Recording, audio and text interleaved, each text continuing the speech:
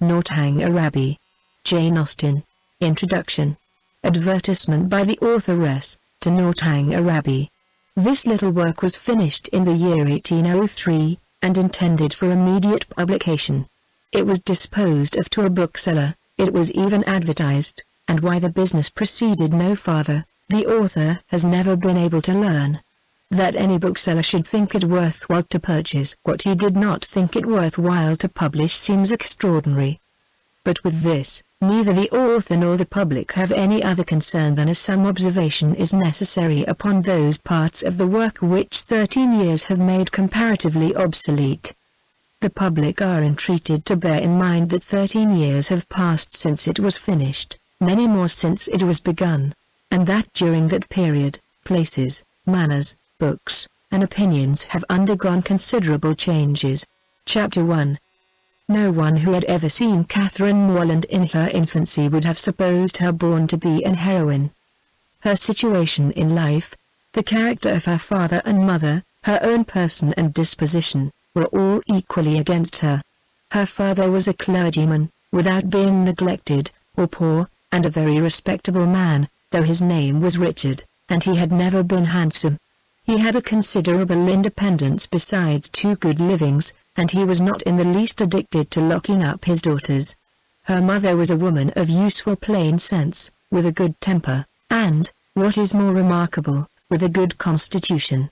She had 3 sons before Catherine was born, and instead of dying in bringing the latter into the world, as anybody might expect, she still lived to have 6 children more, to see them growing up around her, and to enjoy excellent health herself. A family of 10 children will be always called a fine family, where there are heads and arms and legs enough for the number, but the Morlands had little other right to the word, for they were in general very plain, and Catherine, for many years of her life, as plain as any. She had a thin awkward figure, a sallow skin without color, dark lank hair, and strong features, so much for her person, and not less unpropitious for heroism seemed her mind. She was fond of all boys' plays, and greatly preferred cricket not merely to dolls, but to the more heroic enjoyments of infancy, nursing a dormouse, feeding a canary bird, or watering a rose bush. Indeed, she had no taste for a garden, and if she gathered flowers at all, it was chiefly for the pleasure of mischief, at least so it was conjectured from her always preferring those which she was forbidden to take. Such were her propensities, her abilities were quite as extraordinary.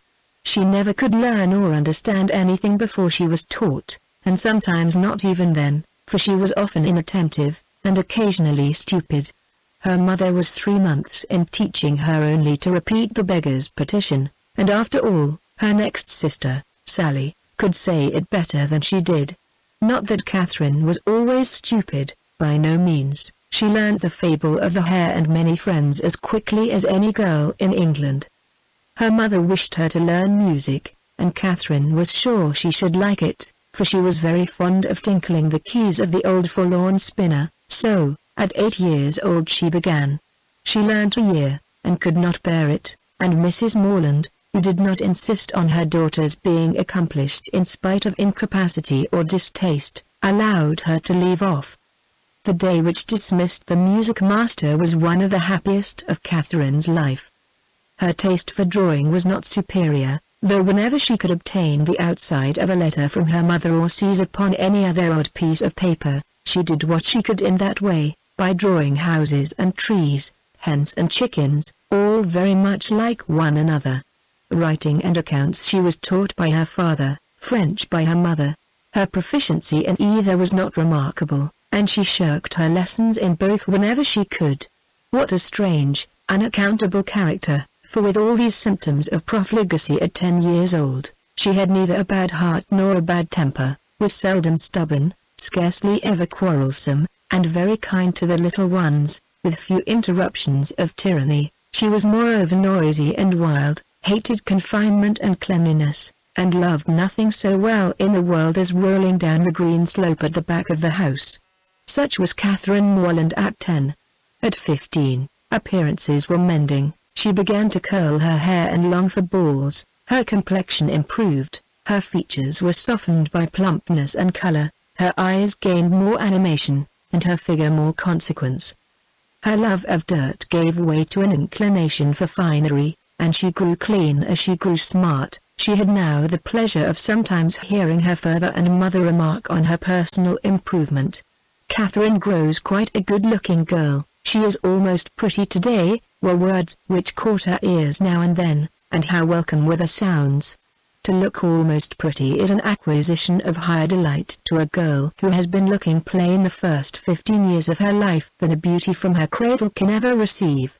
Mrs. Morland was a very good woman, and wished to see her children everything they ought to be, but her time was so much occupied in lying in and teaching the little ones, that her elder daughters were inevitably left to shift for themselves, and it was not very wonderful that Catherine, who had by nature nothing heroic about her, should prefer cricket, baseball, riding on horseback, and running about the country at the age of 14, to books, or at least books of information, for, provided that nothing like useful knowledge could be gained from them, provided they were all story and no reflection, she had never any objection to books at all. But from 15 to 17 she was in training for a heroine. She read all such works as heroines must read to supply their memories with those quotations which are so serviceable and so soothing in the vicissitudes of their eventful lives. From Pope, she learned to censure those who bear about the mockery of woe. From Gray, that many a flower is born to blush unseen, and waste its fragrance on the desert air. From Thompson, that it is a delightful task to teach the young idea how to shoot. And from Shakespeare she gained a great store of information, amongst the rest, that trifles light as air are, to the jealous, confirmation strong, as proofs of Holy Writ, that the poor beetle, which we tread upon, in corporal sufferance feels a pang as great, as when a giant dies, and that a young woman in love always looks like Patience on a monument, smiling at grief. So far her improvement was sufficient, and in many other points she came on exceedingly well, for though she could not write sonnets, she brought herself to read them, and though there seemed no chance of her throwing a whole party into raptures by a prelude on the pianoforte, of her own composition, she could listen to other people's performance with very little fatigue. Her greatest deficiency was in the pencil. She had no notion of drawing, not enough even to attempt a sketch of her lover's profile, that she might be detected in the design. There she fell miserably short of the true heroic height. At present she did not know her own poverty, for she had no lover to portray. She had reached the age of 17, without having seen one amiable youth who could call forth her sensibility, without having inspired one real passion, and without having excited even any admiration but what was very moderate and very transient. This was strange indeed. But strange things may be generally accounted for if their cause be fairly searched out. There was not one lord in the neighborhood, no, not even a baronet. There was not one family among their acquaintance who had reared and supported a boy accidentally found at their door, not one young man whose origin was unknown. Her father had no ward, and the squire of the parish no children.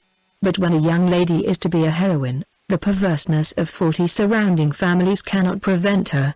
Something must and will happen to throw a hero in her way. Mr. Allen, who owned the chief of the property about Fullerton, the village in Wiltshire where the Morlands lived, was ordered to Bath for the benefit of a gouty constitution, and his lady, a good-humoured woman, fond of Miss Morland, and probably aware that if adventures will not befall a young lady in her own village, she must seek them abroad, invited her to go with them. Mr. and Mrs. Morland were all compliance, and Catherine all happiness. Chapter 2. In addition to what has been already said of Catherine Morland's personal and mental endowments, when about to be launched into all the difficulties and dangers of a 6 weeks' residence in Bath, it may be stated, for the reader's more certain information, lest the following pages should otherwise fail of giving any idea of what her character is meant to be, that her heart was affectionate, her disposition cheerful and open, without conceit or affectation of any kind, her manners just removed from the awkwardness and shyness of a girl, her person pleasing, and, when in good looks, pretty, and her mind about as ignorant and uninformed as the female mind at 17 usually is. When the hour of departure drew near, the maternal anxiety of Mrs. Morland will be naturally supposed to be most severe. 1,000 alarming presentiments of evil to her beloved Catherine from this terrific separation must oppress her heart with sadness, and drown her in tears for the last day or two of their being together, and advice of the most important and applicable nature must of course flow from her wise lips in their parting conference in her closet. Cautions against the violence of such noblemen and baronets as delight in forcing young ladies away to some remote farmhouse, must, at such a moment, relieve the fullness of her heart. Who would not think so? But Mrs. Morland knew so little of lords and baronets, that she entertained no notion of their general mischievousness, and was wholly unsuspicious of danger to her daughter from their machinations. Her cautions were confined to the following points. I beg, Catherine, you will always wrap yourself up very warm about the throat, when you come from the rooms at night, and I wish you would try to keep some account of their money you spend. I will give you this little book on purpose. Sally, or rather Sarah, for what young lady of common gentility will reach the age of 16 without altering her name as far as she can? Must from situation be at this time the intimate friend and confidant of her sister. It is remarkable, however, that she neither insisted on Catherine's writing by every post, nor exacted her promise of transmitting the character of every new acquaintance, nor a detail of every interesting conversation that Bath might produce.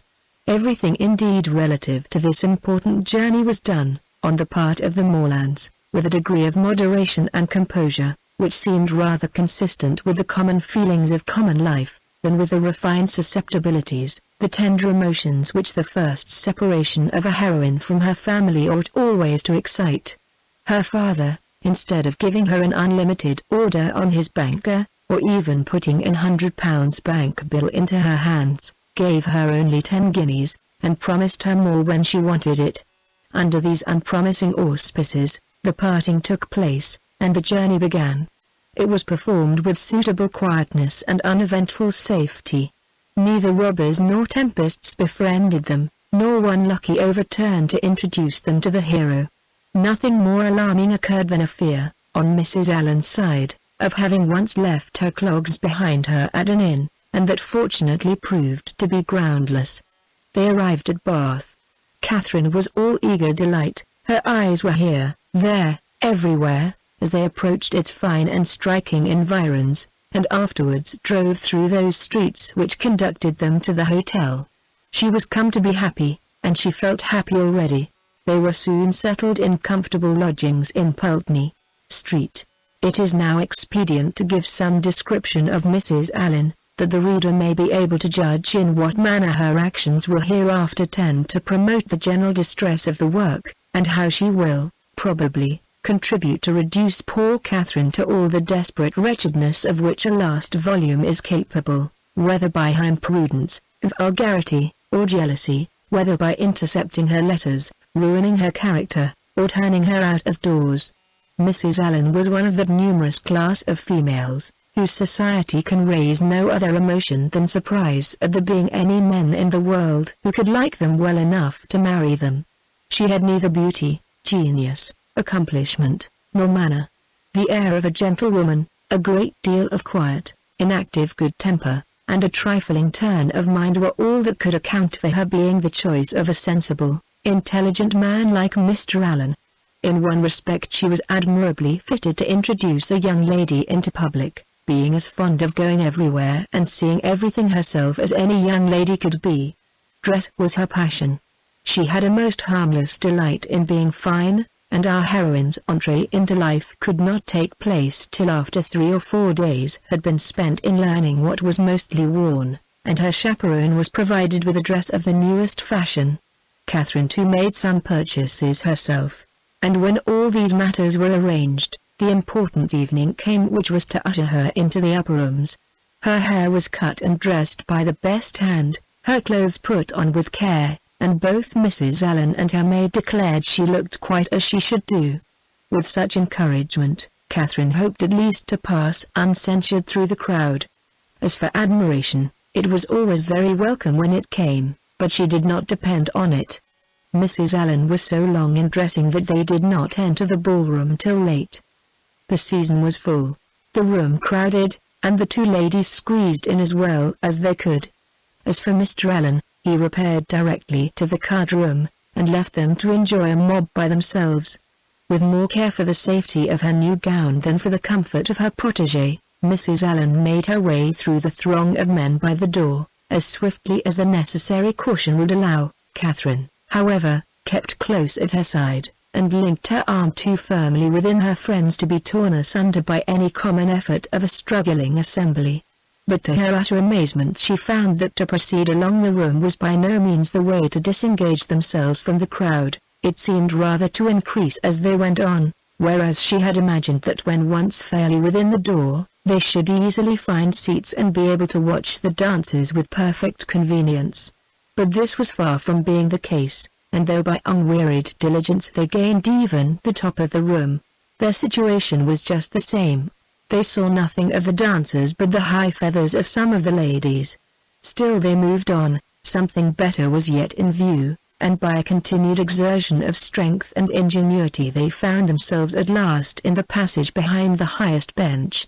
Here there was something less of crowd than below, and hence Miss Morland had a comprehensive view of all the company beneath her, and of all the dangers of her late passage through them.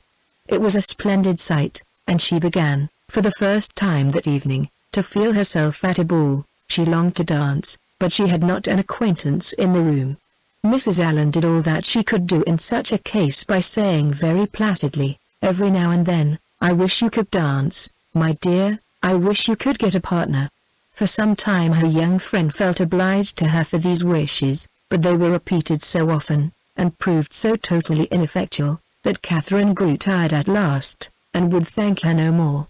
They were not long able, however, to enjoy the repose of the eminence they had so laboriously gained. Everybody was shortly in motion for tea, and they must squeeze out like the rest. Catherine began to feel something of disappointment. She was tired of being continually pressed against by people, the generality of whose faces possessed nothing to interest, and with all of whom she was so wholly unacquainted that she could not relieve the irksomeness of imprisonment by the exchange of a syllable with any of her fellow captives, and when at last arrived in the tea-room, she felt yet more the awkwardness of having no party to join, no acquaintance to claim, no gentleman to assist them. They saw nothing of Mr. Allen, and after looking about them in vain for a more eligible situation, were obliged to sit down at the end of a table, at which a large party were already placed, without having anything to do there, or anybody to speak to, except each other. Mrs. Allen congratulated herself, as soon as they were seated, on having preserved her gown from injury. "It would have been very shocking to have it torn," said she, "would not it? It is such a delicate muslin. For my part one have not seen anything I like so well in the whole room, I assure you. How uncomfortable it is," whispered Catherine, "not to have a single acquaintance here." "Yes, my dear," replied Mrs. Allen, with perfect serenity, "it is very uncomfortable indeed. What shall we do? The gentlemen and ladies at this table look as if they wondered why we came here. We seem forcing ourselves into their party." "Aye, so we do. That is very disagreeable. I wish we had a large acquaintance here. I wish we had any, it would be somebody to go to." "Very true, my dear, and if we knew anybody we would join them directly. The Skinners were here last year. I wish they were here now. Had not we better go away as it is? Here are no tea things for us, you see." "No more there are, indeed. How very provoking. But I think we had better sit still, for one gets so tumbled in such a crowd. How is my head, my dear? Somebody gave me a push that has hurt it, I am afraid." "No, indeed, it looks very nice. But, dear Mrs. Allen, are you sure there is nobody you know in all this multitude of people? I think you must know somebody." "I don't, upon my word. I wish I did. I wish I had a large acquaintance here with all my heart, and then I should get you a partner. I should be so glad to have you dance. There goes a strange-looking woman. What an odd gown she has got on. How old-fashioned it is. look at the back." After some time they received an offer of tea from one of their neighbors. It was thankfully accepted, and this introduced a light conversation with the gentleman who offered it, which was the only time that anybody spoke to them during the evening, till they were discovered and joined by Mr. Allen when the dance was over. "Well, Miss Morland," said he, directly, "I hope you have had an agreeable ball." "Very agreeable indeed," she replied, vainly endeavoring to hide a great yawn. "I wish she had been able to dance," said his wife. "I wish we could have got a partner for her. I have been saying how glad I should be if the Skinners were here this winter instead of last, or if the Parrys had come, as they talked of once. She might have danced with George Parry. I am so sorry she has not had a partner. We shall do better another evening, I hope," was Mr. Allen's consolation. The company began to disperse when the dancing was over, enough to leave space for the remainder to walk about in some comfort, and now was the time for a heroine, who had not yet played a very distinguished part in the events of the evening, to be noticed and admired. Every 5 minutes, by removing some of the crowd, gave greater openings for her charms. She was now seen by many young men who had not been near her before. Not one, however, started with rapturous wonder on beholding her. No whisper of eager inquiry ran round the room, nor was she once called a divinity by anybody. Yet Catherine was in very good looks, and had the company only seen her 3 years before, they would now have thought her exceedingly handsome. She was looked at, however, and with some admiration, for, in her own hearing, 2 gentlemen pronounced her to be a pretty girl. Such words had their due effect. She immediately thought the evening pleasanter than she had found it before. Her humble vanity was contented. She felt more obliged to the 2 young men for this simple praise than a true quality heroine would have been for 15 sonnets in celebration of her charms, and went to her chair in good humor with everybody, and perfectly satisfied with her share of public attention. Chapter 3. Every morning now brought its regular duties. Shops were to be visited, some new part of the town to be looked at, and the pump room to be attended, where they paraded up and down for an hour, looking at everybody and speaking to no one. The wish of a numerous acquaintance in Bath was still uppermost with Mrs. Allen, and she repeated it after every fresh proof, which every morning brought, of her knowing nobody at all. They made their appearance in the lower rooms, and here fortune was more favorable to our heroine. The master of the ceremonies introduced to her a very gentlemanlike young man as a partner. His name was Tilney. He seemed to be about 4 or 25, was rather tall, had a pleasing countenance, a very intelligent and lively eye, and, if not quite handsome, was very near it. His address was good, and Catherine felt herself in high luck. There was little leisure for speaking while they danced, but when they were seated at tea, she found him as agreeable as she had already given him credit for being. He talked with fluency and spirit, and there was an archness and pleasantry in his manner which interested, though it was hardly understood by her. After chatting some time on such matters as naturally arose from the objects around them, he suddenly addressed her with, "I have hitherto been very remiss, Madame, in the proper attentions of a partner here. I have not yet asked you how long you have been in Bath, whether you were ever here before, whether you have been at the opera rooms, the theatre, and the concert, and how you like the place altogether. I have been very negligent, but are you now at leisure to satisfy me in these particulars? If you are, I will begin directly. You need not give yourself the trouble, sir." "No trouble, I assure you, Madame." Then forming his features into a set smile, and affectedly softening his voice, he added, with a simpering air, "Have you been long in Bath, madam?" "About a week, sir," replied Catherine, trying not to laugh. "Really?" With affected astonishment. "Why should you be surprised, sir?" "Why, indeed," said he, in his natural tone. "But some emotion must appear to be raised by your reply, and surprise is more easily assumed, and not less reasonable than any other. Now let us go on. Were you never here before, madam?" "Never, sir, indeed." "Have you yet honored the upper rooms?" "Yes, sir, I was there last Monday." "Have you been to the theatre?" "Yes, sir, I was at the play on Tuesday." to the concert? Yes, sir, on Wednesday. And are you altogether pleased with Bath? Yes, I like it very well. Now I must give one smirk, and then we may be rational again. Catherine turned away her head, not knowing whether she might venture to laugh. I see what you think of me, said he gravely. I shall make but a poor figure in your journal tomorrow. My journal? Yes, I know exactly what you will say. Friday, went to the lower rooms, wore my sprigged muslin robe with blue trimmings, plain black shoes, appeared to much advantage, but was strangely harassed by a queer, half-witted man, who would make me dance with him, and distressed me by his nonsense. Indeed, I shall say no such thing. Shall I tell you what you ought to say? If you please. I danced with a very agreeable young man, introduced by Mr. King, had a great deal of conversation with him, seems a most extraordinary genius, hope I may know more of him. That, madame, is what I wish you to say, but, perhaps, I keep no journal. Perhaps you are not sitting in this room, and I am not sitting by you. These are points in which a doubt is equally possible. Not keep a journal. How are your absent cousins to understand the tenor of your life in Bath without one?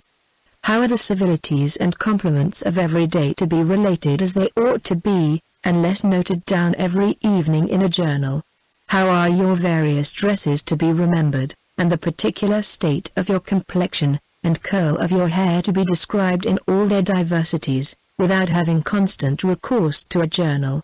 My dear madam, I am not so ignorant of young ladies' ways as you wish to believe me. It is this delightful habit of journaling which largely contributes to form the easy style of writing for which ladies are so generally celebrated.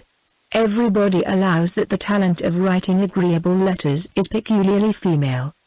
Nature may have done something, but I am sure it must be essentially assisted by the practice of keeping a journal. I have sometimes thought, said Catherine, doubtingly, whether ladies do write so much better letters than gentlemen.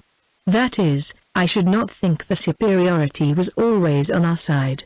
As far as I have had opportunity of judging, it appears to me that the usual style of letter writing among women is faultless, except in 3 particulars. And what are they? A general deficiency of subject, a total inattention to stops, and a very frequent ignorance of grammar. Upon my word, I need not have been afraid of disclaiming the compliment. You do not think too highly of us in that way. I should no more lay it down as a general rule that women write better letters than men, than that they sing better duets, or draw better landscapes. In every power, of which taste is the foundation, excellence is pretty fairly divided between the sexes. They were interrupted by Mrs. Allen. My dear Catherine, said she, do take this pin out of my sleeve. I am afraid it has torn a hole already. I shall be quite sorry if it has, for this is a favourite gown, though it cost but 9 shillings a yard. That is exactly what I should have guessed it. Madame, said Mr. Tilney, looking at the muslin. Do you understand muslins, sir? Particularly well. I always buy my own cravats, and am allowed to be an excellent judge, and my sister has often trusted me in the choice of a gown. I bought one for her the other day, and it was pronounced to be a prodigious bargain by every lady who saw it. I gave but 5 shillings a yard for it, and a true Indian muslin. Mrs. Allen was quite struck by his genius. Men commonly take so little notice of those things, said she. I can never get Mr. Allen to know one of my gowns from another. You must be a great comfort to your sister, sir. I hope I am, madame. And pray, sir, what do you think of Miss Morland's gown? It is very pretty, madame, said he, gravely examining it, but I do not think it will wash well. I am afraid it will fray. How can you, said Catherine, laughing, be so? She had almost said strange. I am quite of your opinion, sir, replied Mrs. Allen, and so I told Miss Morland when she bought it. But then you know, madame, muslin always turns to some account or other. Miss Morland will get enough out of it for a handkerchief, or a cap, or a cloak. Muslin can never be said to be wasted. I have heard my sister say so 40 times, when she has been extravagant in buying more than she wanted, or careless in cutting it to pieces. Bath is a charming place, "Sir, there are so many good shops here. We are sadly off in the country, not but what we have very good shops in Salisbury, but it is so far to go. 8 miles is a long way. Mr. Allen says it is 9, measured 9, but I am sure it cannot be more than 8, and it is such a fag, I come back tired to death. Now, here one can step out of doors and get a thing in 5 minutes." Mr. Tilney was polite enough to seem interested in what she said, and she kept him on the subject of muslins till the dancing recommenced. Catherine feared, as she listened to their discourse, that he indulged himself a little too much with the foibles of others. "What are you thinking of so earnestly?" said he, as they walked back to the ballroom. "Not of your partner, I hope, for, by that shake of the head, your meditations are not satisfactory." Catherine colored, and said, "I was not thinking of anything. That is artful and deep, to be sure, but I had rather be told at once that you will not tell me." "Well then, I will not, thank you, for now we shall soon be acquainted, as I am authorized to tease you on this subject whenever we meet, and nothing in the world advances intimacy so much."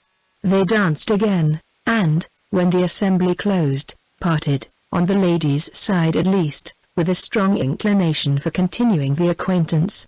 Whether she thought of him so much, while she drank her warm wine and water, and prepared herself for bed, as to dream of him when there, cannot be ascertained, but I hope it was no more than in a slight slumber, or a morning doze at most, for if it be true, as a celebrated writer has maintained, that no young lady can be justified in falling in love before the gentleman's love is declared, it must be very improper that a young lady should dream of a gentleman before the gentleman is first known to have dreamt of her. How proper Mr. Tilney might be as a dreamer or a lover had not yet perhaps entered Mr. Allen's head, but that he was not objectionable as a common acquaintance for his young charge he was on inquiry satisfied, for he had early in the evening taken pains to know who her partner was, and had been assured of Mr. Tilney's being a clergyman, and of a very respectable family in Gloucestershire. Chapter 4. With more than usual eagerness did Catherine hasten to the pump room the next day, secure within herself of seeing Mr. Tilney there before the morning were over, and ready to meet him with a smile, but no smile was demanded. Mr. Tilney did not appear. Every creature in Bath, except himself, was to be seen in the room at different periods of the fashionable hours. Crowds of people were every moment passing in and out, up the steps and down, people whom nobody cared about, and nobody wanted to see, and he only was absent. "What a delightful place Bath is," said Mrs. Allen as they sat down near the great clock, after parading the room till they were tired, "and how pleasant it would be if we had any acquaintance here." This sentiment had been uttered so often in vain that Mrs. Allen had no particular reason to hope it would be followed with more advantage now, but we are told to despair of nothing we would attain, as unwearied diligence a point would gain, and the unwearied diligence with which she had every day wished for the same thing was at length to have its just reward, for hardly had she been seated 10 minutes before a lady of about her own age, who was sitting by her, and had been looking at her attentively for several minutes, addressed her with great complaisance in these words: "I think, Madame, I cannot be mistaken, it is a long time since I had the pleasure of seeing you. But is not your name Allen?" This question answered, as it readily was, the stranger pronounced hers to be Thorpe, and Mrs. Allen immediately recognized the features of a former schoolfellow and intimate, whom she had seen only once since their respective marriages, and that many years ago. Their joy on this meeting was very great, as well it might, since they had been contented to know nothing of each other for the last 15 years. Compliments on good looks now passed, and, after observing how time had slipped away since they were last together, how little they had thought of meeting in Bath, and what a pleasure it was to see an old friend, they proceeded to make inquiries and give intelligence as to their families, sisters, and cousins, talking both together, far more ready to give than to receive information, and each hearing very little of what the other said.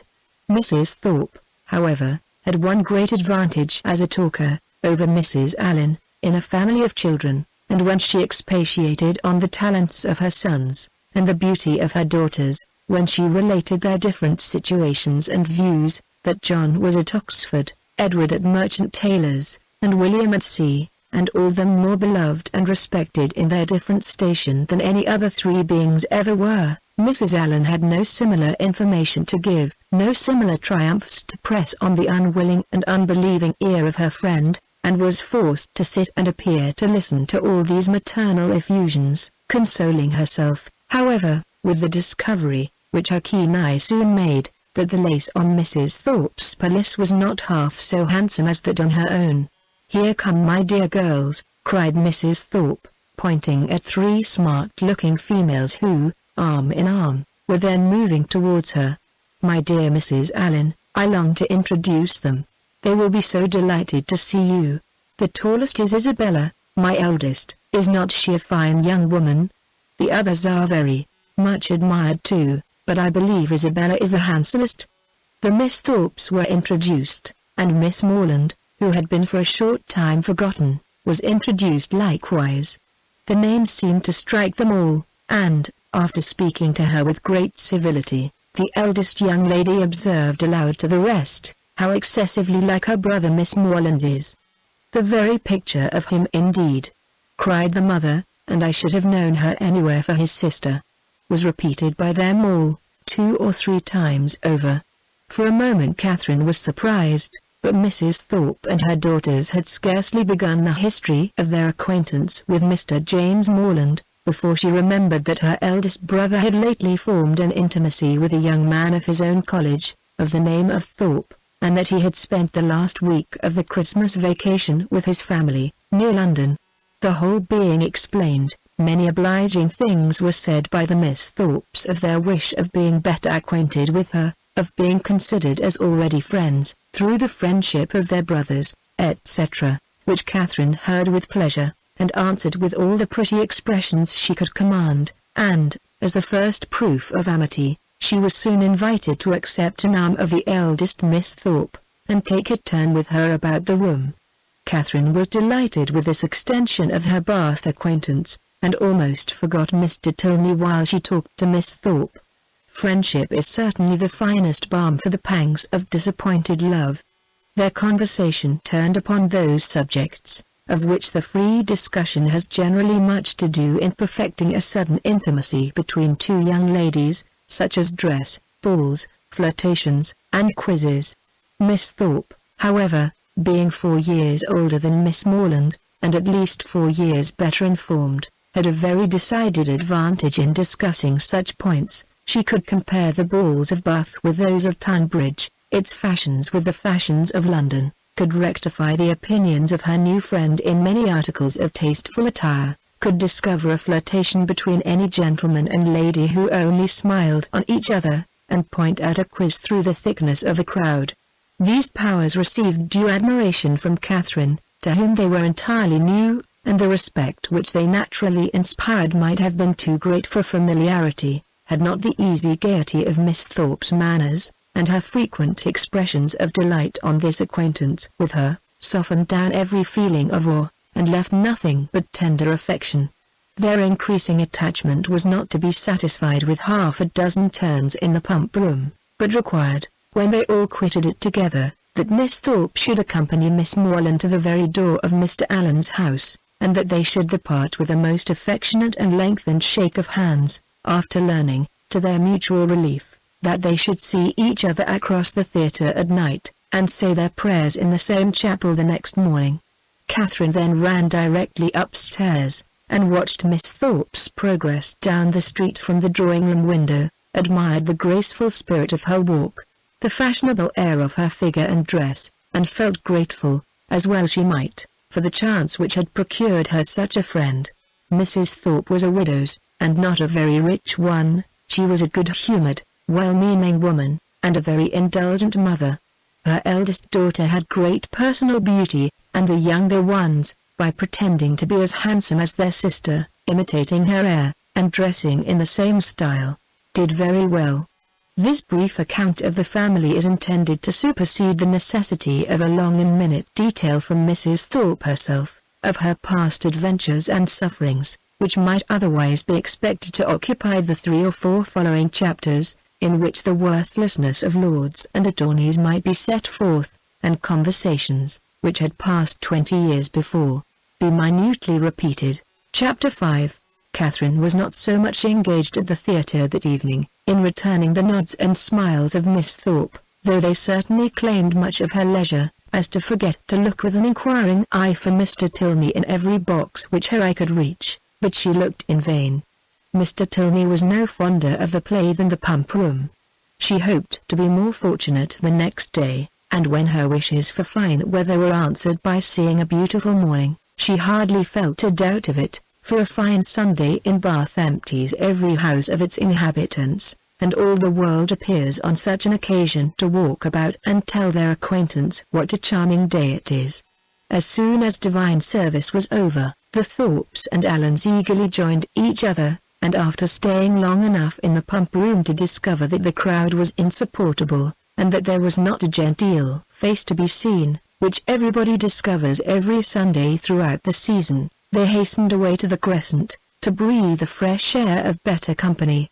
Here Catherine and Isabella, arm in arm, again tasted the sweets of friendship in an unreserved conversation. They talked much, and with much enjoyment, but again was Catherine disappointed in her hope of re-seeing her partner. He was nowhere to be met with, every search for him was equally unsuccessful, in morning lounges or evening assemblies, neither at the upper nor lower rooms, at dressed or undressed balls, was he perceivable, nor among the walkers, the horsemen, or the curricle drivers of the morning. His name was not in the pump room book, and curiosity could do no more. He must be gone from Bath. Yet he had not mentioned that his stay would be so short. This sort of mysteriousness, which is always so becoming in a hero, threw a fresh grace in Catherine's imagination around his person and manners, and increased her anxiety to know more of him. From the Thorpes she could learn nothing, for they had been only 2 days in Bath before they met with Mrs. Allen. It was a subject, however, in which she often indulged with her fair friend, from whom she received every possible encouragement to continue to think of him, and his impression on her fancy was not suffered therefore to weaken. Isabella was very sure that he must be a charming young man, and was equally sure that he must have been delighted with her dear Catherine, and would therefore shortly return. She liked him the better for being a clergyman, for she must confess herself very partial to the profession, and something like a sigh escaped her as she said it. Perhaps Catherine was wrong in not demanding the cause of that gentle emotion, but she was not experienced enough in the finesse of love, or the duties of friendship, to know when delicate raillery was properly called for, or when a confidence should be forced. Mrs. Allen was now quite happy, quite satisfied with Bath. She had found some acquaintance, had been so lucky too as to find in them the family of a most worthy old friend, and, as the completion of good fortune, had found these friends by no means so expensively dressed as herself. Her daily expressions were no longer, "I wish we had some acquaintance in Bath." They were changed into, "How glad I am we have met with Mrs. Thorpe." And she was as eager in promoting the intercourse of the two families, as her young charge and Isabella themselves could be, never satisfied with the day unless she spent the chief of it by the side of Mrs. Thorpe, in what they called conversation, but in which there was scarcely ever any exchange of opinion, and not often any resemblance of subject, for Mrs. Thorpe talked chiefly of her children, and Mrs. Allen of her gowns. The progress of the friendship between Catherine and Isabella was quick as its beginning had been warm, and they passed so rapidly through every gradation of increasing tenderness that there was shortly no fresh proof of it to be given to their friends or themselves. They called each other by their Christian name, were always arm in arm when they walked, pinned up each other's train for the dance, and were not to be divided in the set, and if a rainy morning deprived them of other enjoyments, they were still resolute in meeting in defiance of wet and dirt, and shut themselves up, to read novels together.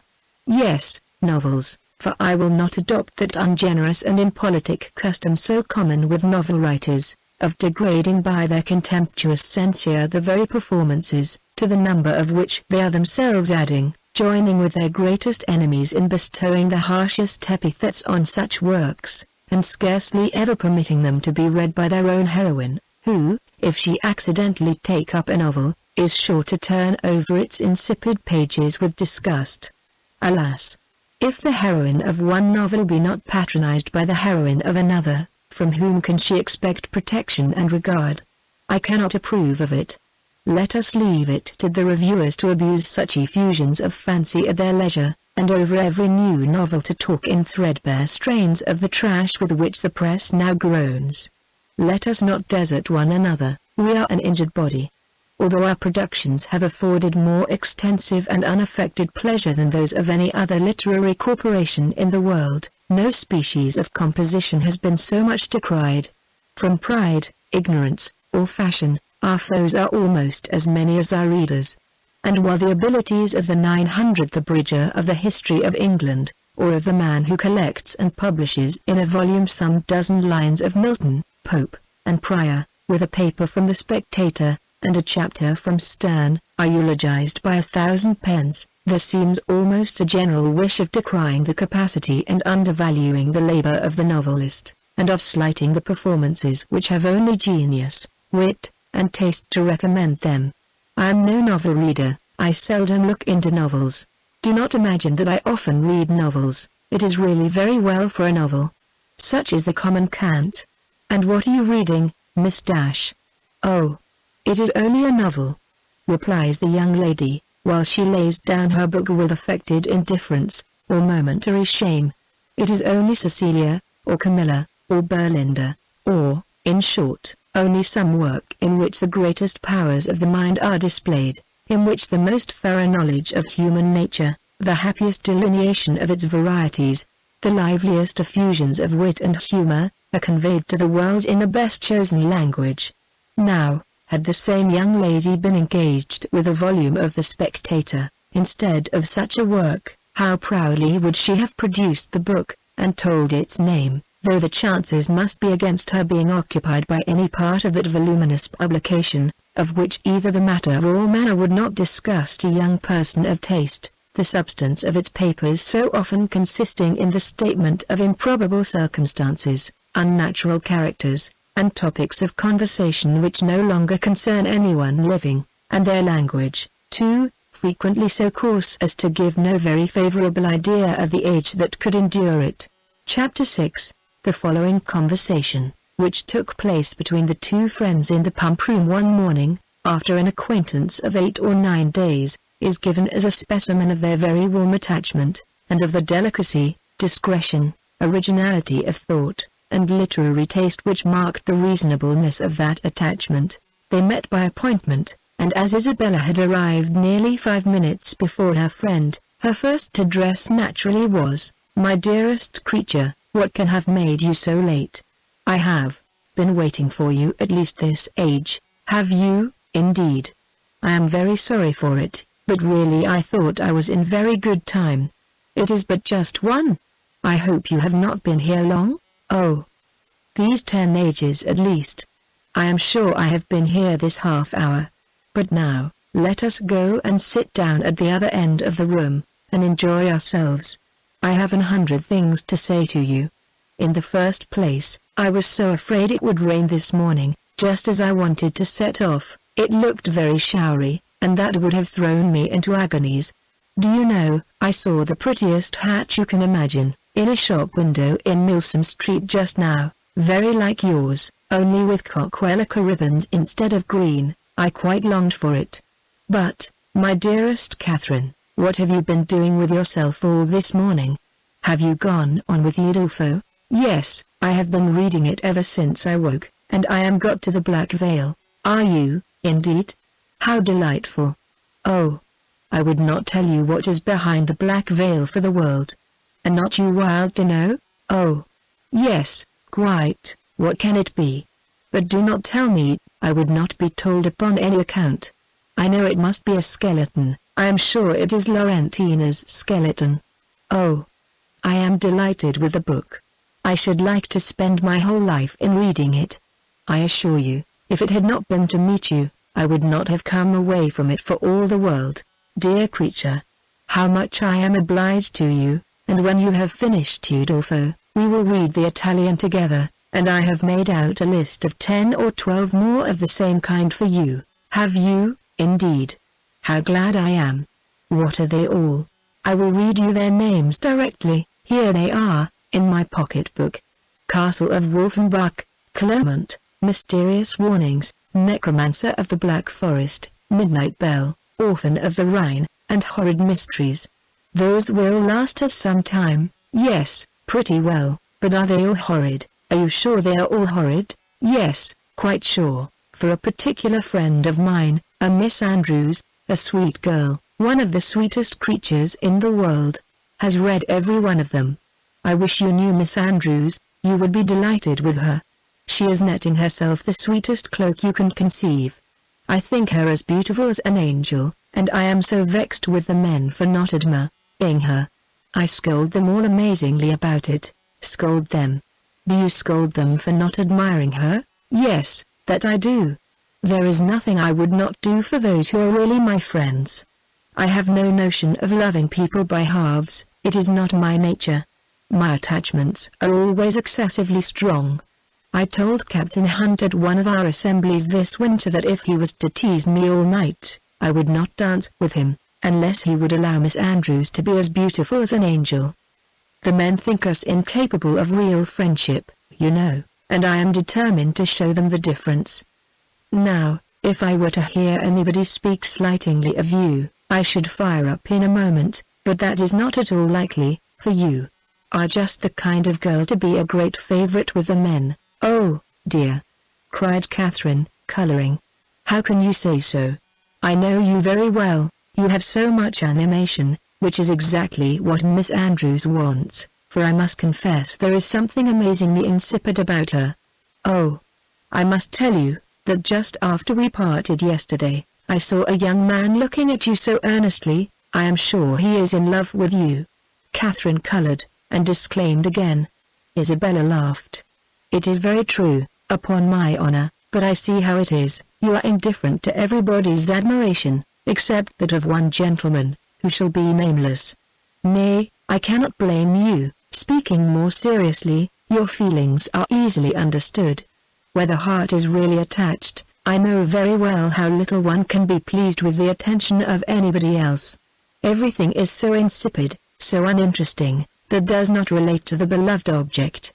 I can perfectly comprehend your feelings. But you should not persuade me that I think so very much about Mr. Tilney, for perhaps I may never see him again. Not see him again. My dearest creature, do not talk of it.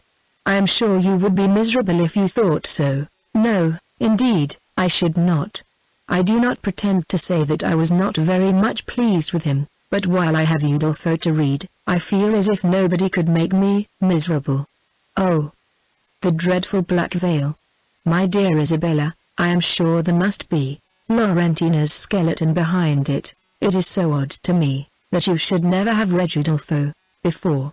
But I suppose Mrs. Morland objects to novels. No, she does not. She very often reads Sir Charles Grandison herself, but new books do not fall in our way. Sir Charles Grandison. That is an amazing horrid book, is it not? I remember Miss Andrews could not get through the first volume. It is not like Udolpho at all, but yet I think it is very entertaining. Do you indeed? You surprise me, I thought it had not been readable. But, my dearest Catherine, have you settled what to wear on your head tonight? I am determined at all events to be dressed exactly like you. The men take notice of that sometimes, you know. But it does not signify if they do, said Catherine, very innocently. Signify? Oh, heavens! I make it a rule never to mind what they say. They are very often amazingly impertinent if you do not treat them with spirit, and make them keep their distance, are they? Well, I never observed that. They always behave very well to me. Oh! They give themselves such airs. They are the most conceited creatures in the world, and think themselves of so much importance. By the by, though I have thought of it 100 times, I have always forgot to ask you what is your favorite complexion in a man. Do you like them best dark or fair? I hardly know. I never much thought about it. Something between both, I think. Brown, not fair, and not very dark. Very well, Catherine. That is exactly he. I have not forgot your description of Mr. Tilney, a brown skin, with dark eyes, and rather dark hair. Well, my taste is different. I prefer light eyes, and as to complexion, do you know, I like a sallow better than any other.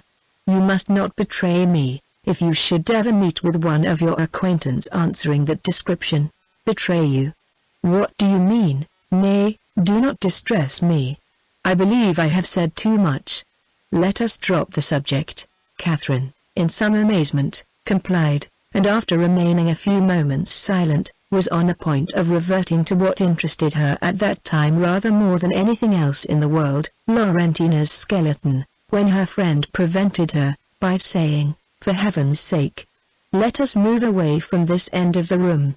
Do you know, there are two odious young men who have been staring at me this half-hour. They really put me quite out of countenance. Let us go and look at the arrivals. They will hardly follow us there." Away they walked to the book, and while Isabella examined the names, it was Catherine's employment to watch the proceedings of these alarming young men. "They are not coming this way, are they?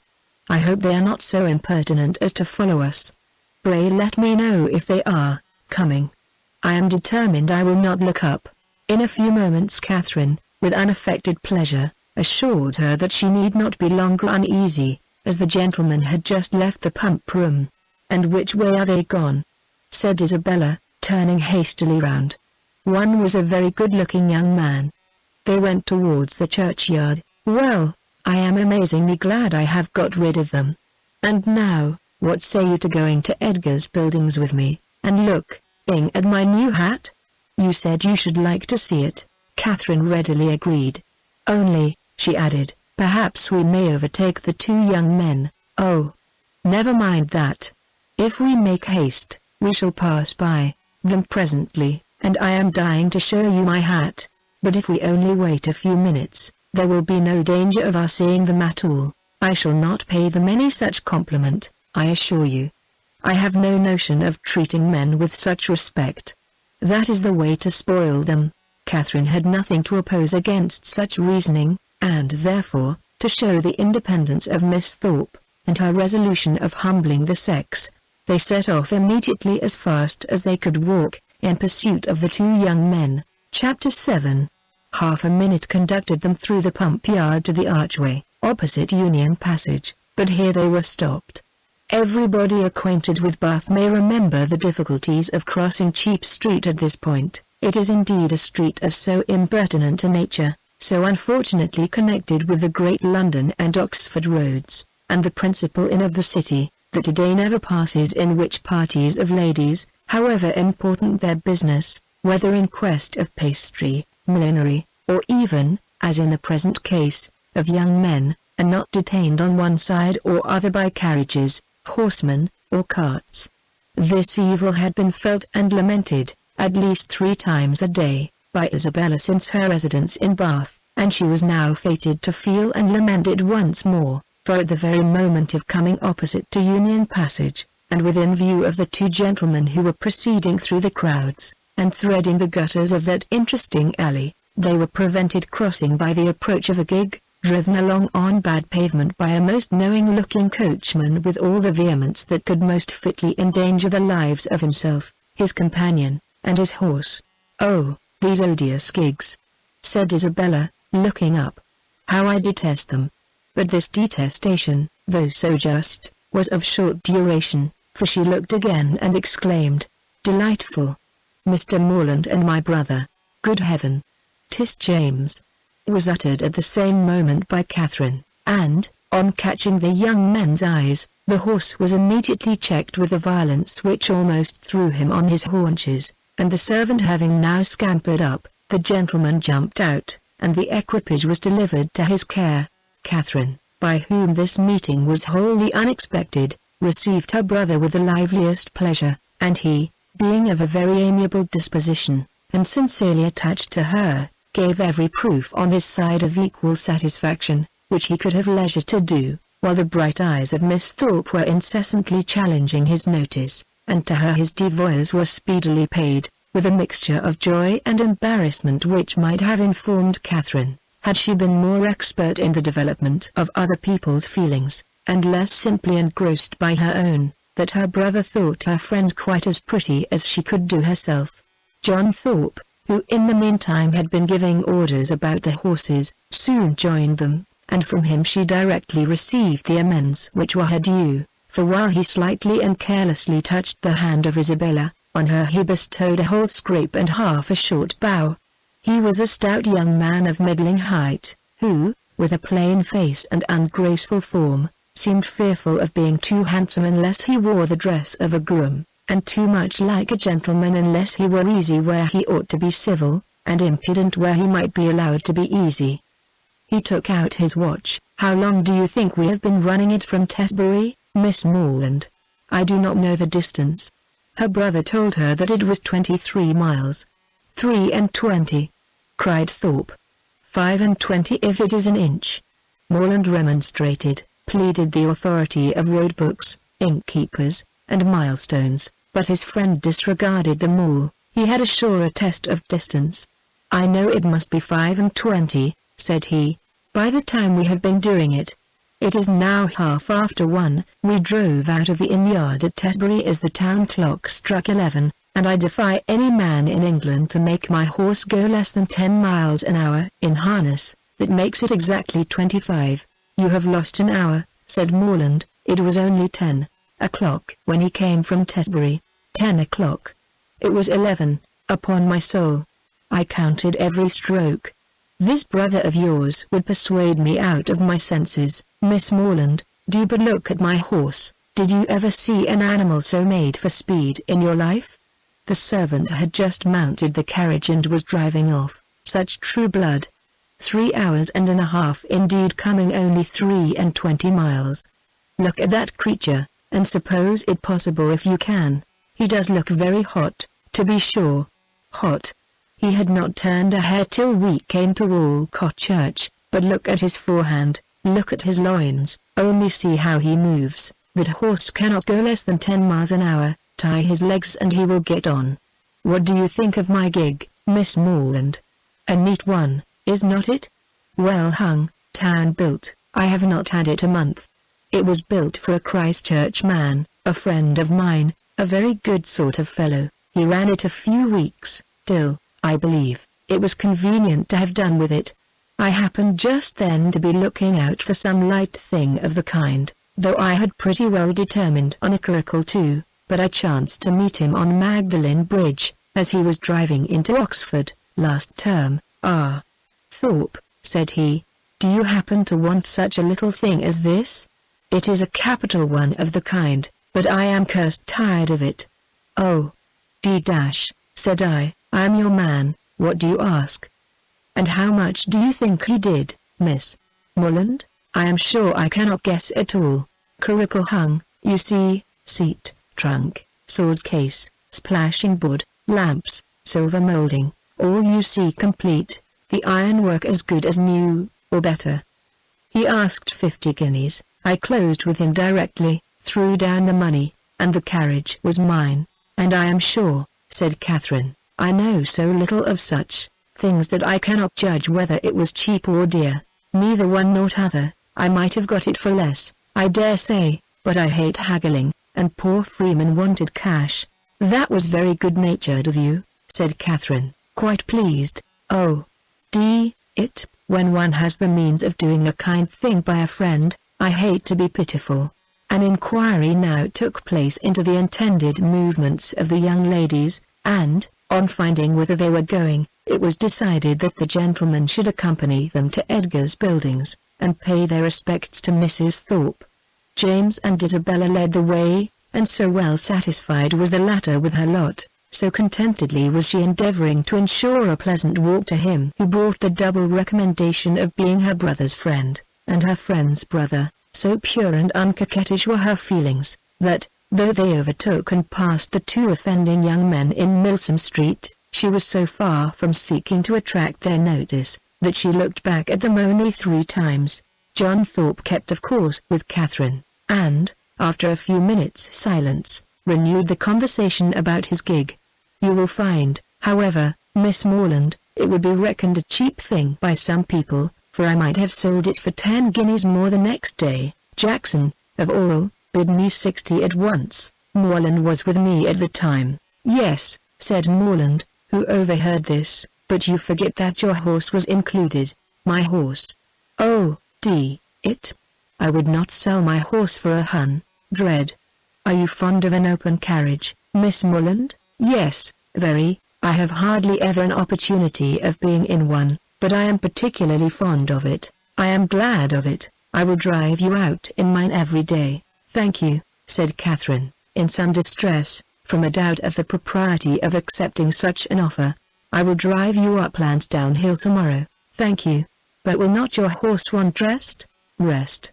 He has only come 23 miles today. All nonsense. Nothing ruins horses so much as rest. Nothing knocks them up so soon. No, I shall exercise mine at the average of 4 hours every day while I am here. Shall you indeed? Said Catherine very seriously. That will be 40 miles a day. 40. Aye, 50, for what I care. Well, I will drive you up Lansdowne tomorrow. Mind, I am engaged. How delightful that will be! Cried Isabella, turning round. My dearest Catherine, I quite envy you, but I am afraid, brother, you will not have room for a third. A third indeed. No, I did not come to Bath to drive my sisters about. That will be a good joke, faith. Morland must take care of you. This brought on a dialogue of civilities between the other two, but Catherine heard neither the particulars nor the result. Her companion's discourse now sunk from its hitherto animated pitch to nothing more than a short decisive sentence of praise or condemnation on the face of every woman they met, and Catherine, after listening and agreeing as long as she could, with all the civility and deference of the youthful female mind, fearful of hazarding an opinion of its own in opposition to that of a self-assured man, especially where the beauty of her own sex is concerned, ventured at length to vary the subject by a question which had been long uppermost in her thoughts. It was, have you ever read Udolpho, Mr. Thorpe? Udolpho? Oh, Lord! Not I never read novels. I have something else to do. Catherine, humbled and ashamed, was going to apologize for her question, but he prevented her by saying, novels are also full of nonsense and stuff. There has not been a tolerably decent one come out since Tom Jones, except The Monk. I read that t'other day, but as for all the others, they are the stupidest things in creation. I think you must like Udolpho, if you were to read it. It is so very interesting. Not I, faith. No, if I read any, it shall be Mrs. Radcliffe's. Her novels are amusing enough. They are worth reading, some fun and nature in them. Udolpho was written by Mrs. Radcliffe, said Catherine, with some hesitation, from the fear of mortifying him. No, sure, was it? I remember, so it was. I was thinking of that other stupid book, written by that woman they make such a fuss about, she who married the French emigrant. I suppose you mean Camilla? Yes, that's the book. Such unnatural stuff. An old man playing at seesaw. I took up the first volume once and looked it over, but I soon found it would not do. Indeed, I guessed what sort of stuff it must be before I saw it. As soon as I heard she had married an emigrant, I was sure I should never be able to get through it. I have never read it. You had no loss, I assure you. It is the horridest nonsense you can imagine. There is nothing in the world in it but an old man's playing at seesaw and learning Latin. Upon my soul there is not.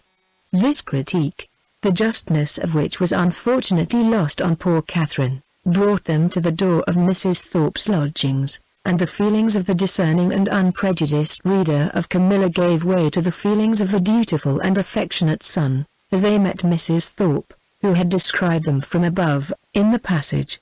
"Ah, mother! How do you do?" said he, giving her a hearty shake of the hand. "Where did you get that quiz of a hat? It makes you look like an old witch. Here is Morland and I come to stay a few days with you, so you must look out for a couple of good beds somewhere near."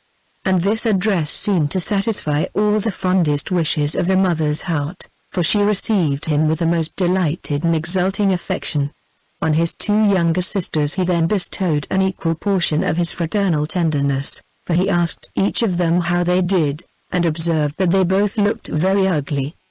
These manners did not please Catherine, but he was James's friend and Isabella's brother, and her judgment was further bought off by Isabella's assuring her, when they withdrew to see the new hat, that John thought her the most charming girl in the world, and by John's engaging her before they parted to dance with him that evening. Had she been older or vainer, such attacks might have done little, but, where youth and diffidence are united, it requires uncommon steadiness of reason to resist the attraction of being called the most charming girl in the world, and of being so very early engaged as a partner, and the consequence was that, when the two Morlands, after sitting an hour with the Thorpes, set off to walk together to Mr. Allen's, and James, as the door was closed on them, said, "Well, Catherine, how do you like my friend Thorpe?"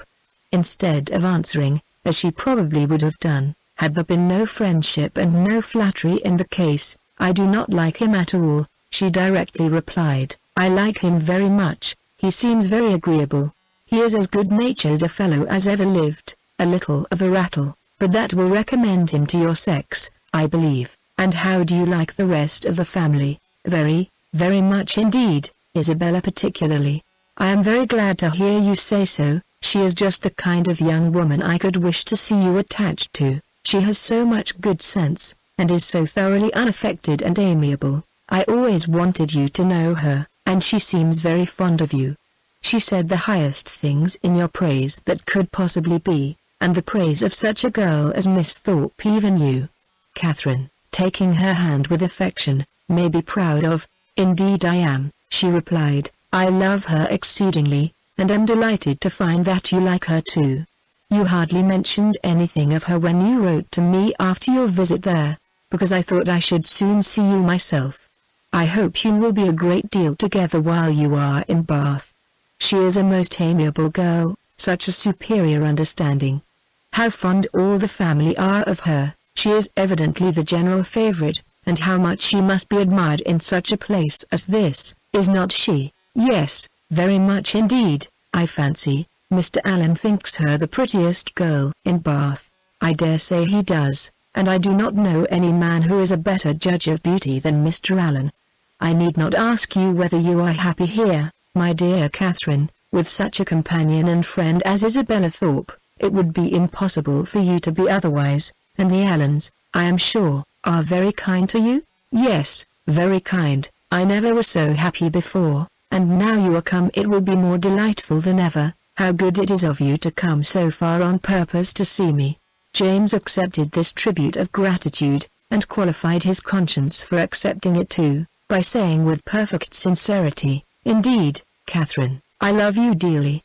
Inquiries and communications concerning brothers and sisters, the situation of some, the growth of the rest, and other family matters now passed between them, and continued, with only one small digression on James's part, in praise of Miss Thorpe, till they reached Pulteney Street, where he was welcomed with great kindness by Mr. and Mrs. Allen, invited by the former to dine with them, and summoned by the latter to guess the price and weigh the merits of a new muff and tippet. A pre-engagement in Edgar's Buildings prevented his accepting the invitation of one friend, and obliged him to hurry away as soon as he had satisfied the demands of the other. The time of the two parties uniting in the octagon room being correctly adjusted, Catherine was then left to the luxury of a raised, restless, and frightened imagination over the pages of Udolpho, lost from all worldly concerns of dressing and dinner, incapable of soothing Mrs. Allen's fears on the delay of an expected dressmaker, and having only 1 minute in 60 to bestow even on the reflection of her own felicity, in being already engaged for the evening. Chapter 8. In spite of Udolpho and the dressmaker, however, the party from Pulteney Street reached the upper rooms in very good time. The Thorpes and James Morland were there only 2 minutes before them, and Isabella having gone through the usual ceremonial of meeting her friend with the most smiling and affectionate haste, of admiring the set of her gown, and envying the curl of her hair, they followed their chaperones, arm in arm, into the ballroom, whispering to each other whenever a thought occurred, and supplying the place of many ideas by a squeeze of the hand or a smile of affection. The dancing began within a few minutes after they were seated, and James, who had been engaged quite as long as his sister, was very importunate with Isabella to stand up. But John was gone into the card-room to speak to a friend, and nothing, she declared, should induce her to join the set before her dear Catherine could join it too. "I assure you," said she, "I would not stand up without your dear sister for all the world, for if I did we should certainly be separated the whole evening."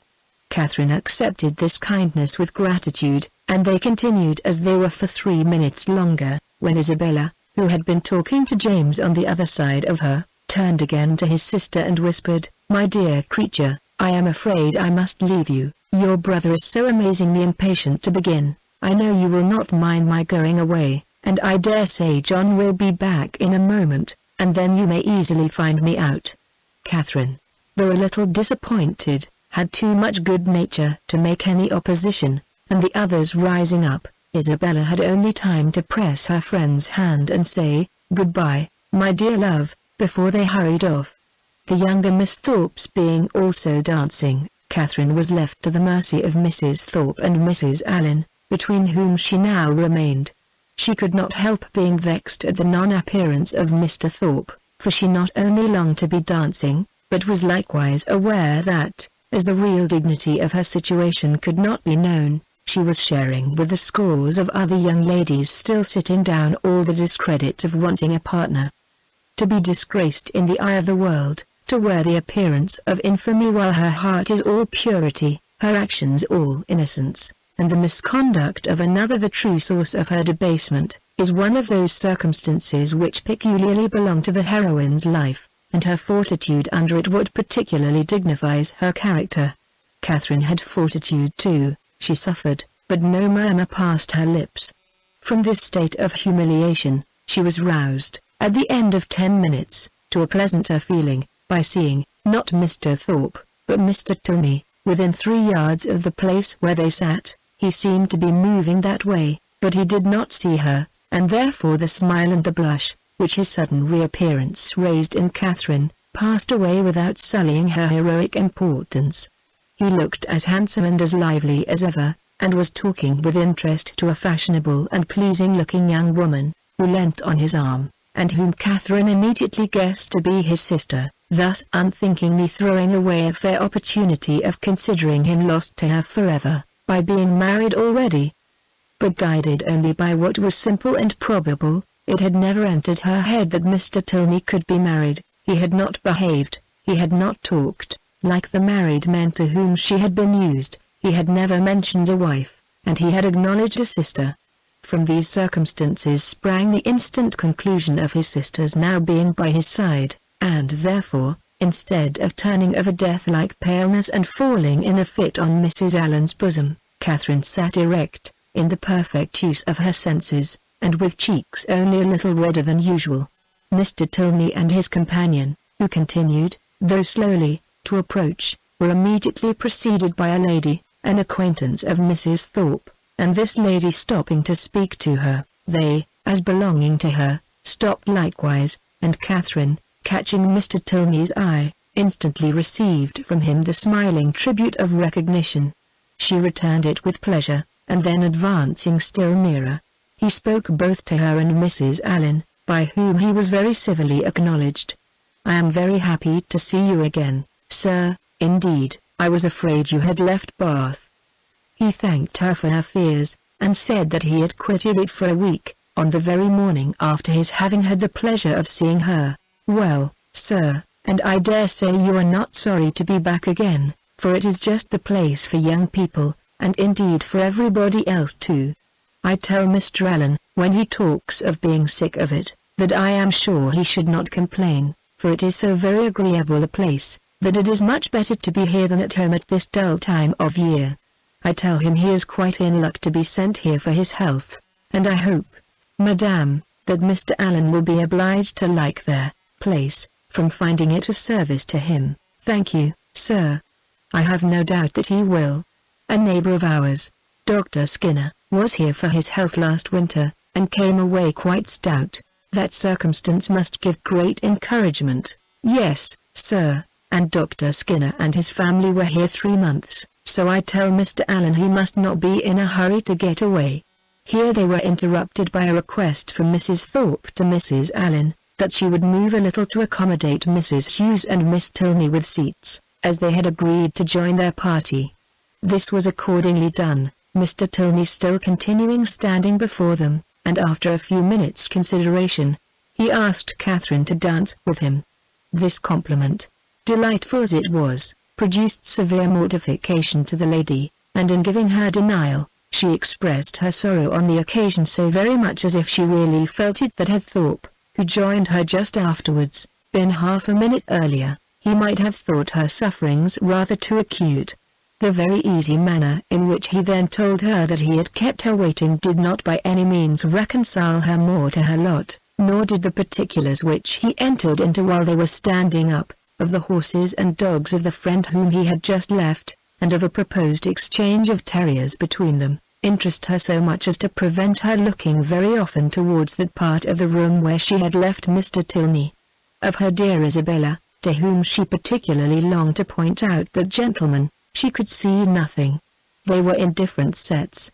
She was separated from all her party, and away from all her acquaintance. One mortification succeeded another, and from the whole she deduced this useful lesson, that to go previously engaged to a ball does not necessarily increase either the dignity or enjoyment of a young lady.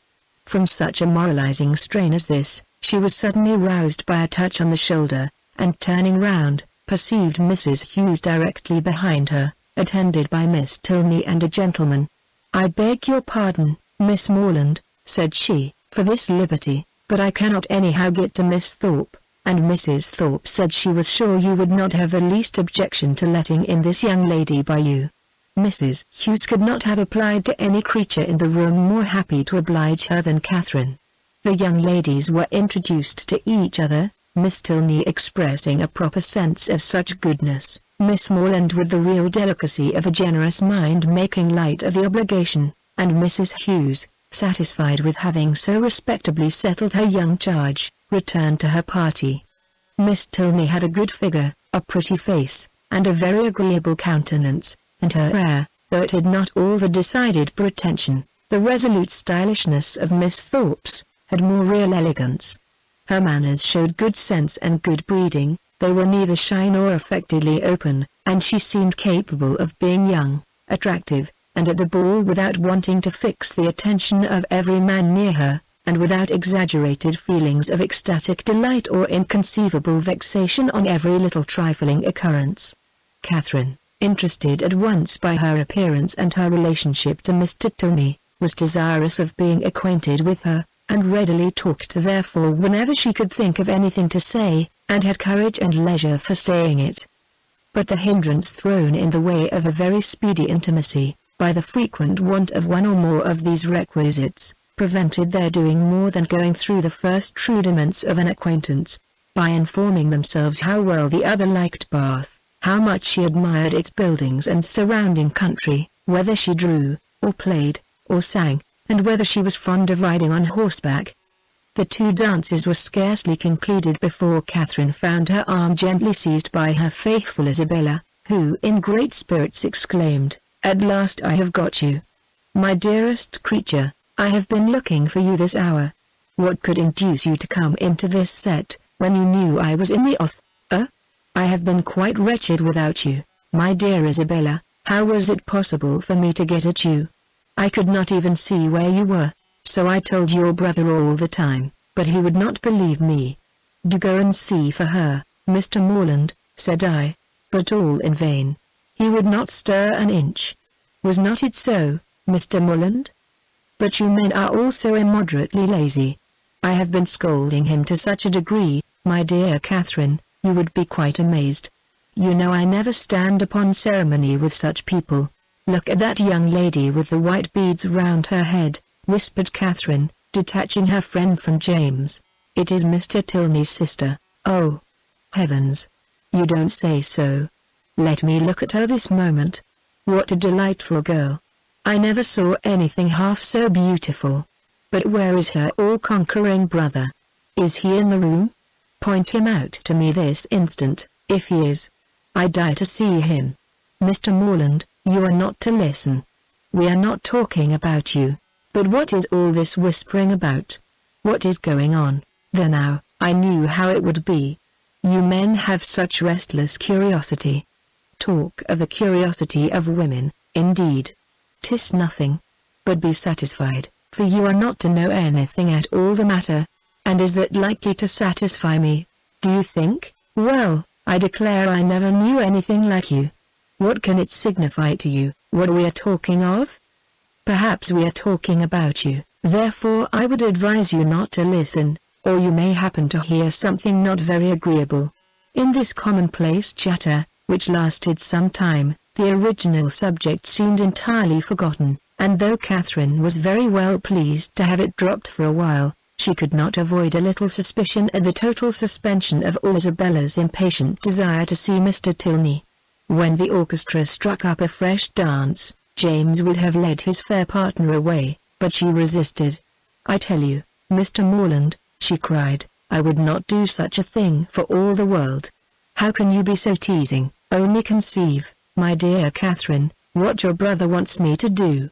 He wants me to dance with him again, though I tell him that it is a most improper thing, and entirely against the rules.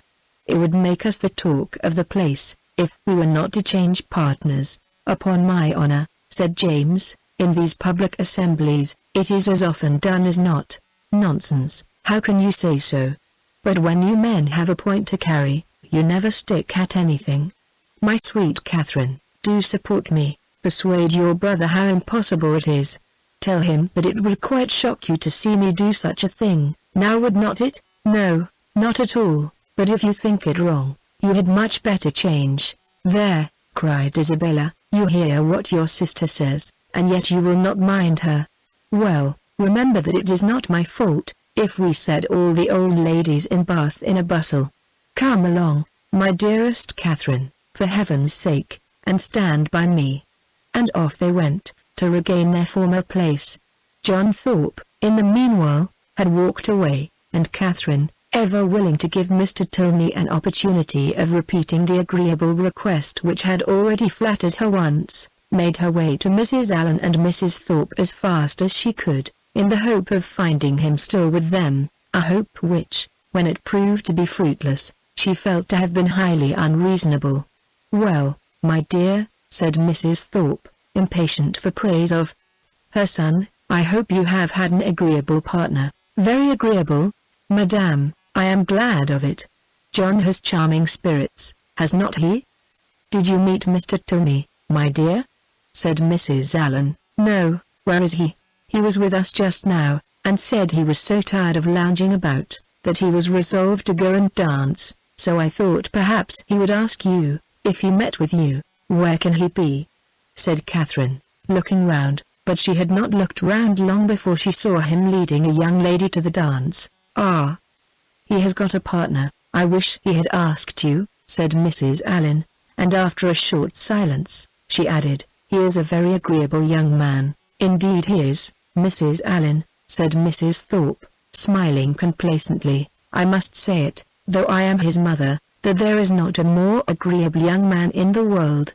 This inapplicable answer might have been too much for the comprehension of many, but it did not puzzle Mrs. Allen, for after only a moment's consideration, she said, in a whisper to Catherine, "I dare say she thought I was speaking of her son." Catherine was disappointed and vexed. She seemed to have missed by so little the very object she had had in view, and this persuasion did not incline her to a very gracious reply, when John Thorpe came up to her soon afterwards and said, "Well, Miss Morland, I suppose you and I are to stand up and jig it together again." "Oh, no, I am much obliged to you, our 2 dances are over. And, besides, I am tired, and do not mean to dance any more. Do not you? Then let us walk about and quiz people. Come along with me, and I will show you the 4 greatest quizzers in the room, my 2 younger sisters and their partners. I have been laughing at them this half hour." Again Catherine excused herself, and at last he walked off to quiz his sisters by himself. The rest of the evening she found very dull. Mr. Tilney was drawn away from their party at tea, to attend that of his partner. Miss Tilney, though belonging to it, did not sit near her, and James and Isabella were so much engaged in conversing together that the latter had no leisure to bestow more on her friend than one smile, one squeeze, and one dearest Catherine. Chapter 9. The progress of Catherine's unhappiness from the events of the evening was as follows. It appeared first in a general dissatisfaction with everybody about her, while she remained in the rooms, which speedily brought on considerable weariness and a violent desire to go home. This, on arriving in Pulteney Street, took the direction of extraordinary hunger, and when that was appeased, changed into an earnest longing to be in bed. Such was the extreme point of her distress, for when she immediately fell into a sound sleep which lasted 9 hours, and from which she awoke perfectly revived, in excellent spirits, with fresh hopes and fresh schemes. The first wish of her heart was to improve her acquaintance with Miss Tilney, and almost her first resolution, to seek her for that purpose, in the pump room at noon. In the pump room, one so newly arrived in Bath must be met with, and that building she had already found so favourable for the discovery of female excellence, and the completion of female intimacy, so admirably adapted for secret discourses and unlimited confidence, that she was most reasonably encouraged to expect another friend from within its walls. Her plan for the morning thus settled, she sat quietly down to her book after breakfast, resolving to remain in the same place and the same employment till the clock struck 1, and from habitude very little incommoded by the remarks and ejaculations of Mrs. Allen, whose vacancy of mind and incapacity for thinking were such, that as she never talked a great deal, so she could never be entirely silent, and, therefore, while she sat at her work, if she lost her needle or broke her thread, if she heard a carriage in the street, or saw a speck upon her gown, she must observe it aloud, whether there were anyone at leisure to answer her or not. At about 12:30, a remarkably loud rap drew her in haste to the window, and scarcely had she time to inform Catherine of there being 2 open carriages at the door, in the first only a servant, her brother driving Miss Thorpe in the second, before John Thorpe came running upstairs, calling out, "Well, Miss Morland, here I am. Have you been waiting long?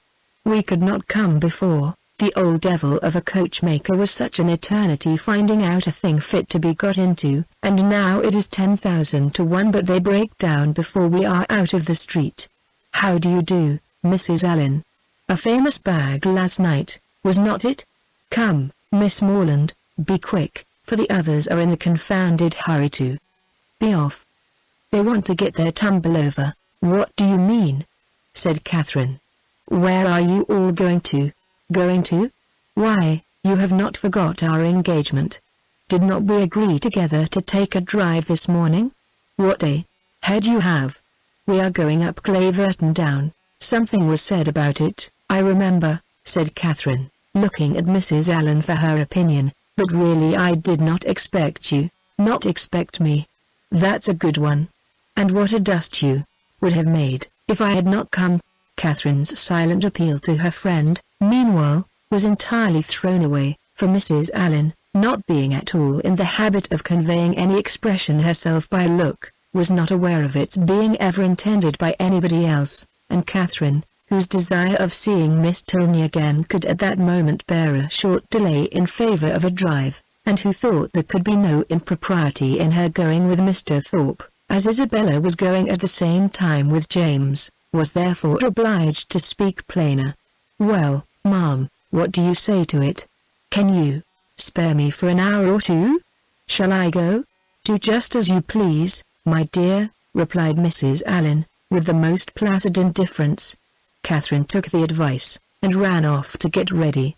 In a very few minutes she reappeared, having scarcely allowed the 2 others time enough to get through a few short sentences in her praise, after Thorpe had procured Mrs. Allen's admiration of his gig, and then receiving her friend's parting good wishes, they both hurried downstairs. "My dearest creature," cried Isabella, to whom the duty of friendship immediately called her before she could get into the carriage, "you have been at least 3 hours getting ready. I was afraid you were ill." what a delightful ball we had last night. I have 1,000 things to say to you, but make haste and get in, for I long to be off." Catherine followed her orders and turned away, but not too soon to hear her friend exclaim aloud to James, "What a sweet girl she is! I quite dote on her." "You will not be frightened, Miss Morland," said Thorpe, as he handed her in, "if my horse should dance about a little at first setting off.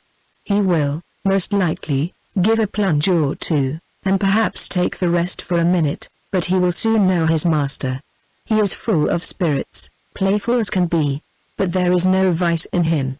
Catherine did not think the portrait a very inviting one, but it was too late to retreat, and she was too young to own herself frightened, so, resigning herself to her fate, and trusting to the animal's boasted knowledge of its owner, she sat peaceably down, and saw Thorpe sit down by her. Everything being then arranged, the servant who stood at the horse's head was bid in an important voice to let him go, and off they went in the quietest manner imaginable, without a plunge or a caper, or anything like one. Catherine, delighted at so happy an escape, spoke her pleasure aloud with grateful surprise, and her companion immediately made the matter perfectly simple by assuring her that it was entirely owing to the peculiarly judicious manner in which he had then held the reins, and the singular discernment and dexterity with which he had directed his whip. Catherine, though she could not help wondering that with such perfect command of his horse, he should think it necessary to alarm her with the relation of its tricks, congratulated herself sincerely on being under the care of so excellent a coachman, and perceiving that the animal continued to go on in the same quiet manner, without showing the smallest propensity towards any unpleasant vivacity, and, considering its inevitable pace was 10 miles an hour, by no means alarmingly fast, gave herself up to all the enjoyment of air and exercise of the most invigorating kind, in a fine mild day of February, with the consciousness of safety. A silence of several minutes succeeded their first short dialogue. It was broken by Thorpe's saying very abruptly, "Old Alan is as rich as a Jew, is not he?" Catherine did not understand him, and he repeated his question, adding in explanation, "Old Alan, the man you are with." "Oh, Mr. Allen, you mean?" "Yes, I believe, he is very rich." "And no children at all?" "No, not any, a famous thing for his next heirs." "He is your godfather, is not he?" "My godfather? No. But you are always very much with them." "Yes, very much." "Aye, that is what I meant. He seems a good kind of old fellow enough, and has lived very well in his time, I dare say. He is not gouty for nothing. Does he drink his bottle a day now?" "His bottle a day? No. Why should you think of such a thing? He is a very temperate man, and you could not fancy him in liquor last night? Lord help you! You women are always thinking of men's being in liquor. Why, you do not suppose a man is overset by a bottle? I am sure of this, that if everybody was to drink their bottle a day, there would not be half the disorders in the world there are now. It would be a famous good thing for us all. I cannot believe it. Oh, Lord, it would be the saving of thousands. There is not the 100th part of the wine consumed in this kingdom that there ought to be. Our foggy climate wants help, and yet I have heard that there is a great deal of wine drunk in Oxford." "Oxford? There is no drinking at Oxford now, I assure you. Nobody drinks there. You would hardly meet with a man who goes beyond his 4 pints at the utmost. Now, for instance, it was reckoned a remarkable thing, at the last party in my rooms, that upon an average we cleared about 5 pints a head. It was looked upon as something out of the common way. Mine is famous good stuff, to be sure. You would not often meet with anything like it in Oxford, and that may account for it. But this will just give you a notion of the general rate of drinking there." "Yes, it does give a notion," said Catherine warmly, "and that is, that you all drink a great deal more wine than I thought you did. However, I am sure James does not drink so much." This declaration brought on a loud and overpowering reply, of which no part was very distinct, except the frequent exclamations, amounting almost to oaths, which adorned it, and Catherine was left, when it ended, with rather a strengthened belief of there being a great deal of wine drunk in Oxford, and the same happy conviction of her brother's comparative sobriety. Thorpe's ideas then all reverted to the merits of his own equipage, and she was called on to admire the spirit and freedom with which his horse moved along, and the ease which his paces, as well as the excellence of the springs, gave the motion of the carriage. She followed him in all his admiration as well as she could. To go before or beyond him was impossible. His knowledge and her ignorance of the subject, his rapidity of expression, and her diffidence of herself put that out of her power. She could strike out nothing new in commendation, but she readily echoed whatever he chose to assert, and it was finally settled between them without any difficulty that his equipage was altogether the most complete of its kind in England, his carriage the neatest, his horse the best goer, and himself the best coachman. "You do not really think, Mr. Thorpe," said Catherine, venturing after some time to consider the matter as entirely decided, and to offer some little variation on the subject, "that James's gig will break down?"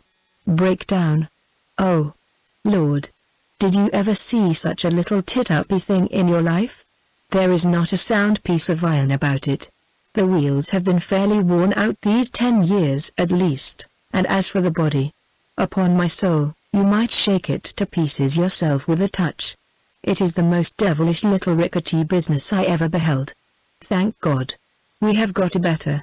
I would not be bound to go 2 miles in it for £50,000. Good heavens!" cried Catherine, quite frightened. "Then pray let us turn back. They will certainly meet with an accident if we go on. Do let us turn back, Mr. Thorpe. Stop and speak to my brother, and tell him how very unsafe it is." "Unsafe? Oh, Lord! What is there in that? They will only get a roll if it does break down, and there is plenty of dirt. It will be excellent falling. Oh, curse it! The carriage is safe enough, if a man knows how to drive it. A thing of that sort in good hands will last above 20 years after it is fairly worn out. Lord bless you!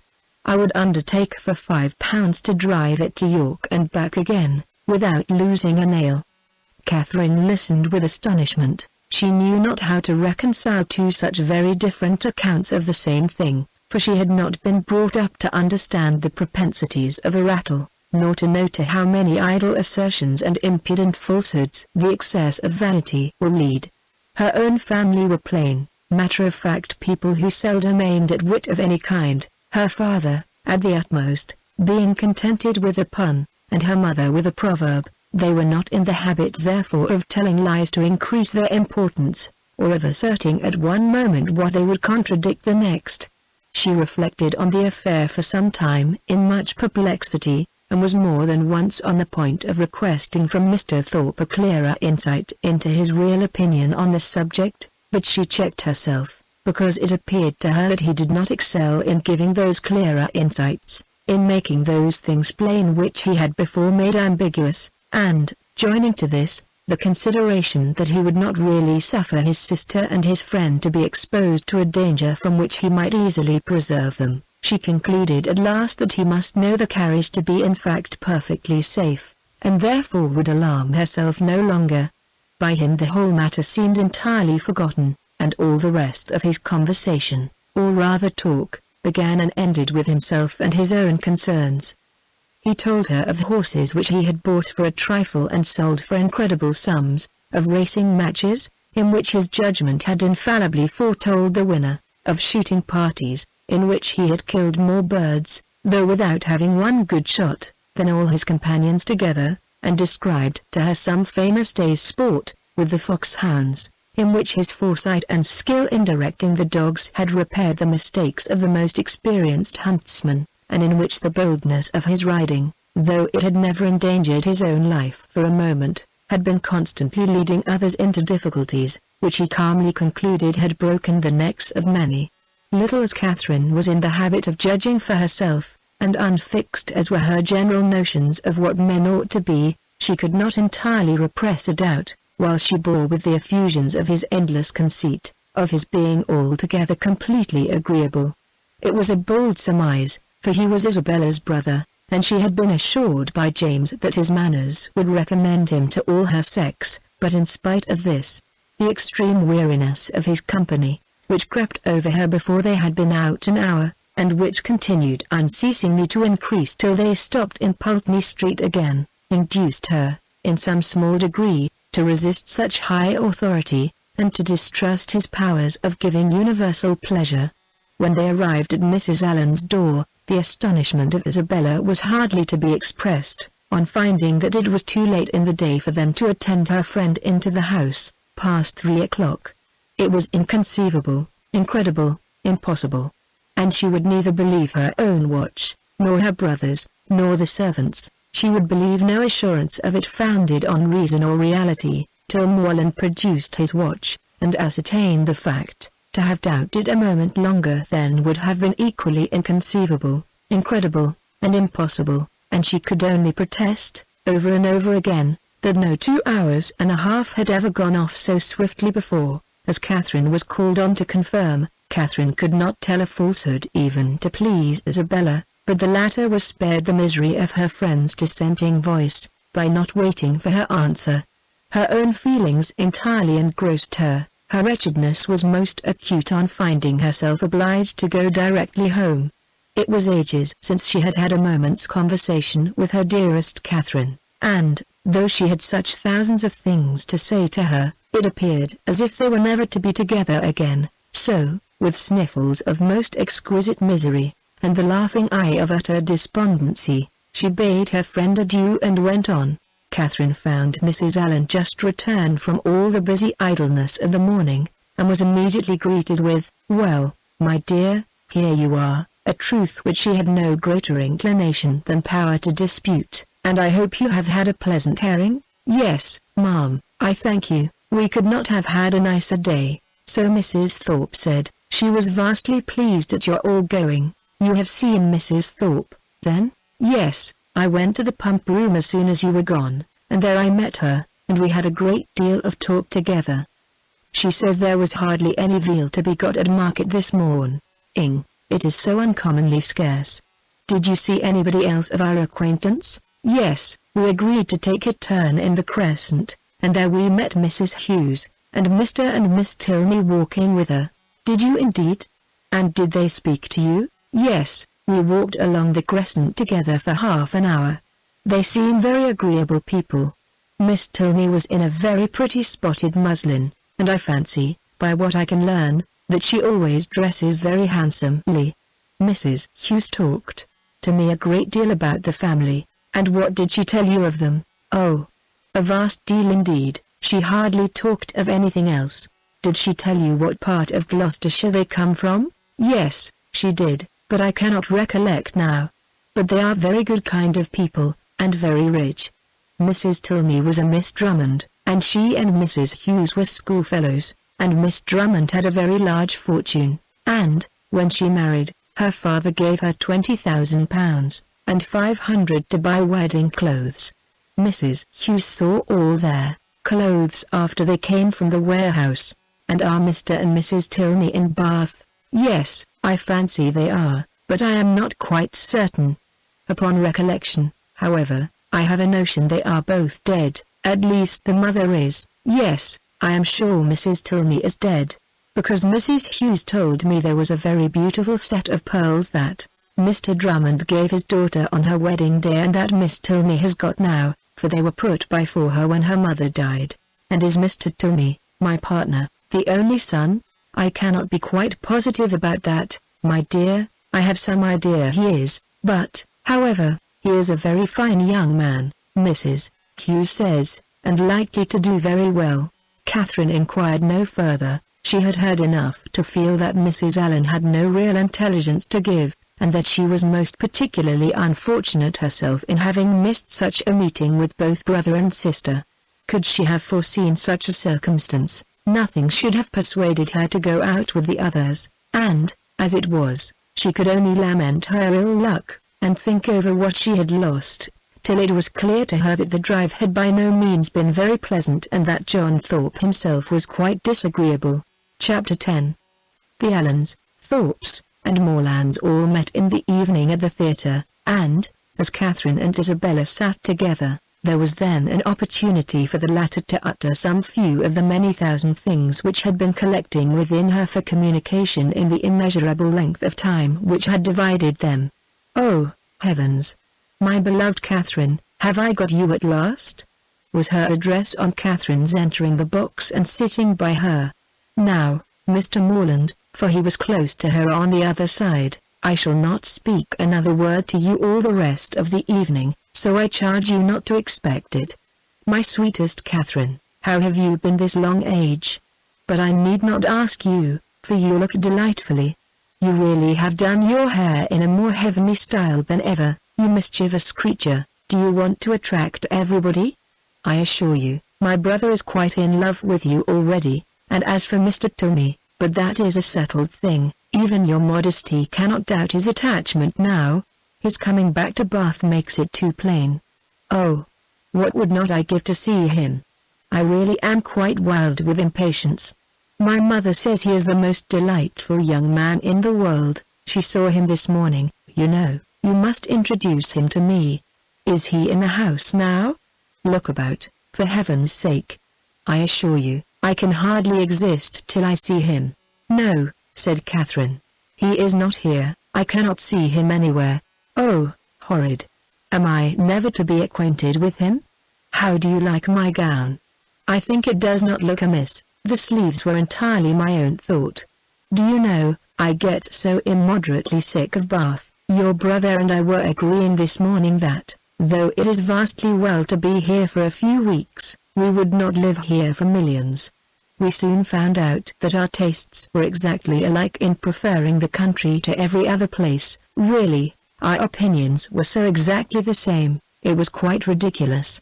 There was not a single point in which we differed. I would not have had you by for the world. You are such a sly thing, I am sure you would have made some droll remark or other about it. No, indeed I should not. Oh, yes you would indeed. I know you better than you know yourself.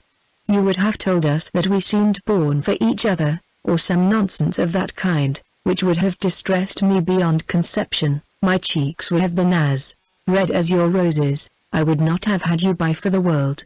Indeed you do me injustice. I would not have made so improper a remark upon any account, and besides, I am sure it would never have entered my head." Isabella smiled incredulously and talked the rest of the evening to James. Catherine's resolution of endeavouring to meet Miss Tilney again continued in full force the next morning, until the usual moment of going to the pump room. She felt some alarm from the dread of a second prevention. But nothing of that kind occurred, no visitors appeared to delay them, and they all three set off in good time for the pump room, where the ordinary course of events and conversation took place. Mr. Allen, after drinking his glass of water, joined some gentlemen to talk over the politics of the day and compare the accounts of their newspapers, and the ladies walked about together, noticing every new face, and almost every new bonnet in the room. The female part of the Thorpe family, attended by James Morland, appeared among the crowd in less than a quarter of an hour, and Catherine immediately took her usual place by the side of her friend. James, who was now in constant attendance, maintained a similar position, and separating themselves from the rest of their party, they walked in that manner for some time, till Catherine began to doubt the happiness of a situation which, confining her entirely to her friend and brother, gave her very little share in the notice of either. They were always engaged in some sentimental discussion or lively dispute, but their sentiment was conveyed in such whispering voices, and their vivacity attended with so much laughter, that though Catherine's supporting opinion was not unfrequently called for by one or the other, she was never able to give any, from not having heard a word of the subject.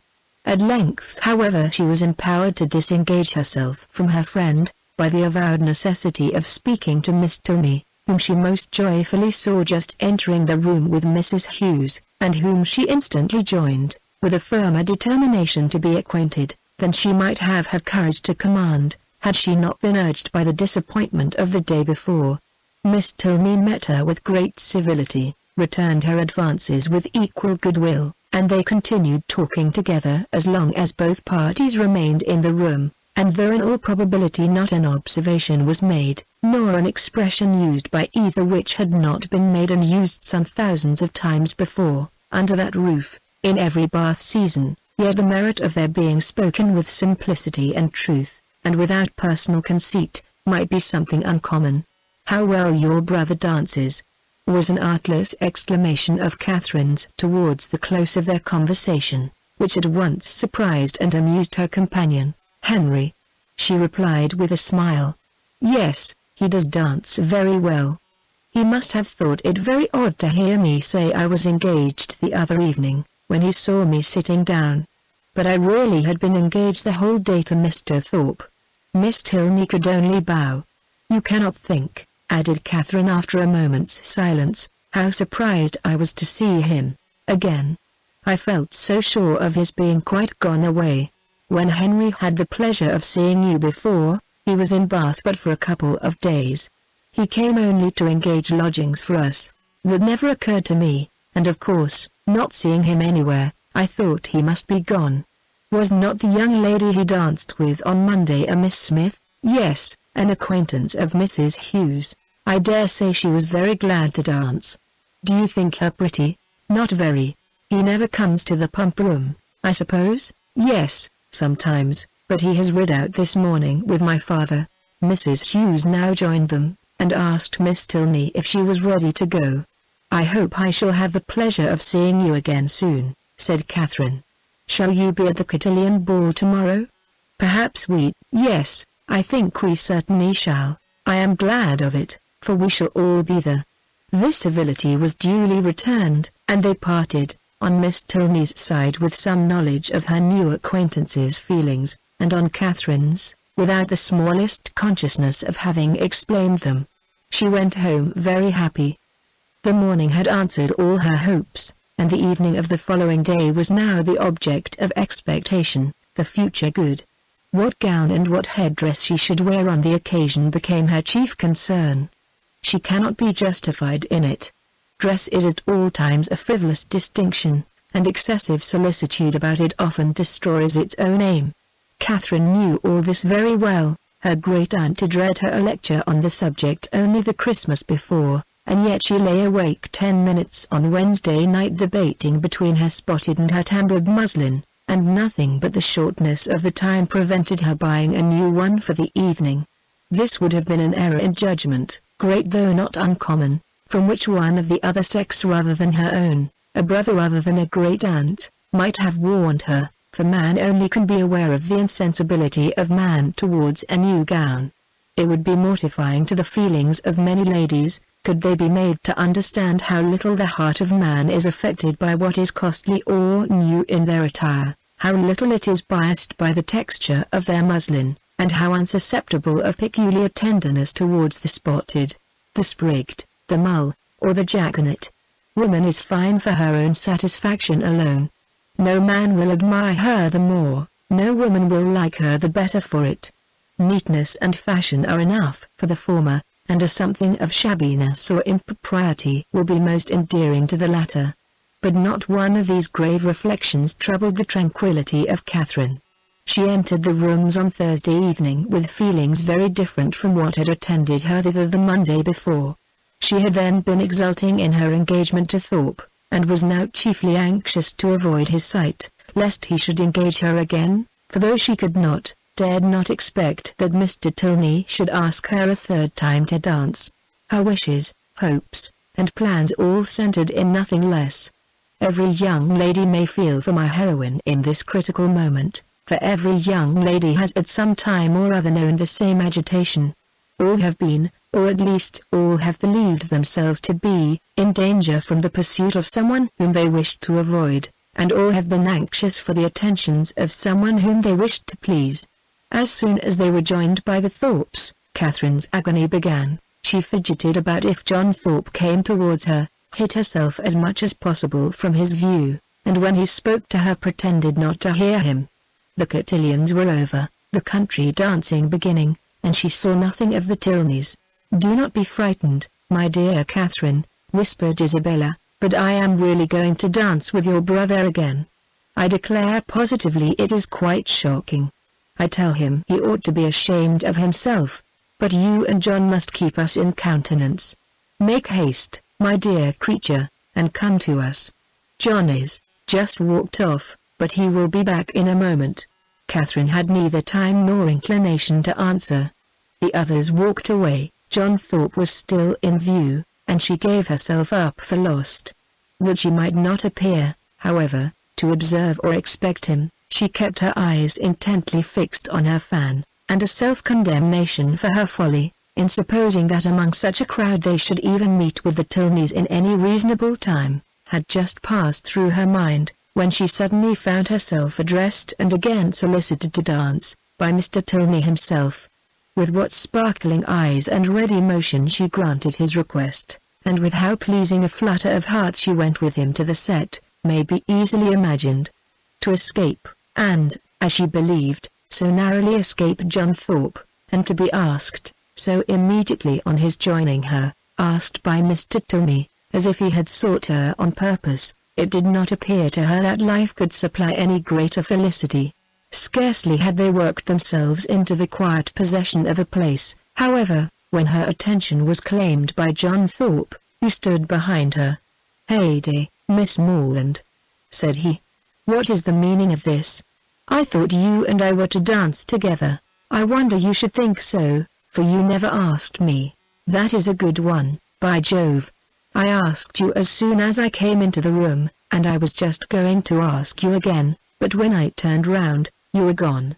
This is a cursed shabby trick. I only came for the sake of dancing with you, and I firmly believe you were engaged to me ever since Monday. Yes, I remember, I asked you while you were waiting in the lobby for your cloak. And here have I been telling all my acquaintance that I was going to dance with the prettiest girl in the room, and when they see you standing up with somebody else, they will quiz me famously. Oh, no, they will never think of me, after such a description as that. By heavens, if they do not, I will kick them out of the room for blockheads. What chap have you there?" Catherine satisfied his curiosity. "Tilney," he repeated. I do not know him. A good figure of a man, well put together. Does he want a horse? Here is a friend of mine, Sam Fletcher, has got one to sell that would suit anybody. A famous clever animal for the road, only 40 guineas. I had 50 minds to buy it myself, for it is one of my maxims always to buy a good horse when I meet with one, but it would not answer my purpose, it would not do for the field. I would give any money for a real good hunter. I have 3 now, the best that ever were backed. I would not take 800 guineas for them. Fletcher and I mean to get a house in Leicestershire, against the next season. It is so uncomfortable, living at an inn." This was the last sentence by which he could weary Catherine's attention, for he was just then borne off by the resistless pressure of a long string of passing ladies. Her partner now drew near, and said, "The gentleman would have put me out of patience, had he stayed with you half a minute longer. He has no business to withdraw the attention of my partner from me. We have entered into a contract of mutual agreeableness for the space of an evening, and all our agreeableness belongs solely to each other for that time. Nobody can fasten themselves on the notice of one, without injuring the rights of the other. I consider a country dance as an emblem of marriage. Fidelity and complaisance are the principal duties of both, and those men who do not choose to dance or marry themselves, have no business with the partners or wives of their neighbors. But they are such very different things, that you think they cannot be compared together. To be sure not. People that marry can never part, but must go and keep house together. People that dance only stand up, posset each other in a long room for half an hour, and such is your definition of matrimony and dancing. Taken in that light, certainly, their resemblance is not striking, but I think I could place them in such a view.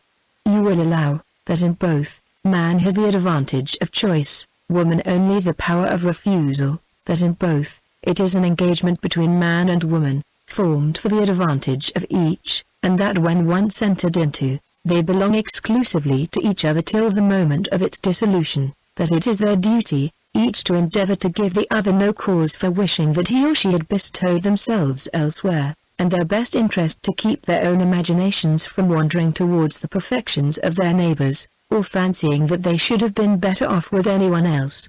You will allow all this? Yes, to be sure, as you state it, all this sounds very well, but still they are so very different. I cannot look upon them at all in the same light, nor think the same duties belong to them. In one respect, there certainly is a difference. In marriage, the man is supposed to provide for the support of the woman to make the home agreeable to the man, he is to purvey, and she is to smile. But in dancing, their duties are exactly changed. The agreeableness, the compliance are expected from him, while she furnishes the fan and the lavender water. That, I suppose, was the difference of duties which struck you, as rendering the conditions incapable of comparison. No, indeed, I never thought of that. Then I am quite at a loss. One thing, however, I must observe.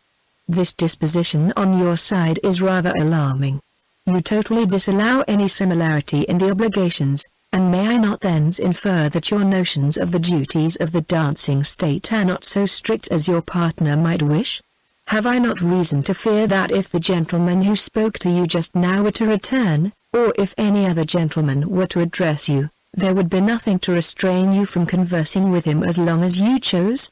Mr. Thorpe is such a very particular friend of my brother's, that if he talks to me, I must talk to him again, but there are hardly 3 young men in the room besides him that I have any acquaintance with, and is that to be my only security? Alas, alas, nay, I am sure you cannot have a better, for if I do not know anybody, it is impossible for me to talk to them, and, besides, I do not want to talk to anybody. Now you have given me a security worth having, and I shall proceed with courage. Do you find Bath as agreeable as when I had the honor of making the inquiry before? Yes, quite, more so, indeed, more so. Take care, or you will forget to be tired of it at the proper time. You ought to be tired at the end of 6 weeks. I do not think I should be tired, if I were to stay here 6 months. Bath, compared with London, has little variety, and so everybody finds out every year. For 6 weeks, I allow Bath is pleasant enough, but beyond that, it is the most tiresome place in the world. You would be told so by people of all descriptions, who come regularly every winter, lengthen their 6 weeks into 10 or 12, and go away at last because they can afford to stay no longer. Well, other people must judge for themselves, and those who go to London may think nothing of Bath. But I, who live in a small retired village in the country, can never find greater saneness in such a place as this than in my own home, for here are a variety of amusements, a variety of things to be seen and done all day long, which I can know nothing of there. You are not fond of the country? Yes, I am. I have always lived there, and always been very happy. But certainly there is much more saneness in a country life than in a Bath life. One day in the country is exactly like another. But then you spend your time so much more rationally in the country. Do you not? I do not believe there is much difference. Here you are in pursuit only of amusement all day long, and so I am at home, only I do not find so much of it. I walk about here, and so I do there, but here I see a variety of people in every street, and there I can only go and call on Mrs. Allen. Mr. Tilney was very much amused. Only go and call on Mrs. Allen, he repeated. What a picture of intellectual poverty. However, when you sink into this abyss again, you will have more to say. You will be able to talk of Bath, and of all that you did here. Oh, yes. I shall never be in want of something to talk of again to Mrs. Allen, or anybody else. I really believe I shall always be talking of Bath, when I am at home again. I do like it so very much. If I could but have Papa and Mamma, and the rest of them here, I suppose I should be too happy. James is coming, my eldest brother, is quite delightful, and especially as it turns out that the very family we are just got so intimate with are his intimate friends already. Oh, who can ever be tired of Bath? Not those who bring such fresh feelings of every sort to it as you do. But papas and mammas, and brothers, and intimate friends are a good deal gone by, to most of the frequenters of Bath, and the honest relish of balls and plays, and everyday sights, is past with them. Here their conversation closed, the demands of the dance becoming now too importunate for a divided attention. Soon after their reaching the bottom of the set, Catherine perceived herself to be earnestly regarded by a gentleman who stood among the lookers-on, immediately behind her partner. He was a very handsome man, of a commanding aspect, past the bloom, but not past the vigor of life, and with his eye still directed towards her, she saw him presently address Mr. Tilney in a familiar whisper. Confused by his notice, and blushing from the fear of its being excited by something wrong in her appearance, she turned away her head. But while she did so, the gentleman retreated, and her partner, coming nearer, said, "I see that you guess what I have just been asked. That gentleman knows your name, and you have a right to know his. It is General Tilney, my father." Catherine's answer was only "Oh," but it was a no, expressing everything needful, attention to his words, and perfect reliance on their truth. With real interest and strong admiration did her eye now follow the general, as he moved through the crowd, "and how handsome a family they are," was her secret remark. In chatting with Miss Tilney before the evening concluded, a new source of felicity arose to her. She had never taken a country walk since her arrival in Bath. Miss Tilney, to whom all the commonly frequented environs were familiar, spoke of them in terms which made her all eagerness to know them too, and on her openly fearing that she might find nobody to go with her, it was proposed by the brother and sister that they should join in a walk, some morning or other. "I shall like it," she cried, "beyond anything in the world, and do not let us put it off, let us go tomorrow." This was readily agreed to, with only a proviso of Miss Tilney's, that it did not rain, which Catherine was sure it would not. At 12 o'clock, they were to call for her in Pulteney Street, and remember, 12 o'clock, was her parting speech to her new friend. Of her other, her older, her more established friend, Isabella, of whose fidelity and worth she had enjoyed a fortnight's experience, she scarcely saw anything during the evening. Yet, though longing to make her acquainted with her happiness, she cheerfully submitted to the wish of Mr. Allen, which took them rather early away, and her spirits danced within her, as she danced in her chair all the way home. Chapter 11. The morrow brought a very sober-looking morning, the sun making only a few efforts to appear, and Catherine augured from it everything most favorable to her wishes. A bright morning so early in the year, she allowed, would generally turn to rain, but a cloudy one foretold improvement as the day advanced.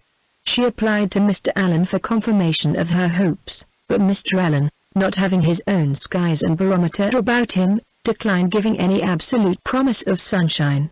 She applied to Mrs. Allen, and Mrs. Allen's opinion was more positive. She had no doubt in the world of its being a very fine day, if the clouds would only go off, and the sun keep out. At about 11 o'clock, however, a few specks of small rain upon the windows caught Catherine's watchful eye, and "Oh, dear, I do believe it will be wet," broke from her in a most desponding tone. "I thought how it would be," said Mrs. Allen. "No walk for me today," sighed Catherine, "but perhaps it may come to nothing, or it may hold up before 12. Perhaps it may. But then, my dear, it will be so dirty." "Oh, that will not signify, I never mind dirt." "No," replied her friend very placidly, "I know you never mind dirt." After a short pause, "It comes on faster and faster," said Catherine, as she stood watching at a window. "So it does indeed. If it keeps raining, the streets will be very wet. There are 4 umbrellas up already. How I hate the sight of an umbrella. They are disagreeable things to carry. I would much rather take a chair at any time." It was such a nice-looking morning. "I felt so convinced it would be dry. Anybody would have thought so indeed. There will be very few people in the pump room, if it rains all the morning. I hope Mr. Allen will put on his greatcoat when he goes, but I dare say he will not, for he had rather do anything in the world than walk out in a greatcoat. I wonder he should dislike it, it must be so comfortable." The rain continued, fast, though not heavy. Catherine went every 5 minutes to the clock, threatening on each return that, if it still kept on raining another 5 minutes, she would give up the matter as hopeless. The clock struck 12, and it still rained. "You will not be able to go, my dear. I do not quite despair yet. I shall not give it up till 12:15. This is just the time of day for it to clear up, and I do think it looks a little lighter. There, it is 20 minutes after 12, and now I shall give it up entirely. Oh, that we had such weather here as they had at Udolpho, or at least in Tuscany and the south of France, the night that poor Street Taubin died. Such beautiful weather." At 12:30, when Catherine's anxious attention to the weather was over and she could no longer claim any merit from its amendment, the sky began voluntarily to clear. A gleam of sunshine took her quite by surprise. She looked round, the clouds were parting, and she instantly returned to the window to watch over and encourage the happy appearance. 10 minutes more made it certain that a bright afternoon would succeed, and justified the opinion of Mrs. Allen, who had always thought it would clear up. But whether Catherine might still expect her friends, whether there had not been too much rain for Miss Tilney to venture, must yet be a question. It was too dirty for Mrs. Allen to accompany her husband to the pump room. He accordingly set off by himself, and Catherine had barely watched him down the street when her notice was claimed by the approach of the same 2 open carriages, containing the same 3 people that had surprised her so much a few mornings back. "Isabella, my brother, and Mr. Thorpe, I declare. They are coming for me perhaps, but I shall not go. I cannot go indeed, for you know Miss Tilney may still call." Mrs. Allen agreed to it. John Thorpe was soon with them, and his voice was with them yet sooner, for on the stairs he was calling out to Miss Morland to be quick. "Make haste! Make haste!" as he threw open the door. "Put on your hat this moment, there is no time to be lost, we are going to Bristol." "How do ye do, Mrs. Allen? To Bristol? Is not that a great way off? But, however, I cannot go with you today, because I am engaged. I expect some friends every moment." This was of course vehemently talked down as no reason at all. Mrs. Allen was called on to second him, and the 2 others walked in, to give their assistance. "My sweetest Catherine, is not this delightful? We shall have a most heavenly drive. You are to thank your brother and me for the scheme. It darted into our heads at breakfast time, I verily believe at the same instant, and we should have been off 2 hours ago if it had not been for this detestable rain. But it does not signify, the nights are moonlight, and we shall do delightfully. Oh, I am in such ecstasies at the thoughts of a little country air and quiet. So much better than going to the lower rooms. We shall drive directly to Clifton and dine there, and, as soon as dinner is over, if there is time for it, go on to King's Weston." "I doubt our being able to do so much," said Morland. "You croaking fellow!" cried Thorpe. "We shall be able to do 10 times more. King's Weston. Aye, and Blaise Castle too, and anything else we can hear of, but here is your sister says she will not go." "Blaise Castle!" cried Catherine. "What is that? The finest place in England, worth going 50 miles at any time to see. What, is it really a castle, an old castle? The oldest in the kingdom, but is it like what one reads of?" "Exactly. The very same, but now really, are the towers and long galleries, by dozens. Then I should like to see it, but I cannot go, not go. My beloved creature, what do you mean, I cannot go?" "Because," looking down as she spoke, fearful of Isabella's smile, "I expect Miss Tilney and her brother to call on me to take a country walk. They promised to come at 12, only it rained, but now, as it is so fine, I dare say they will be here soon." "Not they indeed," cried Thorpe, "for, as we turned into Broad Street, I saw them." "Does he not drive a phaeton with bright chestnuts?" "I do not know indeed." "Yes, I know he does, I saw him." "You are talking of the man you danced with last night, and not you?" "Yes, well, I saw him at that moment turn up the Lansdowne Road, driving a smart-looking girl." "Did you indeed?" "Did upon my soul, knew him again directly, and he seemed to have got some very pretty cattle too. It is very odd." but I suppose they thought it would be too dirty for a walk. And well they might, for I never saw so much dirt in my life. Walk. You could no more walk than you could fly. It has not been so dirty the whole winter. It is ankle-deep everywhere. Isabella corroborated it. My dearest Catherine, you cannot form an idea of the dirt. Come, you must go. You cannot refuse going now. I should like to see the castle, but may we go all over it? May we go up every staircase, and into every suite of rooms? Yes, yes, every hole and corner. But then, if they should only be gone out for an hour till it is drier, and cool by and by? Make yourself easy, there is no danger of that, for I heard Tilney hallooing to a man who was just passing by on horseback, that they were going as far as Wycrox. Then I will. Shall I go, Mrs. Allen? Just as you please, my dear, Mrs. Allen, you must persuade her to go, was the general cry. Mrs. Allen was not inattentive to it. Well, my dear, said she, suppose you go. And in 2 minutes they were off. Catherine's feelings, as she got into the carriage, were in a very unsettled state, divided between regret for the loss of one great pleasure, and the hope of soon enjoying another, almost its sequel in degree, however unlike in kind. She could not think the Tilneys had acted quite well by her, in so readily giving up their engagement, without sending her any message of excuse.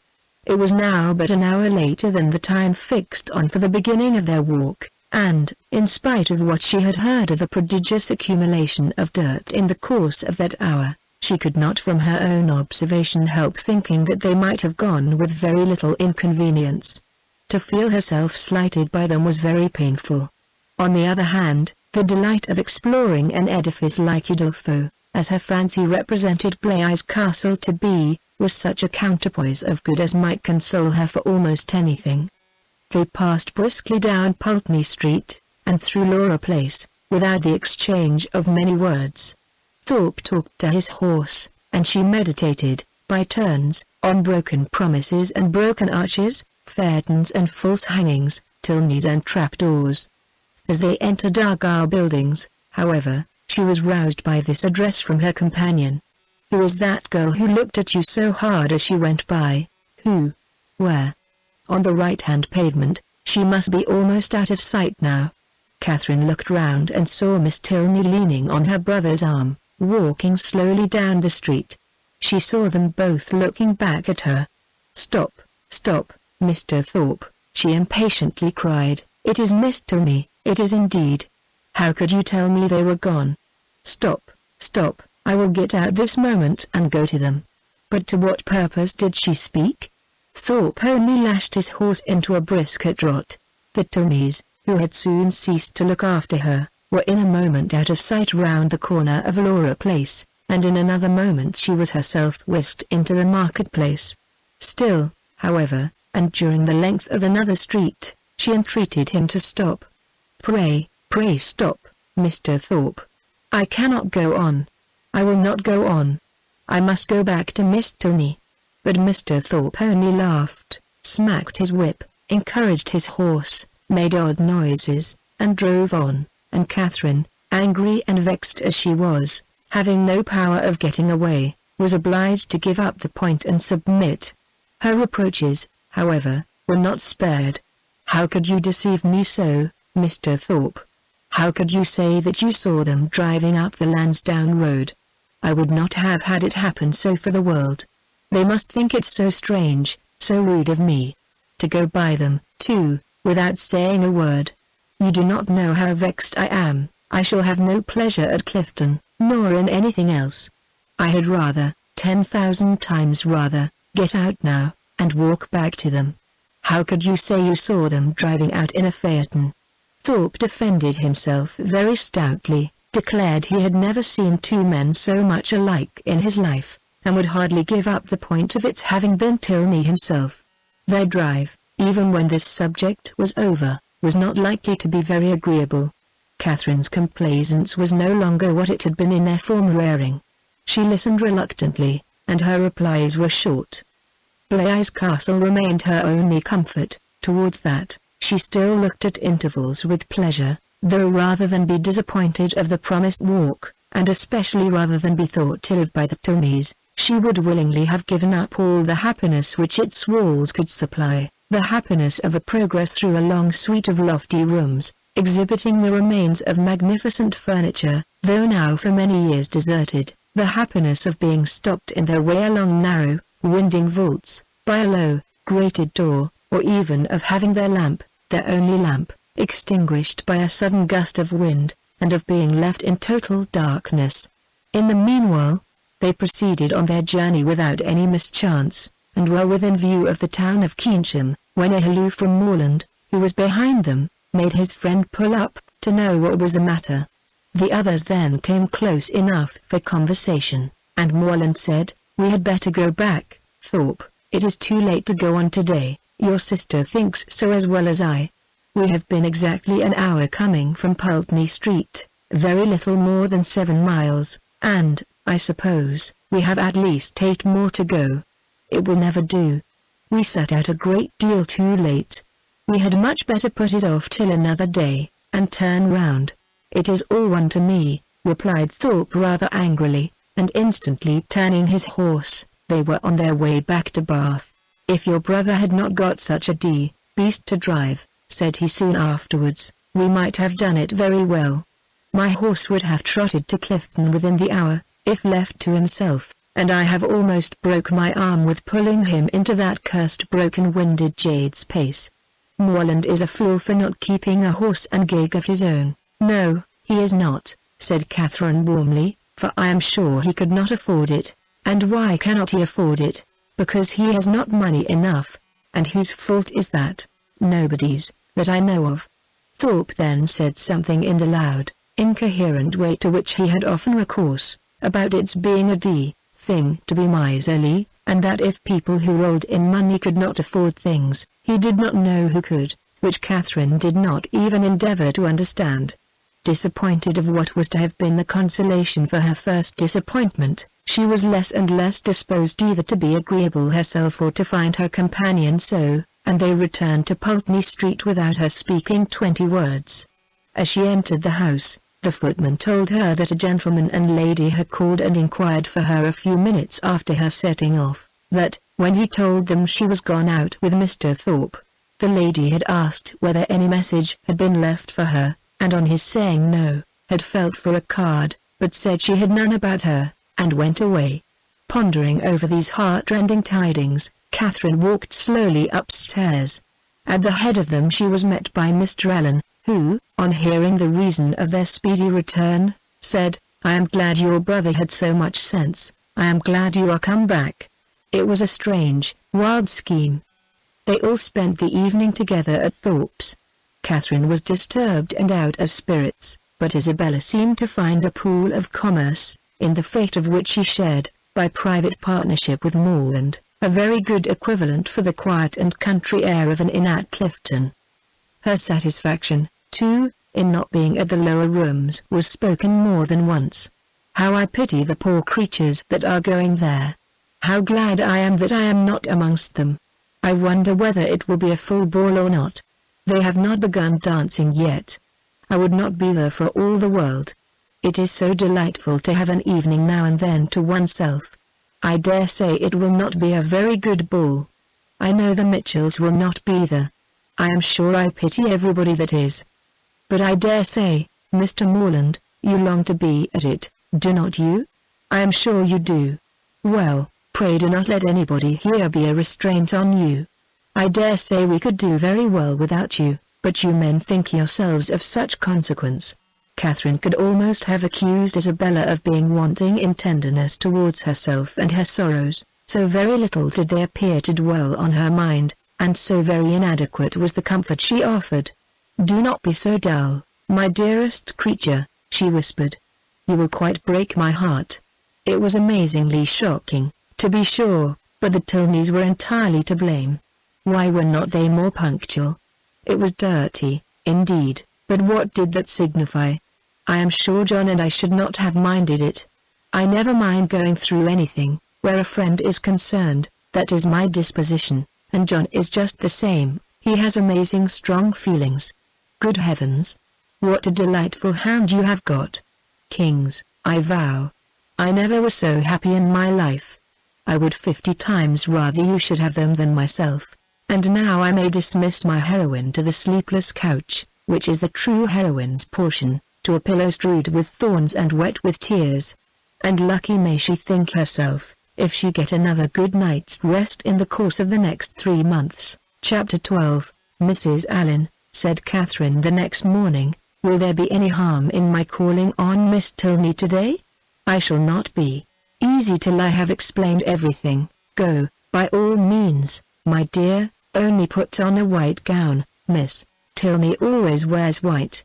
Catherine cheerfully complied, and being properly equipped, was more impatient than ever to be at the pump room, that she might inform herself of General Tilney's lodgings, for though she believed they were in Milsom Street, she was not certain of the house, and Mrs. Allen's wavering convictions only made it more doubtful.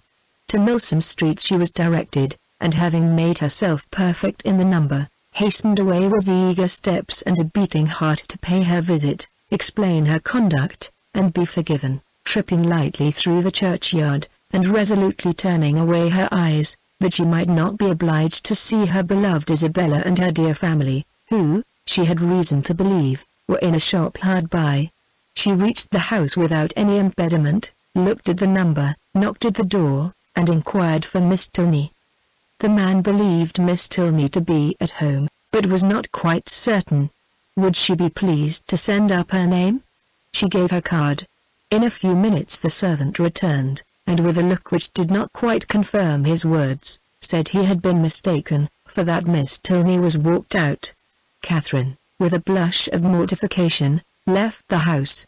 She felt almost persuaded that Miss Tilney was at home, and too much offended to admit her, and as she retired down the street, could not withhold one glance at the drawing-room windows, in expectation of seeing her there, but no one appeared at them. At the bottom of the street, however, she looked back again, and then, not at a window, but issuing from the door, she saw Miss Tilney herself. She was followed by a gentleman, whom Catherine believed to be her father, and they turned up towards Edgar's buildings. Catherine, in deep mortification, proceeded on her way. She could almost be angry herself at such angry incivility, but she checked the resentful sensation. She remembered her own ignorance. She knew not how such an offence as hers might be classed by the laws of worldly politeness, to what a degree of unforgivingness it might with propriety lead, nor to what rigours of rudeness in return it might justly make her amenable. Dejected and humbled, she had even some thoughts of not going with the others to the theatre that night, but it must be confessed that they were not of long continuance, for she soon recollected, in the first place, that she was without any excuse for staying at home, and, in the second, that it was a play she wanted very much to see. To the theatre accordingly they all went. No Tilneys appeared to plague or please her. She feared that, amongst the many perfections of the family, a fondness for plays was not to be ranked, but perhaps it was because they were habituated to the finer performances of the London stage, which she knew, on Isabella's authority, rendered everything else of the kind quite horrid. She was not deceived in her own expectation of pleasure. The comedy so well suspended her care that no one, observing her during the first 4 acts, would have supposed she had any wretchedness about her. On the beginning of the 5th, however, the sudden view of Mr. Henry Tilney and his father, joining a party in the opposite box, recalled her to anxiety and distress. The stage could no longer excite genuine merriment, no longer keep her whole attention. Every other look upon an average was directed towards the opposite box, and, for the space of 2 entire scenes, did she thus watch Henry Tilney, without being once able to catch his eye. No longer could he be suspected of indifference for a play. His notice was never withdrawn from the stage during 2 whole scenes. At length, however, he did look towards her, and he bowed, but such a bow. No smile, no continued observance attended it. His eyes were immediately returned to their former direction. Catherine was restlessly miserable. She could almost have run round to the box in which he sat and forced him to hear her explanation. Feelings rather natural than heroic possessed her, instead of considering her own dignity injured by this ready condemnation, instead of proudly resolving, in conscious innocence, to show her resentment towards him who could harbor a doubt of it, to leave to him all the trouble of seeking an explanation, and to enlighten him on the past only by avoiding his sight, or flirting with somebody else, she took to herself all the shame of misconduct, or at least of its appearance, and was only eager for an opportunity of explaining its cause. The play concluded. The curtain fell. Henry Tilney was no longer to be seen where he had hitherto sat, but his father remained, and perhaps he might be now coming round to their box. She was right. In a few minutes he appeared, and, making his way through the then thinning rows, spoke with like calm politeness to Mrs. Allen and her friend. Not with such calmness was he answered by the latter. "Oh, Mr. Tilney, I have been quite wild to speak to you, and make my apologies. You must have thought me so rude, but indeed it was not my own fault, was it, Mrs. Allen? Did not they tell me that Mr. Tilney and his sister were gone out in a phaeton together? And then what could I do?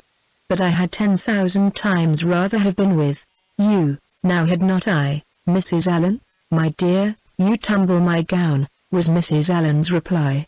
Her assurance, however, standing sole as it did, was not thrown away. It brought a more cordial, more natural smile into his countenance, and he replied in a tone which retained only a little affected reserve, "We were much obliged to you at any rate for wishing us a pleasant walk after our passing you in Argyle Street. You were so kind as to look back on purpose. But indeed I did not wish you a pleasant walk. I never thought of such a thing. But I begged Mr. Thorpe so earnestly to stop. I called out to him as soon as ever I saw you." Now, Mrs. Allen, did not, "Oh, you were not there, but indeed I did, and, if Mr. Thorpe would only have stopped, I would have jumped out and run after you. Is there a Henry in the world who could be insensible to such a declaration?" Henry Tilney at least was not. With a yet sweeter smile, he said everything that need be said of his sister's concern, regret, and dependence on Catherine's honor. "Oh, do not say Miss Tilney was not angry," cried Catherine, "because I know she was, for she would not see me this morning when I called. I saw her walk out of the house the next minute after my leaving it. I was hurt, but I was not affronted. Perhaps you did not know I had been there. I was not within at the time, but I heard of it from Eleanor, and she has been wishing ever since to see you, to explain the reason of such incivility, but perhaps I can do it as well. It was nothing more than that my father, they were just preparing to walk out, and he being hurried for time, and not caring to have it put off, made a point of her being denied. That was all, I do assure you. She was very much vexed, and meant to make her apology as soon as possible." Catherine's mind was greatly eased by this information, yet a something of solicitude remained, from which sprang the following question, thoroughly artless in itself, though rather distressing to the gentleman: "But, Mr. Tilney, why were you less generous than your sister? If she felt such confidence in my good intentions, and could suppose it to be only a mistake, why should you be so ready to take offense?" "Me? I take offense? Nay, I am sure by your look, when you came into the box, you were angry." "I angry? I could have no right." "Well, nobody would have thought you had no right who saw your face." He replied by asking her to make room for him, and talking of the play. He remained with them some time, and was only too agreeable for Catherine to be contented when he went away. Before they parted, however, it was agreed that the projected walk should be taken as soon as possible, and, setting aside the misery of his quitting their box, she was, upon the whole, left one of the happiest creatures in the world. While talking to each other, she had observed with some surprise that John Thorpe, who was never in the same part of the house for 10 minutes together, was engaged in conversation with General Tilney, and she felt something more than surprise when she thought she could perceive herself the object of their attention and discourse. What could they have to say of her? She feared General Tilney did not like her appearance. She found it was implied in his preventing her admittance to his daughter, rather than postpone his own walk a few minutes. "How came Mr. Thorpe to know your father?" was her anxious inquiry. as she pointed them out to her companion. He knew nothing about it, but his father, like every military man, had a very large acquaintance. When the entertainment was over, Thorpe came to assist them in getting out. Catherine was the immediate object of his gallantry, and, while they waited in the lobby for a chair, he prevented the inquiry which had travelled from her heart almost to the tip of her tongue, by asking, in a consequential manner, whether she had seen him talking with General Tilney. "He is a fine old fellow, upon my soul. Stout, active, looks as young as his son. I have a great regard for him, I assure you, a gentlemanlike, good sort of fellow as ever lived. But how came you to know him?" "Know him? There are few people much about town that I do not know. I have met him forever at the Bedford, and I knew his face again today the moment he came into the billiard room. One of the best players we have, by the by, and we had a little touch together, though I was almost afraid of him at first. The odds were 5-4 against me, and, if I had not made one of the cleanest strokes that perhaps ever was made in this world, I took his ball exactly, but I could not make you understand it without a table. However, I did beat him. A very fine fellow, as rich as a Jew. I should like to dine with him. I dare say he gives famous dinners. But what do you think we have been talking of? You. Yes, by heavens. And the General thinks you the finest girl in Bath. Oh, nonsense.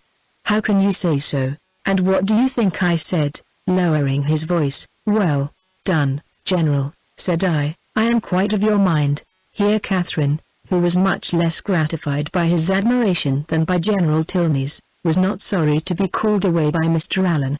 Thorpe, however, would see her to her chair, and, till she entered it, continued the same kind of delicate flattery, in spite of her entreating him to have done. That General Tilney, instead of disliking, should admire her, was very delightful, and she joyfully thought that there was not one of the family whom she need now fear to meet. The evening had done more, much more, for her than could have been expected. Chapter 13. Monday, Tuesday, Wednesday, Thursday, Friday, and Saturday have now passed in review before the reader. The events of each day, its hopes and fears, mortifications and pleasures, have been separately stated, and the pangs of Sunday only now remain to be described, and close the week. The Clifton scheme had been deferred, not relinquished, and on the afternoon's crescent of this day, it was brought forward again. In a private consultation between Isabella and James, the former of whom had particularly set her heart upon going, and the latter no less anxiously placed his upon pleasing her, it was agreed that, provided the weather were fair, the party should take place on the following morning, and they were to set off very early, in order to be at home in good time. The affair thus determined, and Thorpe's approbation secured, Catherine only remained to be apprised of it. She had left them for a few minutes to speak to Miss Tilney. In that interval the plan was completed, and as soon as she came again, her agreement was demanded, but instead of the gay acquiescence expected by Isabella, Catherine looked grave, was very sorry, but could not go. The engagement which ought to have kept her from joining in the former attempt would make it impossible for her to accompany them now. She had that moment settled with Miss Tilney to take their proposed walk tomorrow. It was quite determined, and she would not, upon any account, retract. But that she must and should retract was instantly the eager cry of both the Thorpes. They must go to Clifton tomorrow. They would not go without her. It would be nothing to put off a mere walk for one day longer, and they would not hear of refusal. Catherine was distressed, but not subdued. "Do not urge me, Isabella. I am engaged to Miss Tilney. I cannot go." This availed nothing. The same arguments assailed her again. She must go, she should go, and they would not hear of refusal. It would be so easy to tell Miss Tilney that you had just been reminded of the prior engagement, and must only beg to put off the walk till Tuesday. No, it would not be easy. I could not do it. There has been no prior engagement. But Isabella became only more and more urgent, calling on her in the most affectionate manner, addressing her by the most endearing names. She was sure her dearest, Sweetest Catherine would not seriously refuse such a trifling request to a friend who loved her so dearly. She knew her beloved Catherine to have so feeling a heart, so sweet a temper, to be so easily persuaded by those she loved. But all in vain. Catherine felt herself to be in the right, and though pained by such tender, such flattering supplication, could not allow it to influence her. Isabella then tried another method. She reproached her with having more affection for Miss Tilney, though she had known her so little a while, than for her best and oldest friends, with being grown cold and indifferent, in short, towards herself. I cannot help being jealous, Catherine, when I see myself slighted for strangers, I, who love you so excessively. When once my affections are placed, it is not in the power of anything to change them. But I believe my feelings are stronger than anybody's. I am sure they are too strong for my own peace, and to see myself supplanted in your friendship by strangers does cut me to the quick, I own. These Tilneys seem to swallow up everything else. Catherine thought this reproach equally strange and unkind. Was it the part of a friend thus to expose her feelings to the notice of others? Isabella appeared to her ungenerous and selfish, regardless of everything but her own gratification. These painful ideas crossed her mind, though she said nothing. Isabella, in the meanwhile, had applied her handkerchief to her eyes, and Morland, miserable at such a sight, could not help saying, "Nay, Catherine, I think you cannot stand out any longer now. The sacrifice is not much, and to oblige such a friend, I shall think you quite unkind, if you still refuse." This was the first time of her brothers openly siding against her, and anxious to avoid his displeasure, she proposed a compromise. If they would only put off their scheme till Tuesday, which they might easily do, as it depended only on themselves, she could go with them, and everybody might then be satisfied. But no, no, no, was the immediate answer. That could not be, for Thorpe did not know that he might not go to town on Tuesday. Catherine was sorry, but could do no more, and a short silence ensued, which was broken by Isabella, who in a voice of cold resentment said, "Very well, then there is an end of the party. If Catherine does not go, I cannot be the only woman. I would not, upon any account in the world, do so improper a thing." "Catherine, you must go," said James. "But why cannot Mr. Thorpe drive one of his other sisters?" "I dare say either of them would like to go." "Thank ye," cried Thorpe, "but I did not come to Bath to drive my sisters about, and look like a fool. No, if you do not go, me if I do. I only go for the sake of driving you. That is a compliment which gives me no pleasure." But her words were lost on Thorpe, who had turned abruptly away. The three others still continued together, walking in a most uncomfortable manner to poor Catherine. Sometimes not a word was said, sometimes she was again attacked with supplications or reproaches, and her arm was still linked within Isabella's, though their hearts were at war. At one moment she was softened, at another irritated, always distressed, but always steady. "I did not think you had been so obstinate, Catherine," said James. "You were not used to be so hard to persuade. You once were the kindest, best-tempered of my sisters." "I hope I am not less so now," she replied, very feelingly, "but indeed I cannot go. If I am wrong, I am doing what I believe to be right." "I suspect," said Isabella, in a low voice, "there is no great struggle." Catherine's heart swelled, she drew away her arm, and Isabella made no opposition. Thus passed a long 10 minutes, till they were again joined by Thorpe, who, coming to them with a gay look, said, "Well, I have settled the matter, and now we may all go tomorrow with a safe conscience. I have been to Miss Tilney, and made your excuses." "You have not," cried Catherine. "I have, upon my soul. Left her this moment. Told her you had sent me to say that, having just recollected a prior engagement of going to Clifton with us tomorrow, you could not have the pleasure of walking with her till Tuesday." She said very well, Tuesday was just as convenient to her, so there is an end of all our difficulties. A pretty good thought of mine, hey? Isabella's countenance was once more all smiles and good humor, and James too looked happy again. A most heavenly thought indeed. Now, my sweet Catherine, all our distresses are over, you are honorably acquitted, and we shall have a most delightful party. This will not do, said Catherine, I cannot submit to this. I must run after Miss Tilney directly and set her right. Isabella, however, caught hold of one hand, Thorpe of the other, and remonstrances poured in from all three. Even James was quite angry. When everything was settled, when Miss Tilney herself said that Tuesday would suit her as well, it was quite ridiculous, quite absurd, to make any further objection. I do not care. Mr. Thorpe had no business to invent any such message. If I had thought it right to put it off, I could have spoken to Miss Tilney myself. This is only doing it in a ruder way, and how do I know that Mr. Thorpe has? He may be mistaken again perhaps. He led me into one act of rudeness by his mistake on Friday. Let me go, Mr. Thorpe. Isabella, do not hold me. Thorpe told her it would be in vain to go after the Tilneys. They were turning the corner into Brook Street, when he had overtaken them, and were at home by this time. Then I will go after them, said Catherine. Wherever they are I will go after them. It does not signify talking. If I could not be persuaded into doing what I thought wrong, I never will be tricked into it. And with these words she broke away and hurried off. Thorpe would have darted after her, but Morland withheld him. Let her go, if she will go. She is as obstinate as... Thorpe never finished the simile, for it could hardly have been a proper one. Away walked Catherine in great agitation, as fast as the crowd would permit her, fearful of being pursued, yet determined to persevere. As she walked, she reflected on what had passed.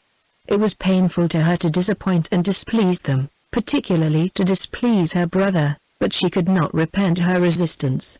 Setting her own inclination apart, to have failed a second time in her engagement to Miss Tilney, to have retracted a promise voluntarily made only 5 minutes before, and on a false pretense too, must have been wrong. She had not been withstanding them on selfish principles alone, she had not consulted merely her own gratification, that might have been ensured in some degree by the excursion itself, by seeing Blaise Castle. No, she had attended to what was due to others, and to her own character in their opinion. Her conviction of being right, however, was not enough to restore her composure. Till she had spoken to Miss Tilney she could not be at ease, and quickening her pace when she got clear of the crescent, she almost ran over the remaining ground till she gained the top of Milsom Street. So rapid had been her movements that in spite of the Tilneys' advantage in the outset, they were but just turning into their lodgings as she came within view of them, and the servant still remaining at the open door, she used only the ceremony of saying that she must speak with Miss Tilney that moment, and hurrying by him proceeded upstairs. Then, opening the first door before her, which happened to be the right, she immediately found herself in the drawing-room with General Tilney, his son, and daughter. Her explanation, defective only in being, from her irritation of nerves and shortness of breath, no explanation at all, was instantly given. I am come in a great hurry, it was all a mistake, I never promised to go, I told them from the first I could not go. I ran away in a great hurry to explain it. I did not care what you thought of me. I would not stay for the servant. The business, however, though not perfectly elucidated by this speech, soon ceased to be a puzzle. Catherine found that John Thorpe had given the message, and Miss Tilney had no scruple in owning herself greatly surprised by it. But whether her brother had still exceeded her in resentment, Catherine, though she instinctively addressed herself as much to one as to the other in her vindication, have no means of knowing. Whatever might have been felt before her arrival, her eager declarations immediately made every look and sentence as friendly as she could desire. The affair thus happily settled, she was introduced by Miss Tilney to her father, and received by him with such ready, such solicitous politeness as recalled Thorpe's information to her mind, and made her think with pleasure that he might be sometimes depended on. To such anxious attention was the general civility carried, that not aware of her extraordinary swiftness in entering the house, he was quite angry with the servant whose neglect had reduced her to open the door of the apartment herself. What did William mean by it? he should make a point of inquiring into the matter. And if Catherine had not most warmly asserted his innocence, it seemed likely that William would lose the favor of his master forever, if not his place, by her rapidity. After sitting with them a quarter of an hour, she rose to take leave, and was then most agreeably surprised by General Tilney's asking her if she would do his daughter the honor of dining and spending the rest of the day with her. Miss Tilney added her own wishes. Catherine was greatly obliged, but it was quite out of her power. Mr. and Mrs. Allen would expect her back every moment. The General declared he could say no more. The claims of Mr. and Mrs. Allen were not to be superseded, but on some other day he trusted, when longer notice could be given, they would not refuse to spare her to her friend. Oh, no, Catherine was sure they would not have the least objection, and she should have great pleasure in coming. The General attended her himself to the street door, saying everything gallant as they went downstairs, admiring the elasticity of her walk, which corresponded exactly with the spirit of her dancing, and making her one of the most graceful bows she had ever beheld. When they parted, Catherine, delighted by all that had passed, proceeded gaily to Pulteney Street, walking, as she concluded, with great elasticity, though she had never thought of it before.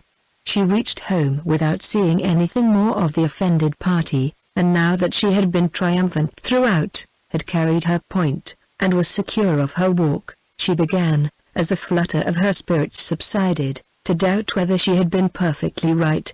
A sacrifice was always noble, and if she had given way to their entreaties, she should have been spared the distressing idea of a friend displeased, a brother angry, and a scheme of great happiness to both destroyed, perhaps through her means.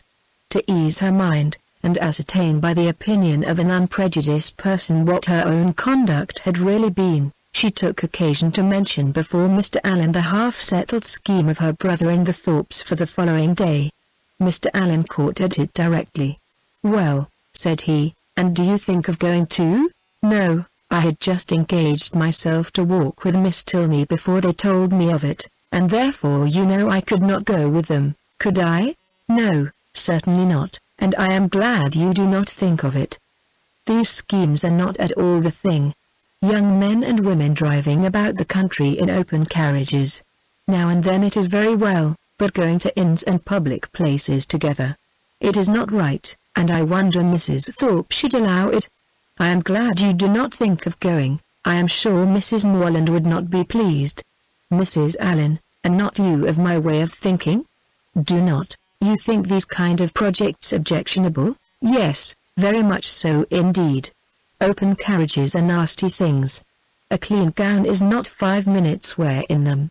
You are splashed getting in and getting out, and the wind takes your hair and your bonnet in every direction. I hate an open carriage myself, I know you do, but that is not the question. Do not you think it has an odd appearance, if young ladies are frequently driven about in them by young men, to whom they are not even related?" "Yes, my dear, a very odd appearance indeed. I cannot bear to see it, dear madam," cried Catherine. "Then why did not you tell me so before? I am sure if I had known it to be improper, I would not have gone with Mr. Thorpe at all, but I always hoped you would tell me if you thought I was doing wrong. And so I should, my dear, you may depend on it, for as I told Mrs. Morland at parting, I would always do the best for you in my power. But one must not be over-particular. Young people will be young people, as your good mother says herself. You know I wanted you, when we first came, not to buy that sprigged muslin, but you would. Young people do not like to be always thwarted, but this was something of real consequence, and I do not think you would have found me hard to persuade. As far as it has gone hitherto, there is no harm done," said Mr. Allen, "and I would only advise you, my dear, not to go out with Mr. Thorpe any more." "That is just what I was going to say," added his wife. Catherine, relieved for herself, felt uneasy for Isabella, and after a moment's thought, asked Mr. Allen whether it would not be both proper and kind in her to write to Miss Thorpe, and explain the indecorum of which she must be as insensible as herself, for she considered that Isabella might otherwise perhaps be going to Clifton the next day, in spite of what had passed. Mr. Allen, however, discouraged her from doing any such thing. "You had better leave her alone, my dear. She is old enough to know what she is about, and if not, has a mother to advise her. Mrs. Thorpe is too indulgent beyond a doubt, but, however, you had better not interfere. She and your brother choose to go, and you will be only getting ill will." Catherine submitted, and though sorry to think that Isabella should be doing wrong, felt greatly relieved by Mr. Allen's approbation of her own conduct, and truly rejoiced to be preserved by his advice from the danger of falling into such an error herself. Her escape from being one of the party to Clifton was now an escape indeed, for what would the Tilneys have thought of her, if she had broken her promise to them in order to do what was wrong in itself, if she had been guilty of one breach of propriety, only to enable her to be guilty of another? Chapter 14. The next morning was fair, and Catherine almost expected another attack from the assembled party. With Mr. Allen to support her, she felt no dread of the event, but she would gladly be spared a contest, where victory itself was painful, and was heartily rejoiced therefore at neither seeing nor hearing anything of them. The Tilneys called for her at the appointed time, and no new difficulty arising, no sudden recollection, no unexpected summons, no impertinent intrusion to disconcert their measures, my heroine was most unnaturally able to fulfill her engagement, though it was made with the hero himself. They determined on walking round Beech and Cliff, that noble hill whose beautiful verdure and hanging coppice render it so striking an object from almost every opening in Bath. "I never look at it," said Catherine, as they walked along the side of the river, "without thinking of the south of France." "You have been abroad then?" said Henry, a little surprised. "Oh, no, I only mean what I have read about. It always puts me in mind of the country that Emily and her father travelled through, in the Mysteries of Udolpho." "But you never read novels, I dare say?" "Why not? Because they are not clever enough for you. Gentlemen read better books. The person, be it gentleman or lady, who has not pleasure in a good novel, must be intolerably stupid.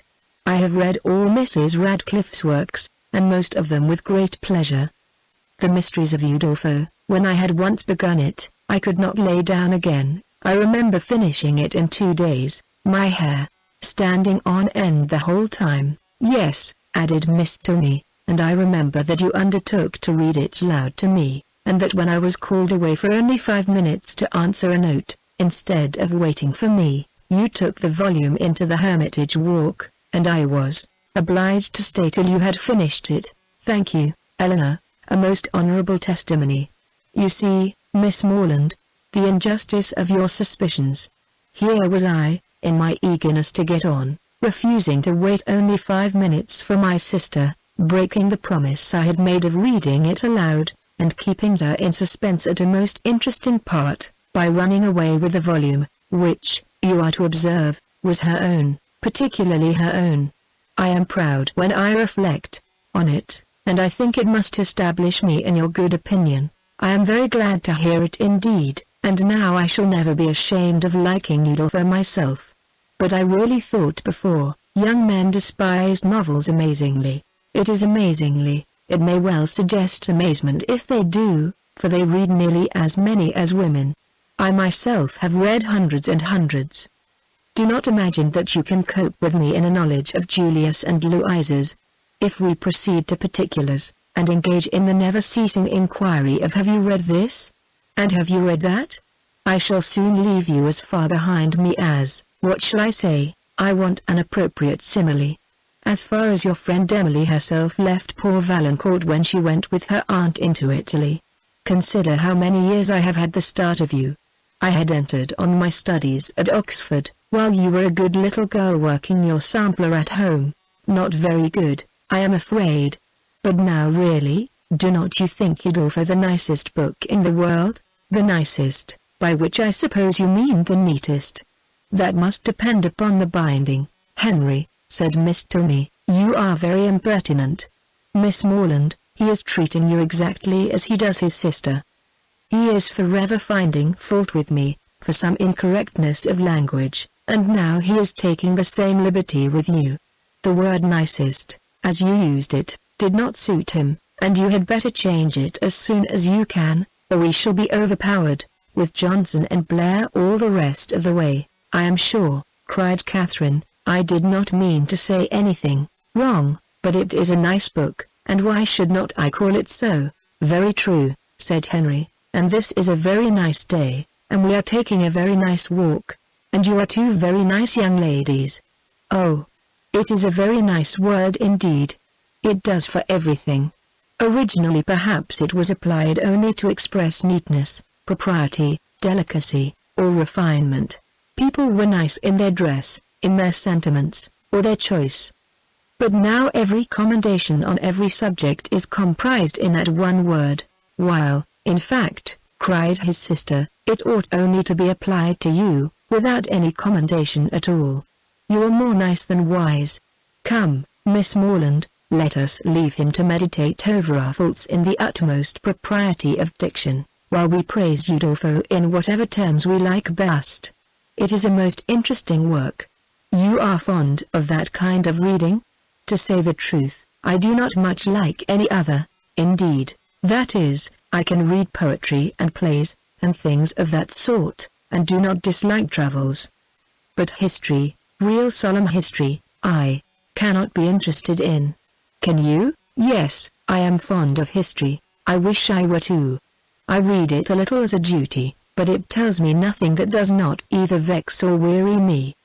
The quarrels of popes and kings, with wars or pestilences, in every page, the men all so good for nothing, and hardly any women at all, it is very tiresome, and yet I often think it odd that it should be so dull, for a great deal of it must be invention. The speeches that are put into the heroes' mouths, their thoughts and designs, the chief of all this must be invention, and invention is what delights me in other books. Historians, you think," said Miss Tilney, "are not happy in their flights of fancy. They display imagination without raising interest. I am fond of history, and am very well contented to take the false with the true. In the principal facts they have sources of intelligence in former histories and records, which may be as much depended on, I conclude, as anything that does not actually pass under one's own observation, and as for the little embellishments you speak of, they are embellishments, and I like them as such. If a speech be well drawn up, I read it with pleasure, by whomsoever it may be made, and probably with much greater, if the production of Mr. Hume or Mr. Robertson, than if the genuine words of Caractacus, Agricola, or Alfred the Great. You are fond of history. And so are Mr. Allen and my father, and I have 2 brothers who do not dislike it. So many instances within my small circle of friends is remarkable. At this rate, I shall not pity the writers of history any longer.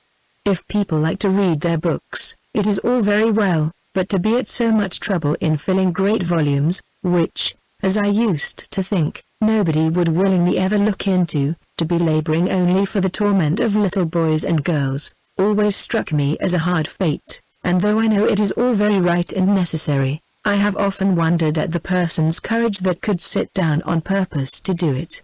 That little boys and girls should be tormented, said Henry, is what no one at all acquainted with human nature in a civilized state can deny, but in behalf of our most distinguished historians, I must observe that they might well be offended at being supposed to have no higher aim, and that by their method and style, they are perfectly well qualified to torment readers of the most advanced reason and mature aim of life. I use the verb to torment, as I observe to be your own method, instead of to instruct, supposing them to be now admitted as synonymous.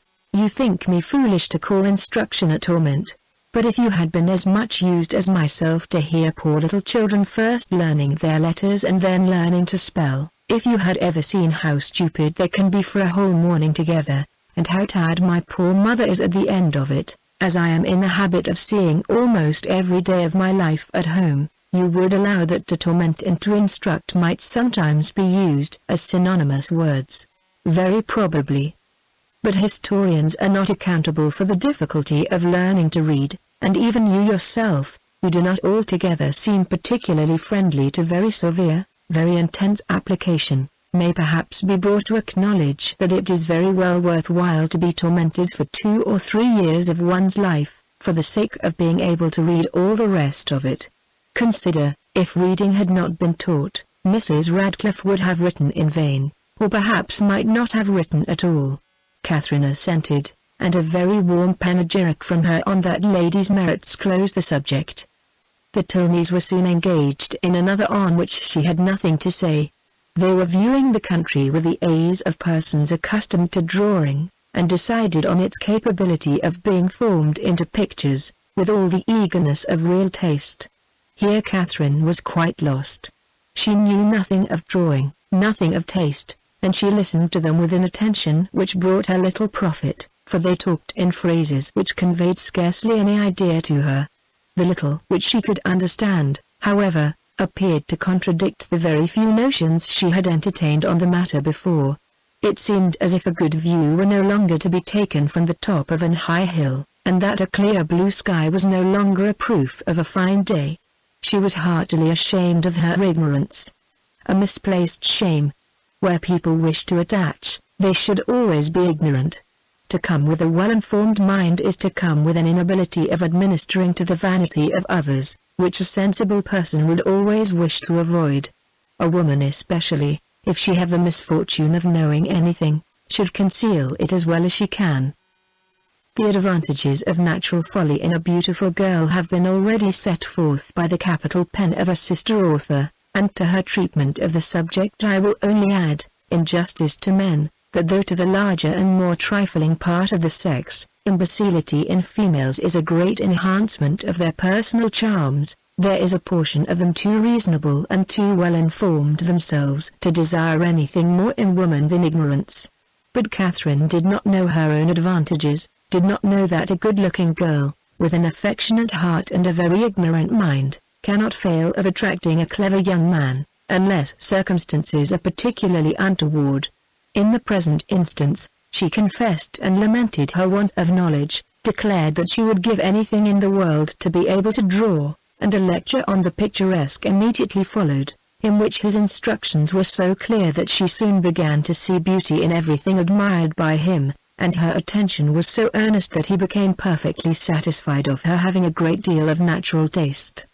He talked of foregrounds, distances, and second distances, side screens and perspectives, lights and shades, and Catherine was so hopeful a scholar that when they gained the top of Beechen Cliff, she voluntarily rejected the whole city of Bath as unworthy to make part of a landscape.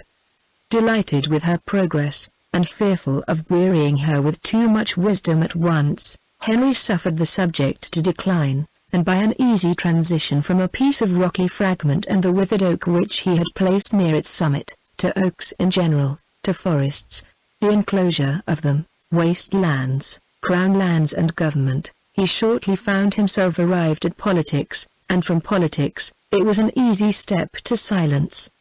The general pause which succeeded his short disquisition on the state of the nation was put an end to by Catherine, who, in rather a solemn tone of voice, uttered these words: "I have heard that something very shocking indeed will soon come out in London." Miss Tilney, to whom this was chiefly addressed, was startled, and hastily replied, "Indeed. And of what nature? That I do not know, nor who is the author. I have only heard that it is to be more horrible than anything we have met with yet." "Good heaven! Where could you hear of such a thing?" "A particular friend of mine had an account of it in a letter from London yesterday. It is to be uncommonly dreadful. I shall expect murder and everything of the kind." "You speak with astonishing composure. But I hope your friend's accounts have been exaggerated, and if such a design is known beforehand, proper measures will undoubtedly be taken by government to prevent its coming to effect." "Government," said Henry, endeavoring not to smile, "neither desires nor dares to interfere in such matters. There must be murder, and government cares not how much." The ladies stared. He laughed, and added, "Come, shall I make you understand each other, or leave you to puzzle out an explanation as you can?" "No, I will be noble. I will prove myself a man, no less by the generosity of my soul than the clearness of my head. I have no patience with such of my sex as disdain to let themselves sometimes down to the comprehension of yours. Perhaps the abilities of women are neither sound nor acute, neither vigorous nor keen. Perhaps they may want observation, discernment, judgment, fire, genius, and wit. Miss Morland, do not mind what he says, but have the goodness to satisfy me as to this dreadful riot. Riot? What riot? My dear Eleanor, the riot is only in your own brain. The confusion there is scandalous.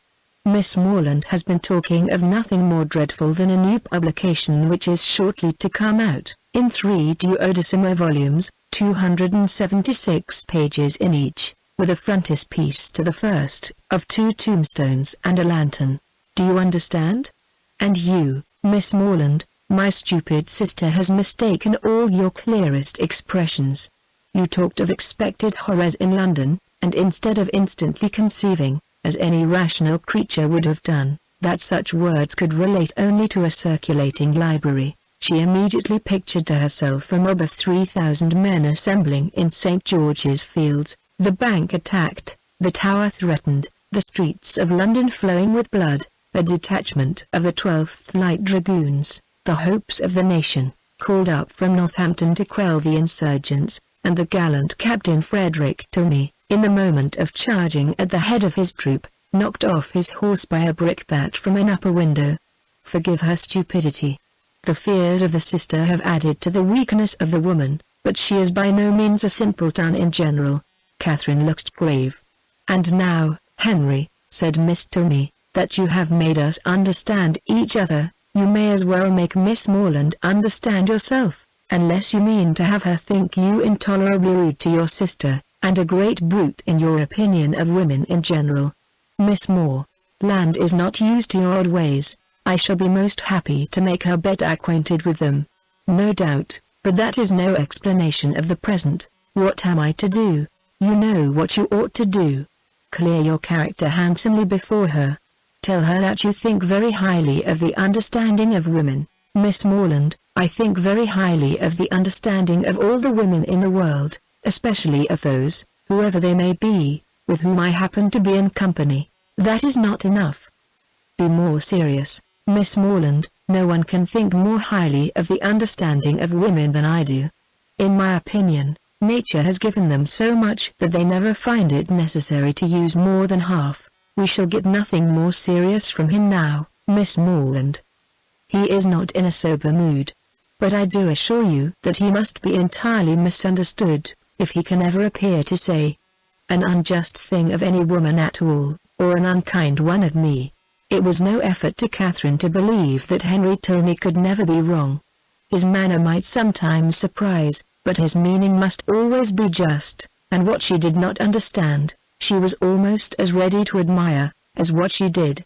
The whole walk was delightful, and though it ended too soon, its conclusion was delightful too. Her friends attended her into the house, and Miss Tilney, before they parted, addressing herself with respectful form, as much to Mrs. Allen as to Catherine, petitioned for the pleasure of her company to dinner on the day after the next. No difficulty was made on Mrs. Allen's side, and the only difficulty on Catherine's was in concealing the excess of her pleasure. The morning had passed away so charmingly as to banish all her friendship and natural affection, for no thought of Isabella or James had crossed her during their walk.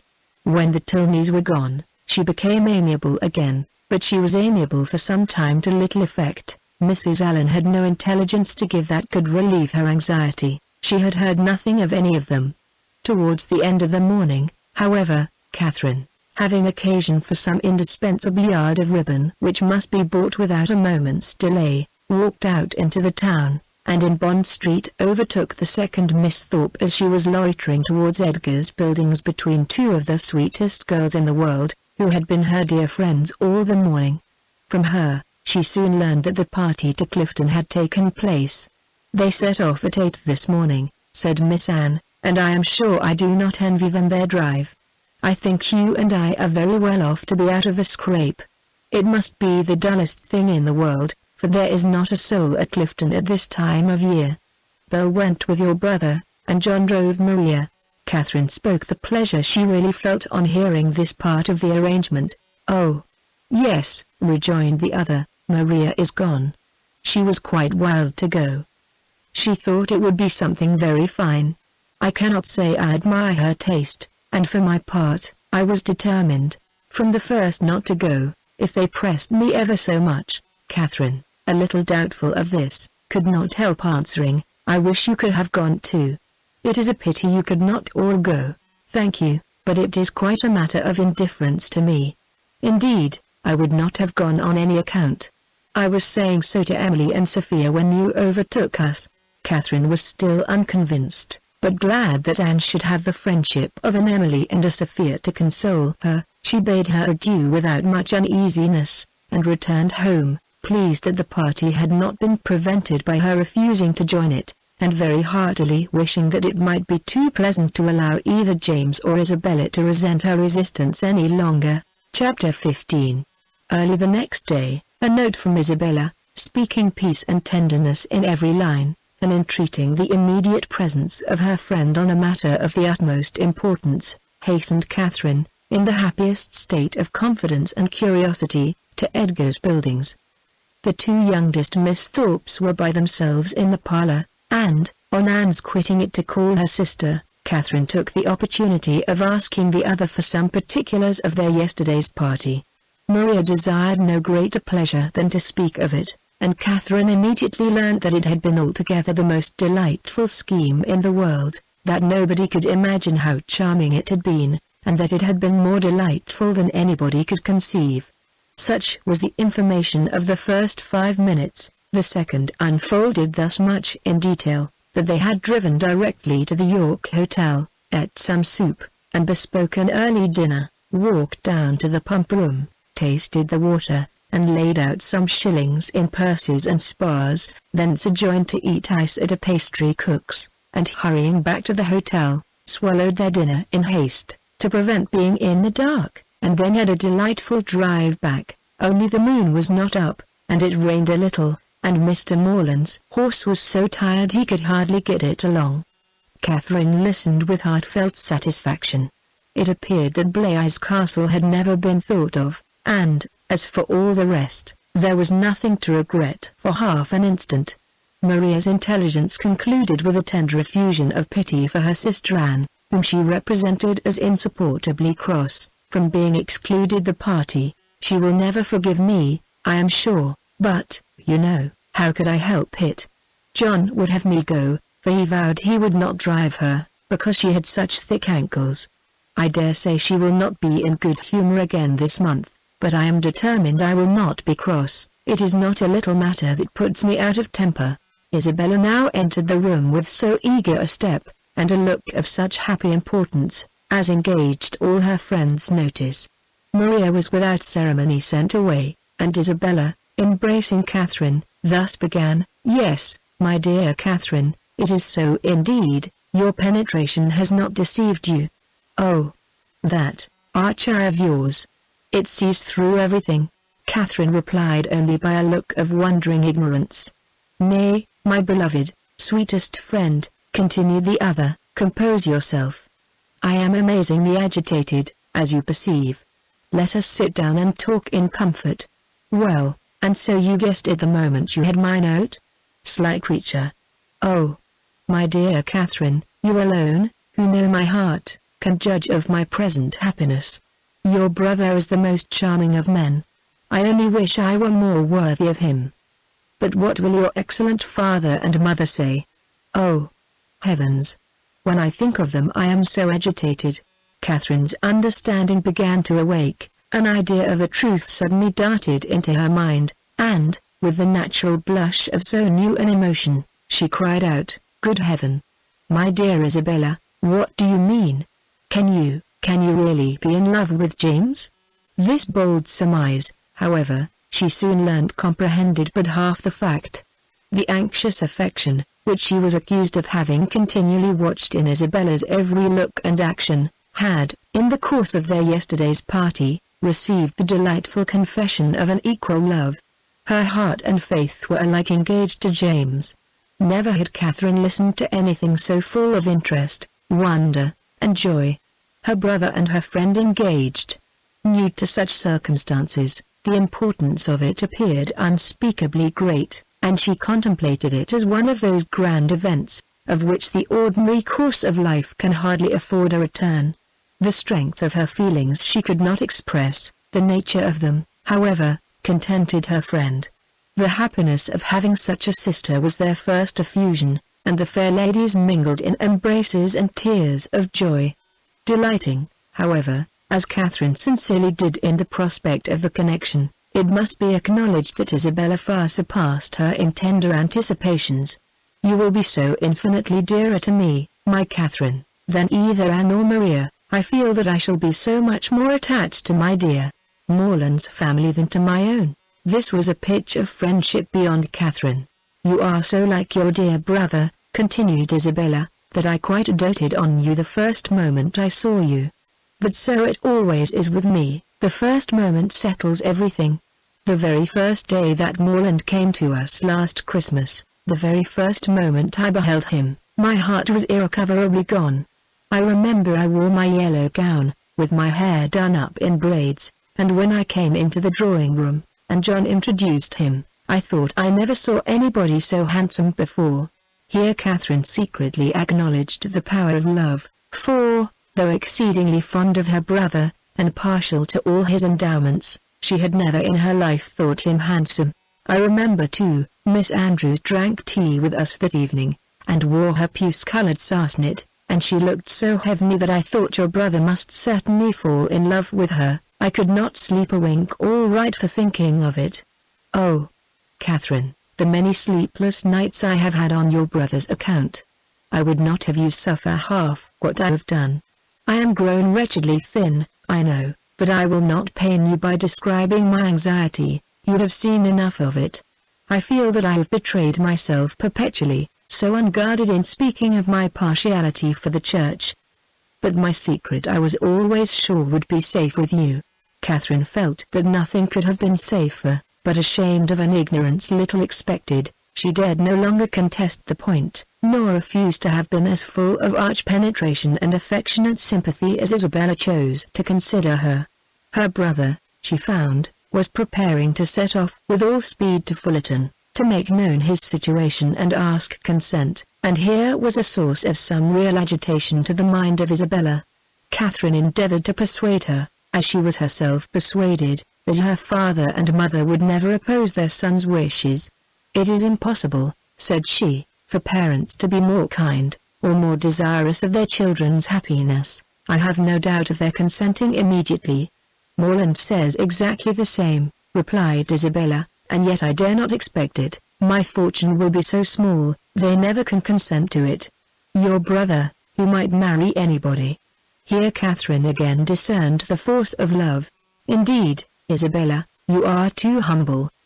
The difference of fortune can be nothing to signify." "Oh, my sweet Catherine, in your generous heart I know it would signify nothing, but we must not expect such disinterestedness in many. As for myself, I am sure I only wish our situations were reversed. Had I the command of millions, were I mistress of the whole world, your brother would be my only choice." This charming sentiment, recommended as much by sense as novelty, gave Catherine a most pleasing remembrance of all the heroines of her acquaintance, and she thought her friend never looked more lovely than in uttering the grand idea. "I am sure they will consent," was her frequent declaration. "I am sure they will be delighted with you." "For my own part," said Isabella, "my wishes are so moderate that the smallest income in nature would be enough for me. Where people are really attached, poverty itself is wealth. Grandeur I detest. I would not settle in London for the universe. A cottage in some retired village would be ecstasy. There are some charming little villas about Richmond." "Richmond!" cried Catherine. "You must settle near Fullerton. You must be near us. I am sure I shall be miserable if we do not. If I can but be near you, I shall be satisfied. But this is idle talking. I will not allow myself to think of such things, till we have your father's answer. Morland says that by sending it tonight to Salisbury, we may have it tomorrow." "Tomorrow? I know I shall never have courage to open the letter. I know it will be the death of me." A reverie succeeded this conviction, and when Isabella spoke again, it was to resolve on the quality of her wedding gown. Their conference was put an end to by the anxious young lover himself, who came to breathe his parting sigh before he set off for Wiltshire. Catherine wished to congratulate him, but knew not what to say, and her eloquence was only in her eyes. From them, however, the 8 parts of speech shone out most expressively, and James could combine them with ease. Impatient for the realization of all that he hoped at home, his adieus were not long, and they would have been yet shorter, had he not been frequently detained by the urgent entreaties of his fair one that he would go. Twice was he called almost from the door by her eagerness to have him gone. "Indeed, Morland, I must drive you away. Consider how far you have to ride. I cannot bear to see you linger so. For heaven's sake, waste no more time. There, go, go, I insist on it." The 2 friends, with hearts now more united than ever, were inseparable for the day, and in schemes of sisterly happiness the hours flew along. Mrs. Thorpe and her son, who were acquainted with everything, and who seemed only to want Mr. Morland's consent, to consider Isabella's engagement as the most fortunate circumstance imaginable for their family, were allowed to join their counsels, and add their quota of significant looks and mysterious expressions to fill up the measure of curiosity to be raised in the unprivileged younger sisters. To Catherine's simple feelings, this odd sort of reserve seemed neither kindly meant, nor consistently supported, and its unkindness she would hardly have forborne pointing out, had its inconsistency been less their friend, but Anna Maria soon set her heart at ease by the sagacity of their I know what, and the evening was spent in a sort of war of wit, a display of family ingenuity, on one side in the mystery of an affected secret, on the other of undefined discovery, all equally acute. Catherine was with her friend again the next day, endeavoring to support her spirits and while away the many tedious hours before the delivery of the letters, a needful exertion, for as the time of reasonable expectation drew near, Isabella became more and more desponding, and before the letter arrived, had worked herself into a state of real distress. But when it did come, where could distress be found? "I have had no difficulty in gaining the consent of my kind parents, and am promised that everything in their power shall be done to forward my happiness," were the first 3 lines, and in one moment all was joyful security. The brightest glow was instantly spread over Isabella's features, all care and anxiety seemed removed. Her spirits became almost too high for control, and she called herself without scruple the happiest of mortals. Mrs. Thorpe, with tears of joy, embraced her daughter, her son, her visitor, and could have embraced half the inhabitants of Bath with satisfaction. Her heart was overflowing with tenderness. It was dear John and dear Catherine at every word, dear Anne and dear Maria must immediately be made sharers in their felicity, and 2 dears at once before the name of Isabella were not more than that beloved child had now well earned. John himself was no skulker in joy. He not only bestowed on Mr. Morland the high commendation of being one of the finest fellows in the world, but swore off many sentences in his praise. The letter, whence sprang all this felicity, was short, containing little more than this assurance of success, and every particular was deferred till James could write again.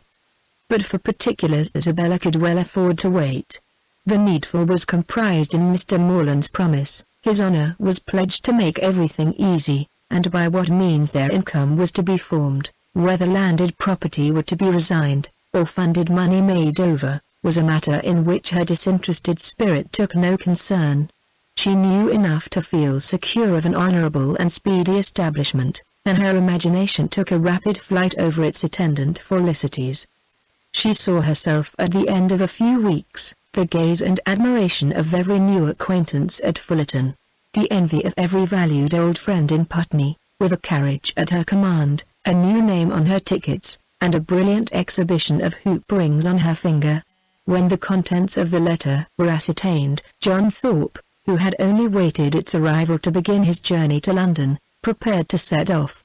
"Well, Miss Morland," said he, on finding her alone in the parlour, "I am come to bid you good-bye." Catherine wished him a good journey.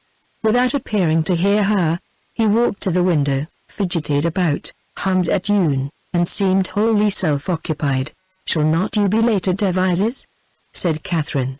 He made no answer, but after a minute's silence burst out with, "A famous good thing this marrying scheme, upon my soul. A clever fancy of Morland's and Bell's. What do you think of it, Miss Morland? I say it is no bad notion. I am sure I think it a very good one. Do you? That's honest, by heavens. I am glad you are no enemy to matrimony, however. Did you ever hear the old song, going to one wedding brings on another? I say, you will come to Belle's wedding, I hope. Yes, I have promised your sister to be with her, if possible. And then, you know, twisting himself about and forcing a foolish laugh, I say, then you know, we may try the truth of this same old song, may we? But I never sing. Well, I wish you a good journey. I dine with Miss Tilney today, and must now be going home. Nay, but there is no such confounded hurry. Who knows when we may be together again?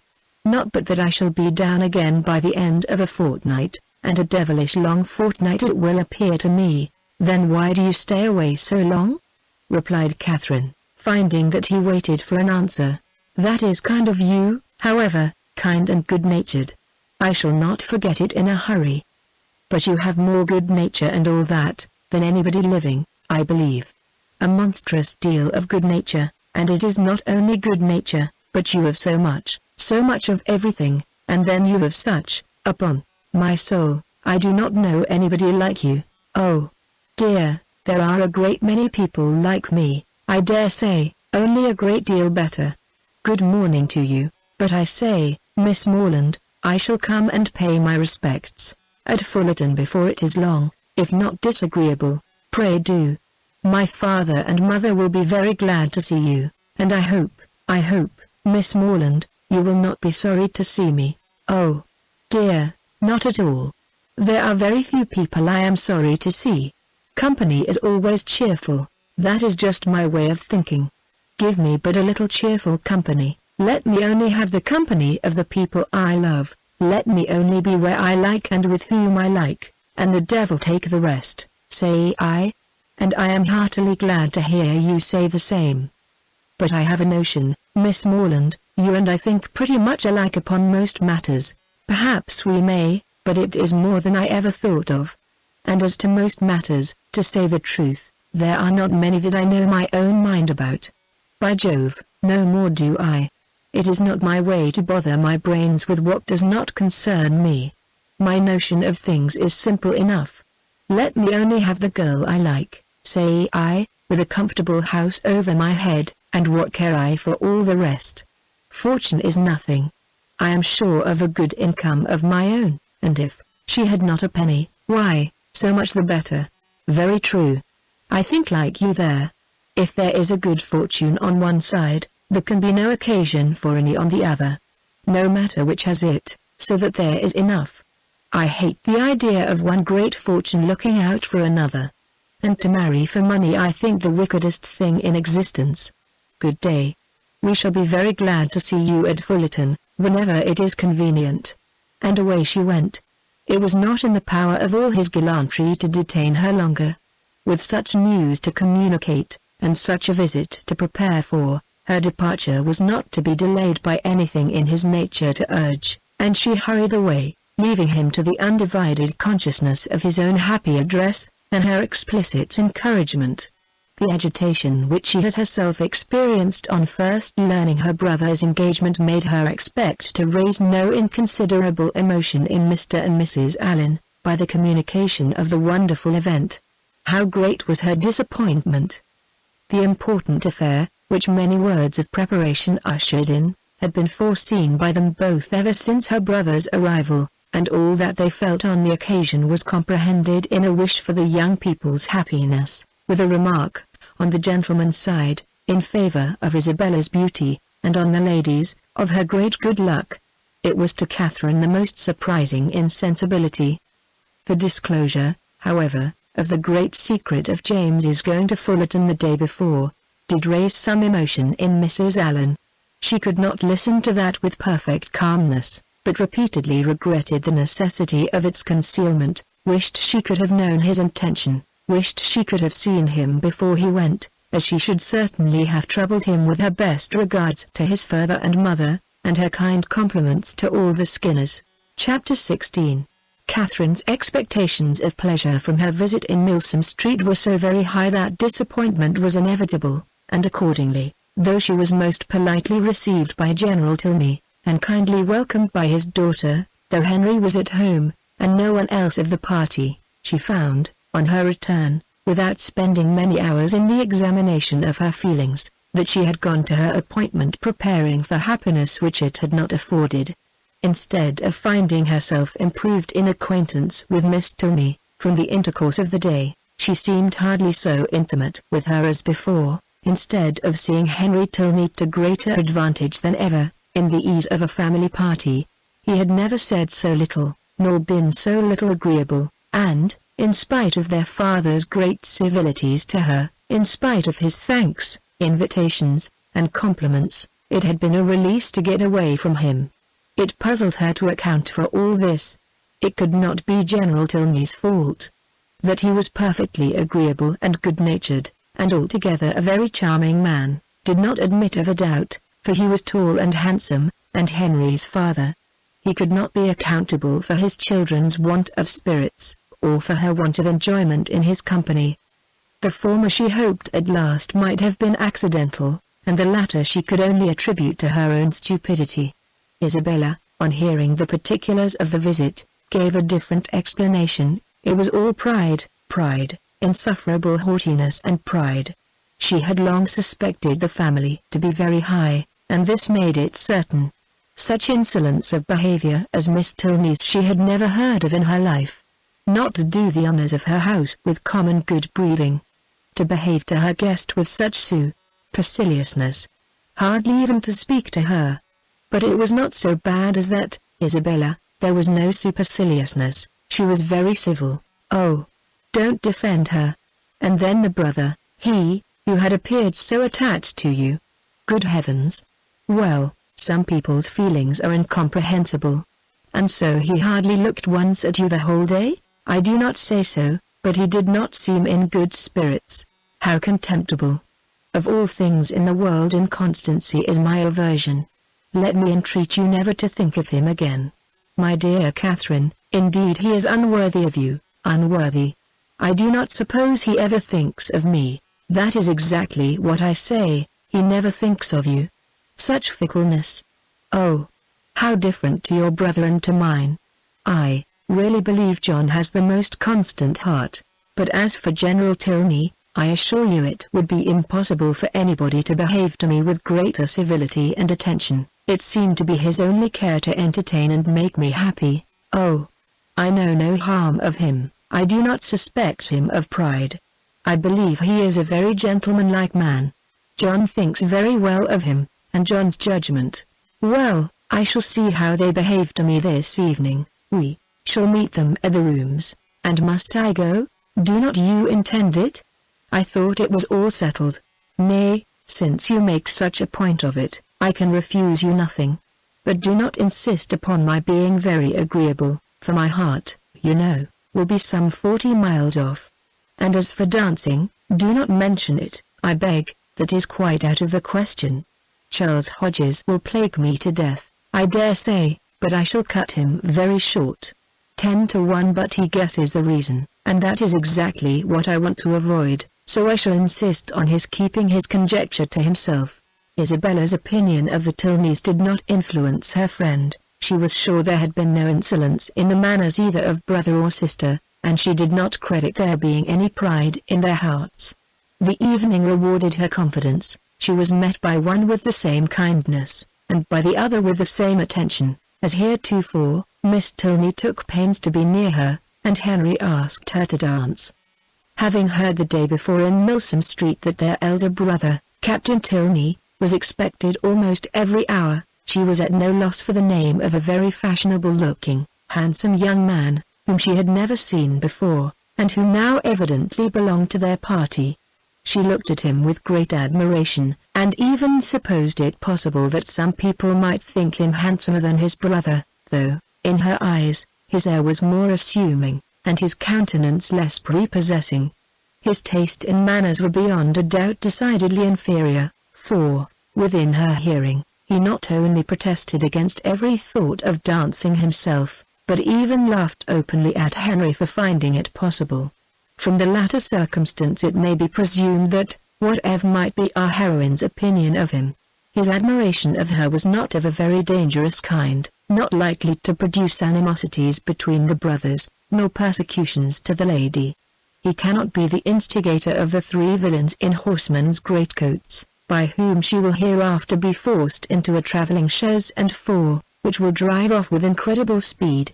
Catherine, meanwhile, undisturbed by presentiments or such an evil, or of any evil at all, except that of having but a short set to dance down, enjoyed her usual happiness with Henry Tilney, listening with sparkling eyes to everything he said, and, in finding him irresistible, becoming so herself. At the end of the first dance, Captain Tilney came towards them again, and, much to Catherine's dissatisfaction, pulled his brother away. They retired whispering together, and, though her delicate sensibility did not take immediate alarm, and lay it down as fact, that Captain Tilney must have heard some malevolent misrepresentation of her, which he now hastened to communicate to his brother, in the hope of separating them forever, she could not have her partner conveyed from her sight without very uneasy sensations. Her suspense was of full 5 minutes' duration, and she was beginning to think it a very long quarter of an hour, when they both returned, and an explanation was given, by Henry's requesting to know if she thought her friend, Miss Thorpe, would have any objection to dancing, as his brother would be most happy to be introduced to her. Catherine, without hesitation, replied that she was very sure Miss Thorpe did not mean to dance at all. The cruel reply was passed on to the other, and he immediately walked away. "Your brother will not mind it, I know," said she, "because I heard him say before that he hated dancing, but it was very good-natured in him to think of it. I suppose he saw Isabella sitting down, and fancied she might wish for a partner, but he is quite mistaken, for she would not dance upon any account in the world." Henry smiled, and said, "How very little trouble it can give you to understand the motive of other people's actions." "Why? What do you mean? With you, it is not, how is such a one likely to be influenced? What is the inducement most likely to act upon such a person's feelings, age, situation, and probable habits of life considered? But, how should I be influenced? What would be my inducement in acting so and so? I do not understand you." "Then we are on very unequal terms, for I understand you perfectly well." "Me? Yes, I cannot speak well enough to be unintelligible." "Bravo! An excellent satire on modern language. But pray tell me what you mean." "Shall I indeed? Do you really desire it? But you are not aware of the consequences. It will involve you in a very cruel embarrassment, and certainly bring on a disagreement between us." "No, no, it shall not do either.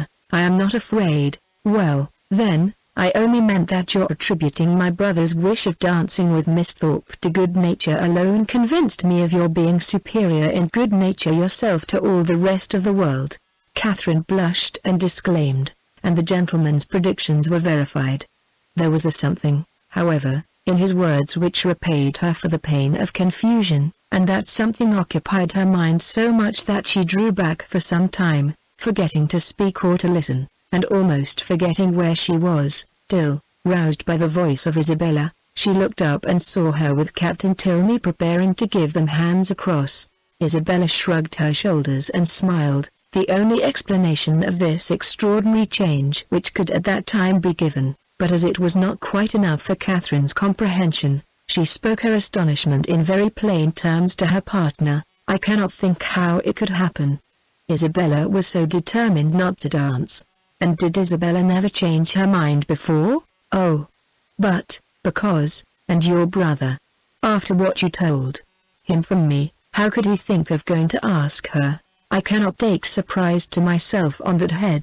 "You bid me be surprised on your friend's account, and therefore I am, but as for my brother, his conduct in the business, I must own, has been no more than I believed him perfectly equal to.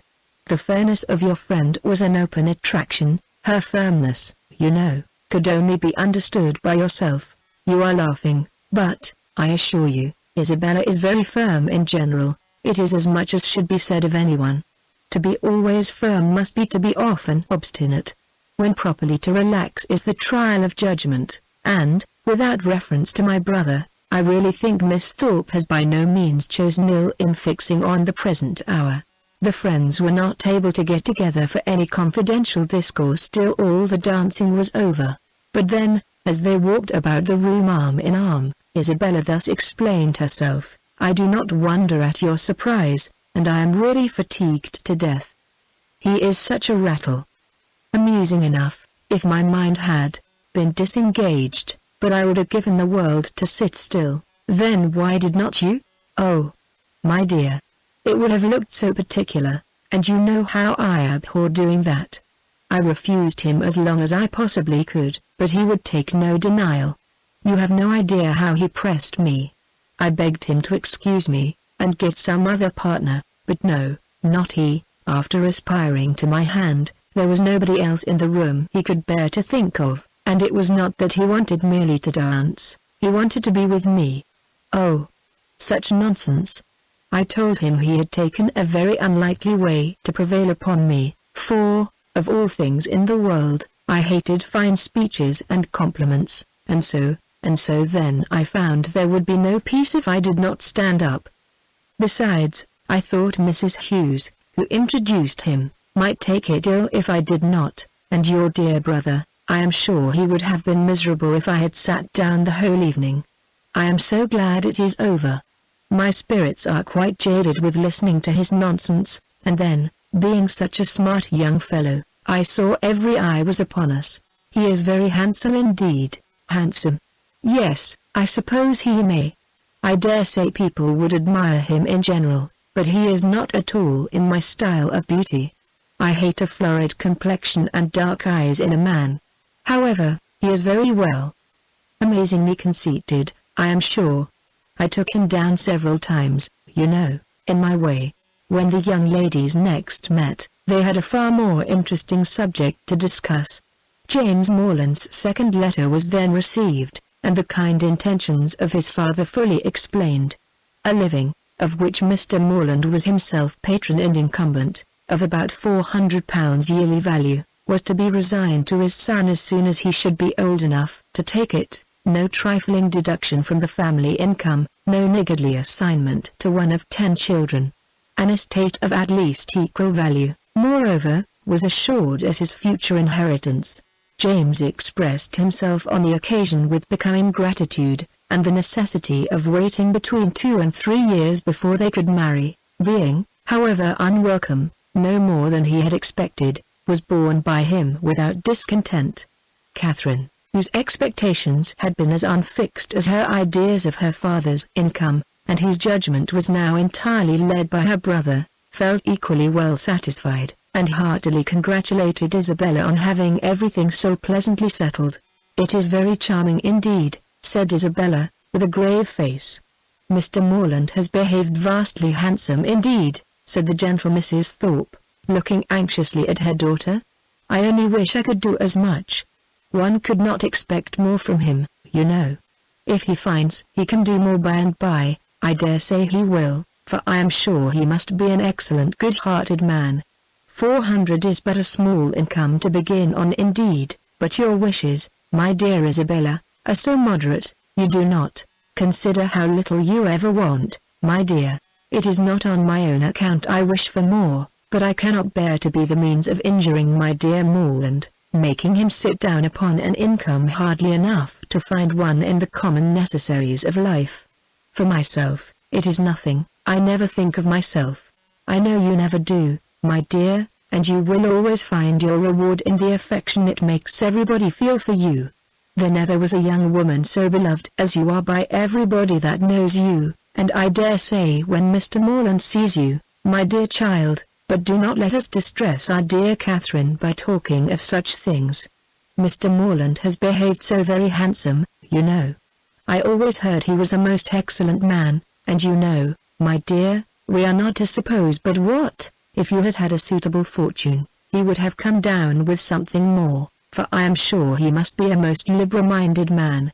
Nobody can think better of Mr. Morland than I do, I am sure. But everybody has their failing, you know, and everybody has a right to do what they like with their own money. Catherine was hurt by these insinuations. "I am very sure," said she, "that my father has promised to do as much as he can afford." Isabella recollected herself. "As to that, my sweet Catherine, there cannot be a doubt, and you know me well enough to be sure that a much smaller income would satisfy me. It is not the want of more money that makes me just at present a little out of spirits. I hate money, and if our union could take place now upon only £50 a year, I should not have a wish unsatisfied. Ah, my Catherine, you have found me out. There's the sting.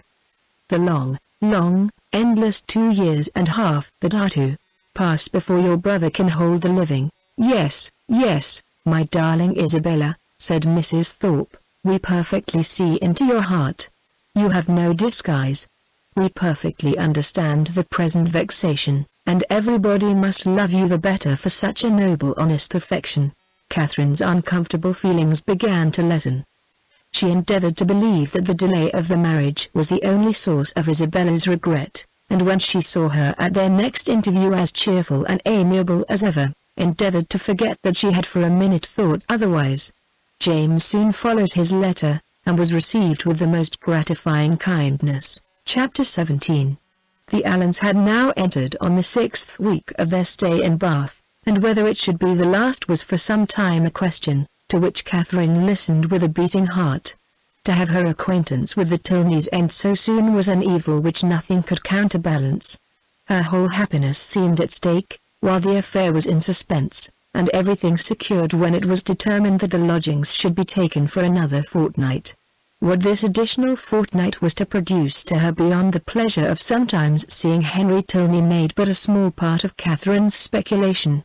Once or twice indeed, since James's engagement had taught her what could be done, she had got so far as to indulge in a secret perhaps, but in general the felicity of being with him for the present bounded her views. The present was now comprised in another 3 weeks, and her happiness being certain for that period, the rest of her life was at such a distance as to excite but little interest.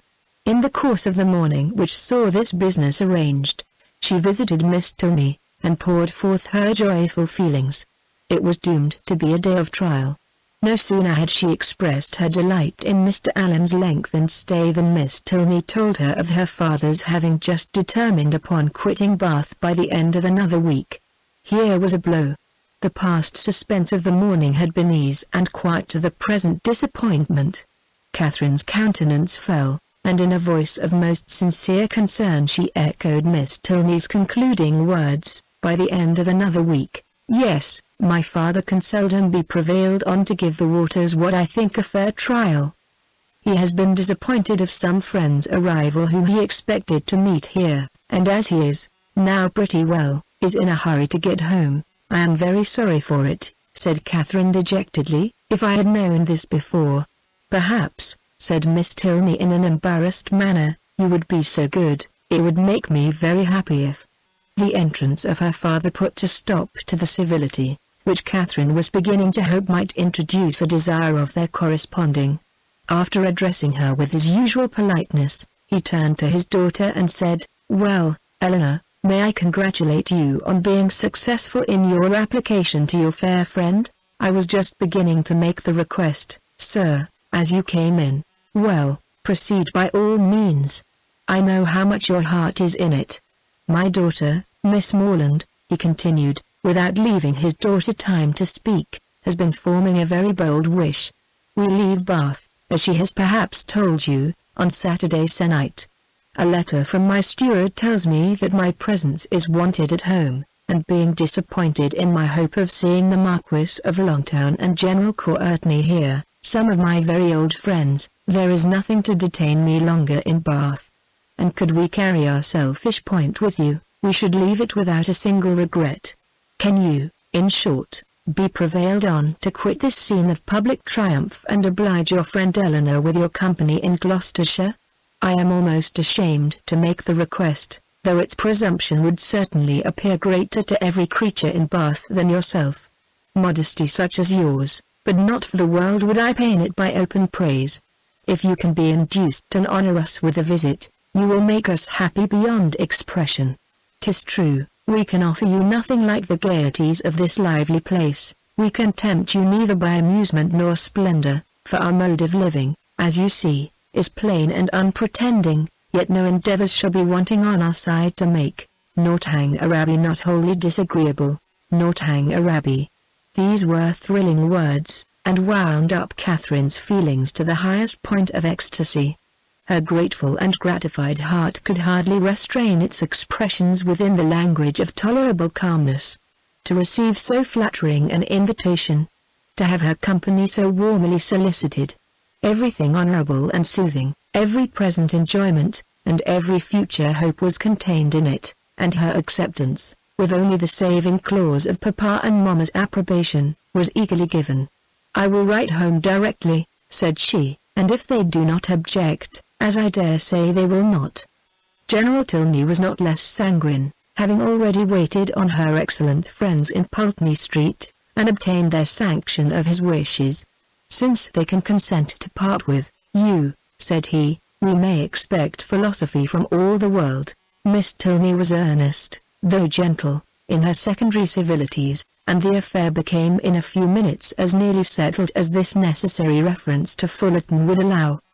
The circumstances of the morning had led Catherine's feelings through the varieties of suspense, security, and disappointment, but they were now safely lodged in perfect bliss, and with spirits elated to rapture, with Henry at her heart, and Northanger Abbey on her lips, she hurried home to write her letter. Mr. and Mrs. Morland, relying on the discretion of the friends to whom they had already entrusted their daughter, felt no doubt of the propriety of an acquaintance which had been formed under their eye, and sent therefore by a return of post their ready consent to her visit in Gloucestershire. This indulgence, though not more than Catherine had hoped for, completed her conviction of being favoured beyond every other human creature, in friends and fortune, circumstance and chance. Everything seemed to cooperate for her advantage. By the kindness of her first friends, the Allens, she had been introduced into scenes where pleasures of every kind had met her. Her feelings, her preferences, had each known the happiness of a return. Wherever she felt attachment, she had been able to create it. The affection of Isabella was to be secured to her inner sister. The Tilneys, they, by whom, above all, she desired to be favourably thought of, outstripped even her wishes in the flattering measures by which their intimacy was to be continued. She was to be their chosen visitor, she was to be for weeks under the same roof with the person whose society she mostly prized, and, in addition to all the rest, this roof was to be the roof of an abbey. Her passion for ancient edifices was next in degree to her passion for Henry Tilney, and castles and abbeys made usually the charm of those reveries which his image did not fill. To see and explore either the ramparts and keep of the one, or the cloisters of the other, had been for many weeks a darling wish, though to be more than the visitor of an hour had seemed too nearly impossible for desire. And yet, this was to happen. With all the chances against her of house, hall, place, park, court, and cottage, Northanger turned up an abbey, and she was to be its inhabitant. Its long, damp passages, its narrow cells and ruined chapel, were to be within her daily reach, and she could not entirely subdue the hope of some traditional legends, some awful memorials of an injured and ill-fated nun. It was wonderful that her friends should seem so little elated by the possession of such a home, that the consciousness of it should be so meekly borne. The power of early habit only could account for it. A distinction to which they had been born gave no pride. Their superiority of abode was no more to them than their superiority of person. Many were the inquiries she was eager to make of Miss Tilney, but so active were her thoughts, that when these inquiries were answered, she was hardly more assured than before, of Northanger Abbey having been a richly endowed convent at the time of the Reformation, of its having fallen into the hands of an ancestor of the Tilneys on its dissolution, of a large portion of the ancient building still making a part of the present dwelling although the rest was decayed, or of its standing low in a valley, sheltered from the north and east by rising woods of oak. Chapter 18. With a mind thus full of happiness, Catherine was hardly aware that 2 or 3 days had passed away, without her seeing Isabella for more than a few minutes together. She began first to be sensible of this, and to cipher her conversation, as she walked along the pump room one morning, by Mrs. Allen's side, without anything to say or to hear, and scarcely had she felt a 5 minutes longing of friendship, before the object of it appeared, and inviting her to a secret conference, led the way to a seat. "This is my favorite place," said she as they sat down on a bench between the doors, which commanded a tolerable view of everybody entering at either. "It is so out of the way." Catherine, observing that Isabella's eyes were continually bent towards one door or the other, as in eager expectation, and remembering how often she had been falsely accused of being arch, thought the present a fine opportunity for being really so, and therefore gaily said, "Do not be uneasy, Isabella, James will soon be here." "Sure? My dear creature," she replied, "do not think me such a simpleton as to be always wanting to confine him to my elbow. It would be hideous to be always together, we should be the jest of the place. And so you are going to Northanger. I am amazingly glad of it. It is one of the finest old places in England, I understand. I shall depend upon a most particular description of it. You shall certainly have the best in my power to give. But who are you looking for? Are your sisters coming? I am not looking for anybody. One's eyes must be somewhere, and you know what a foolish trick I have of fixing mine, when my thoughts are 100 miles off. I am amazingly absent. I believe I am the most absent creature in the world. Tilney says it is always the case with minds of a certain stamp. But I thought, Isabella, you had something in particular to tell me? Oh, yes, and so I have. But here is a proof of what I was saying. My poor head, I had quite forgot it. Well, the thing is this, I have just had a letter from John. You can guess the contents. No, indeed, I cannot. My sweet love, do not be so abominably affected. What can he write about, but yourself? You know he is over head and ears in love with you. With me, dear Isabella. Nay, my sweetest Catherine, this is being quite absurd. Modesty, and all that, is very well in its way, but really a little common honesty is sometimes quite as becoming. I have no idea of being so overstrained. It is fishing for compliments. His attentions were such as a child must have noticed. And it was but half an hour before he left Bath that you gave him the most positive encouragement. He says so in this letter, says that he as good as made you an offer, and that you received his advances in the kindest way, and now he wants me to urge his suit, and say all manner of pretty things to you. So it is in vain to affect ignorance.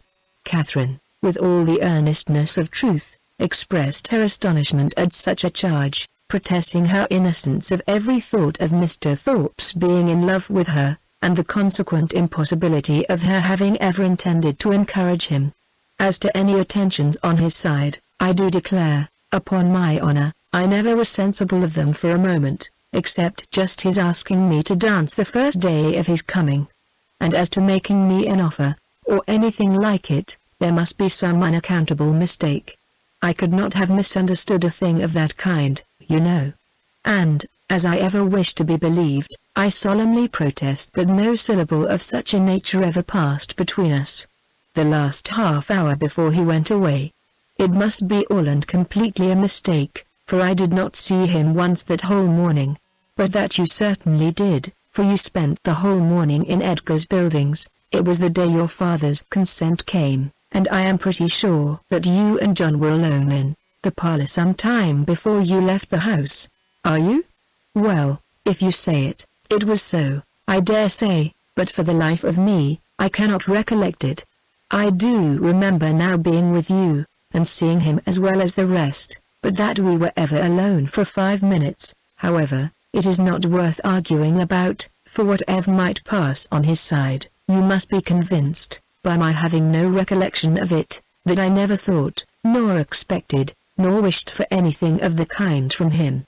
I am excessively concerned that he should have any regard for me, but indeed it has been quite unintentional on my side. I never had the smallest idea of it. Pray undeceive him as soon as you can, and tell him I beg his pardon, that is, I do not know what I ought to say, but make him understand what I mean, in the properest way. I would not speak disrespectfully of a brother of yours, Isabella. I am sure, but you know very well that if I could think of one man more than another, he is not the person." Isabella was silent. "My dear friend, you must not be angry with me. I cannot suppose your brother cares so very much about me. And, you know, we shall still be sisters. Yes, yes," with a blush, "there are more ways than one of our being sisters. But where am I wandering to?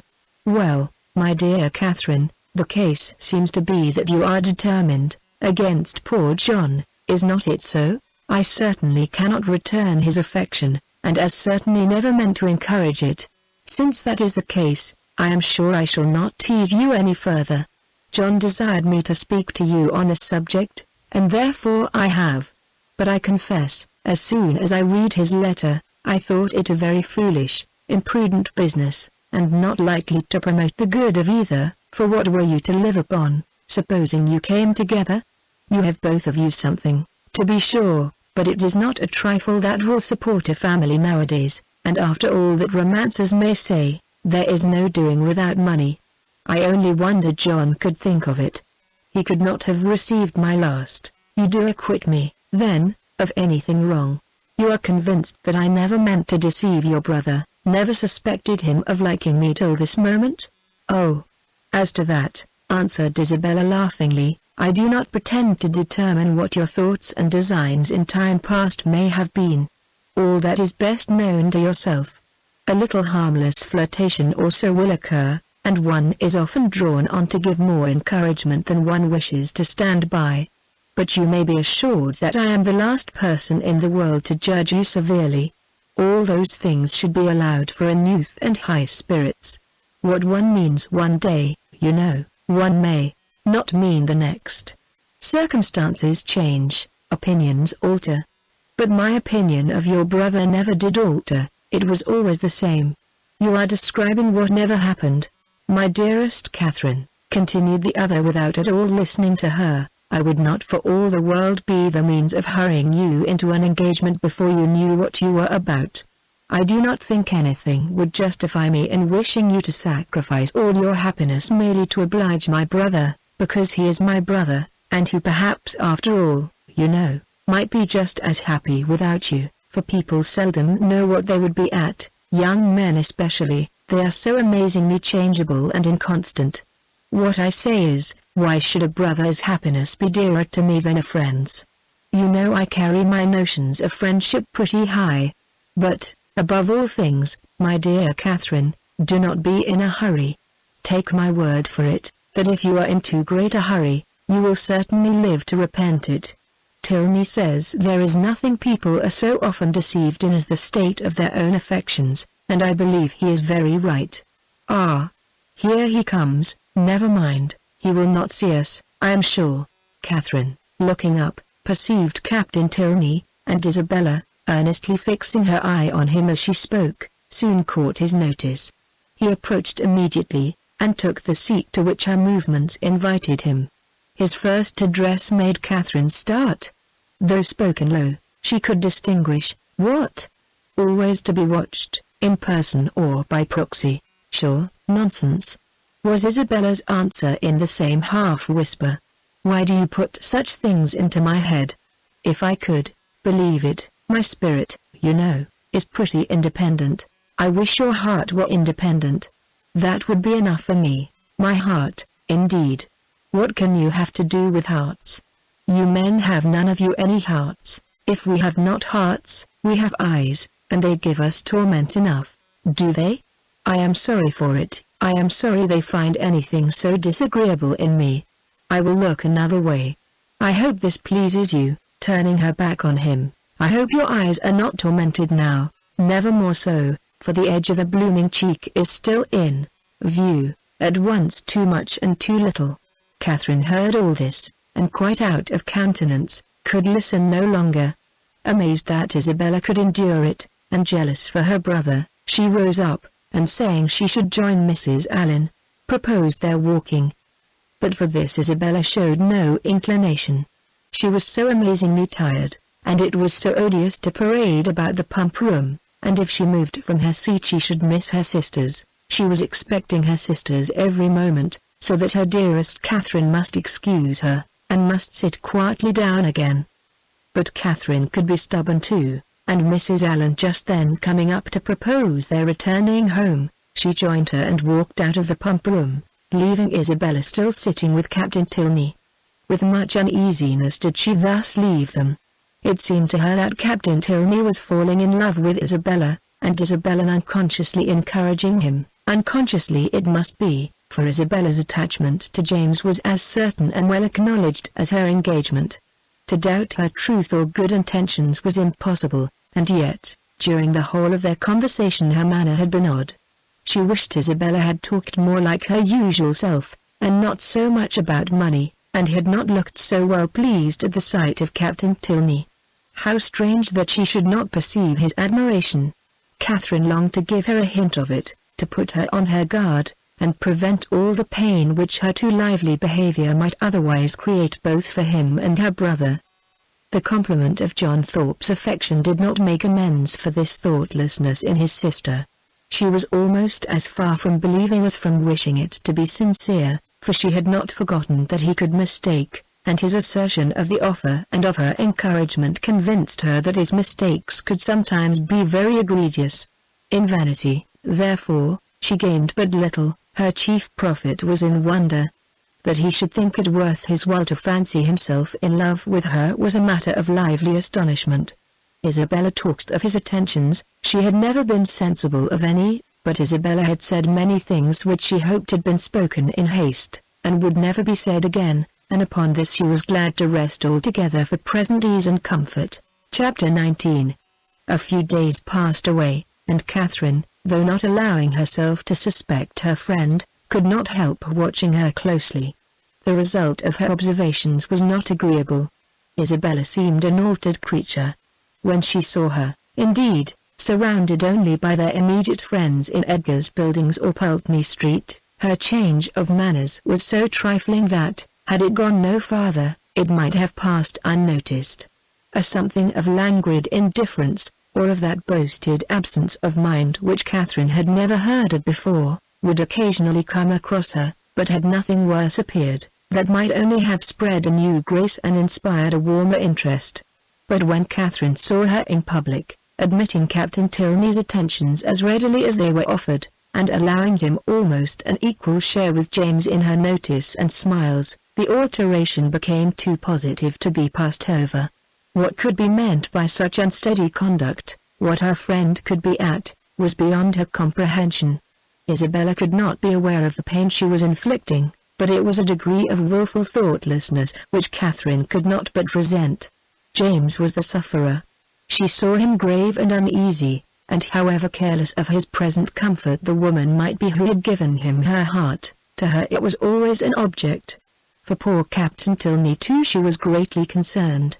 Though his looks did not please her, his name was a passport to her goodwill, and she thought with sincere compassion of his approaching disappointment, for, in spite of what she had believed herself to overhear in the pump room, his behavior was so incompatible with the knowledge of Isabella's engagement that she could not, upon reflection, imagine him aware of it.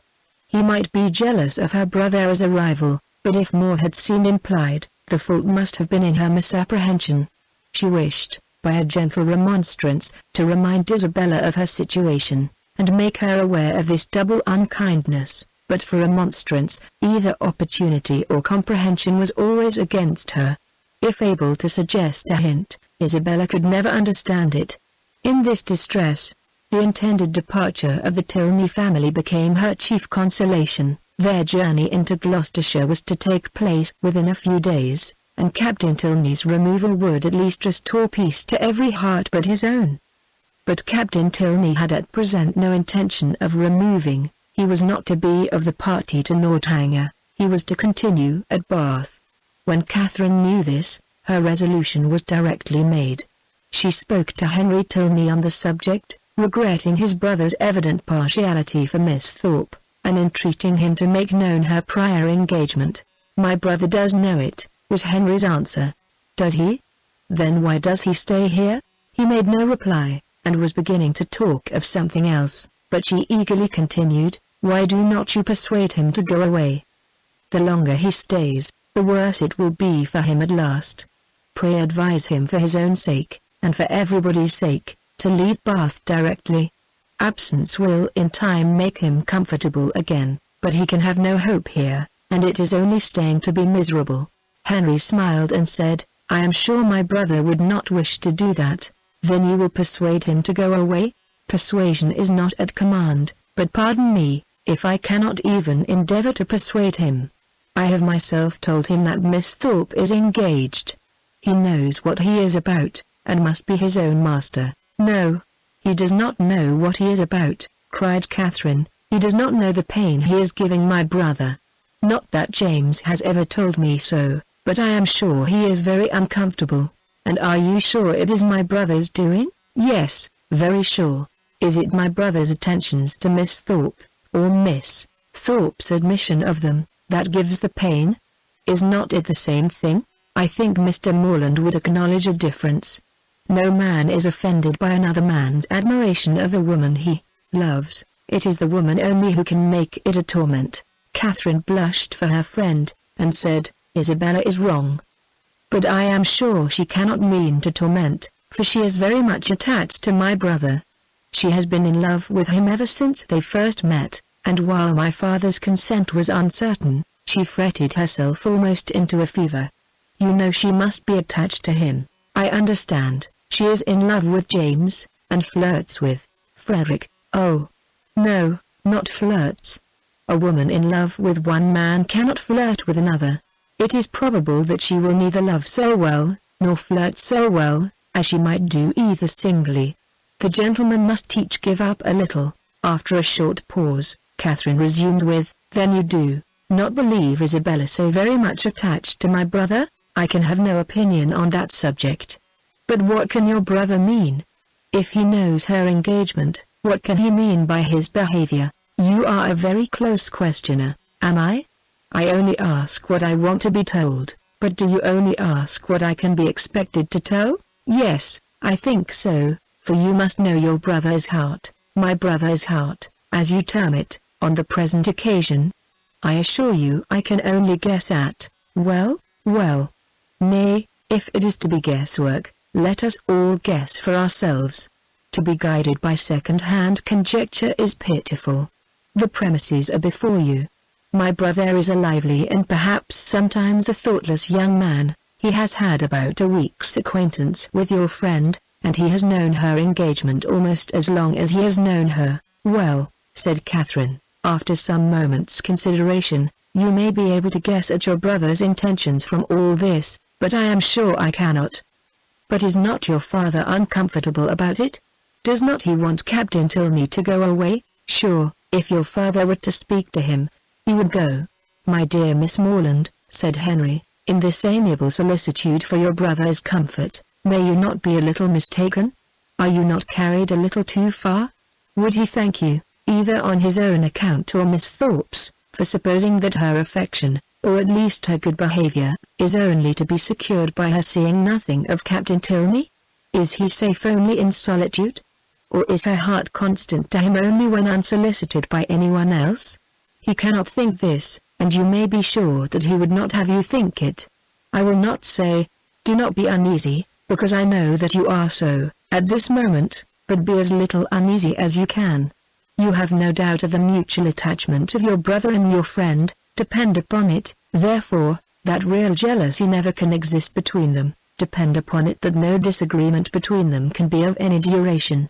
Their hearts are open to each other, as neither heart can be to you. They know exactly what is required and what can be borne, and you may be certain that one will never tease the other beyond what is known to be pleasant."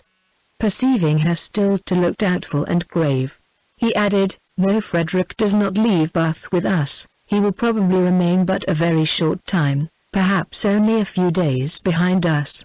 His leave of absence will soon expire, and he must return to his regiment. And what will then be their acquaintance?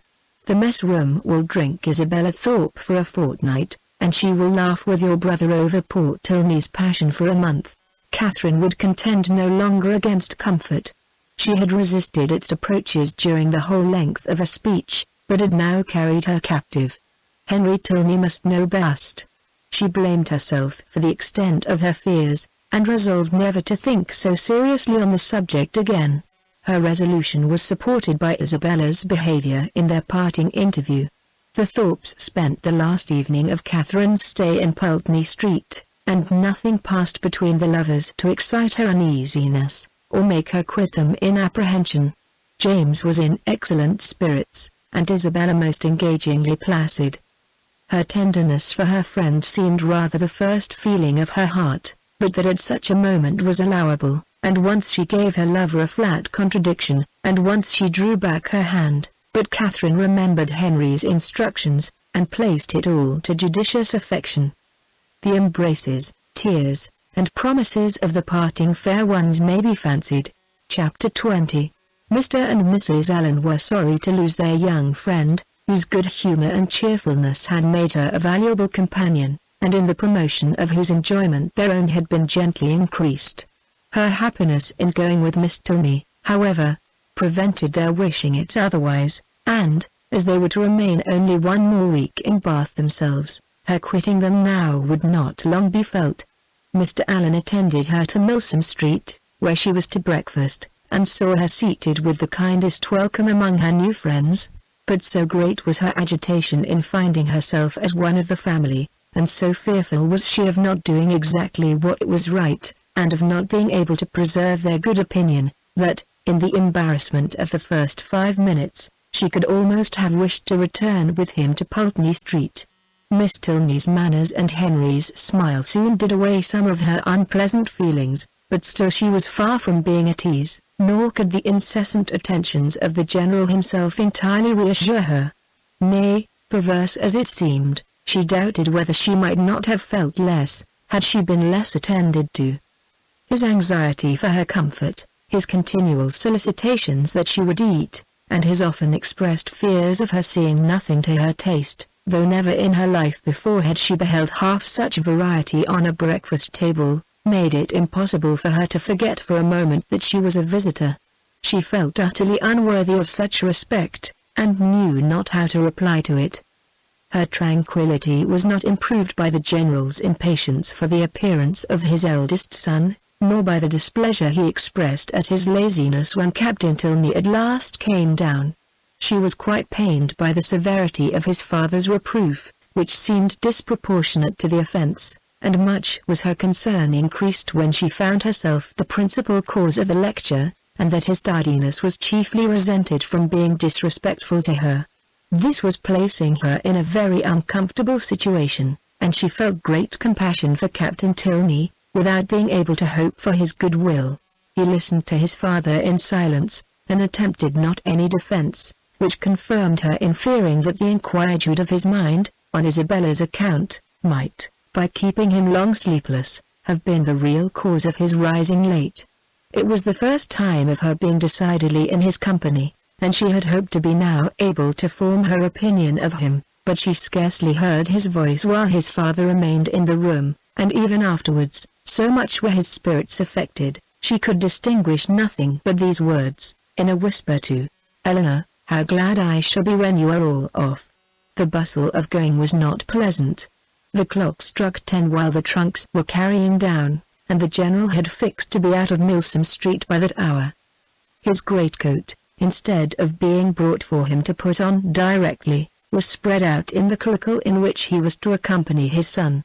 The middle seat of the chaise was not drawn out, though there were 3 people to go in it, and his daughter's maid had so crowded it with parcels that Miss Morland would not have room to sit, and, so much was he influenced by this apprehension when he handed her in, that she had some difficulty in saving her own new writing desk from being thrown out into the street. At last, however, the door was closed upon the 3 females, and they set off at the sober pace in which the handsome, highly fed 4 horses of a gentleman usually perform a journey of 30 miles, such was the distance of Northanger from Bath, to be now divided into 2 equal stages. Catherine's spirits revived as they drove from the door, for with Miss Tilney she felt no restraint, and, with the interest of a road entirely new to her, of an abbey before, and a curricle behind, she caught the last view of Bath without any regret. and met with every milestone before she expected it. The tediousness of a 2 hours wait at Petite France, in which there was nothing to be done but to eat without being hungry, and loiter about without anything to see, next followed, and her admiration of the style in which they travelled, of the fashionable chaise and 4 postilions handsomely liveried, rising so regularly in their stirrups, and numerous outriders properly mounted, sunk a little under this consequent inconvenience. Had their party been perfectly agreeable, the delay would have been nothing, but General Tilney, though so charming a man, seemed always a check upon his children's spirits, and scarcely anything was said but by himself, the observation of which, with his discontent at whatever the inn afforded, and his angry impatience at the waiters, made Catherine grow every moment more in awe of him, and appeared to lengthen the 2 hours into 4. At last, however, the order of release was given, and much was Catherine then surprised by the General's proposal of her taking his place in his son's curricle for the rest of the journey. The day was fine, and he was anxious for her seeing as much of the country as possible. The remembrance of Mr. Allen's opinion, respecting young men's open carriages, made her blush at the mention of such a plan, and her first thought was to decline it, but her second was of greater deference for General Tilney's judgment. He could not propose anything improper for her, and, in the course of a few minutes, she found herself with Henry in the curricle, as happy a being as ever existed.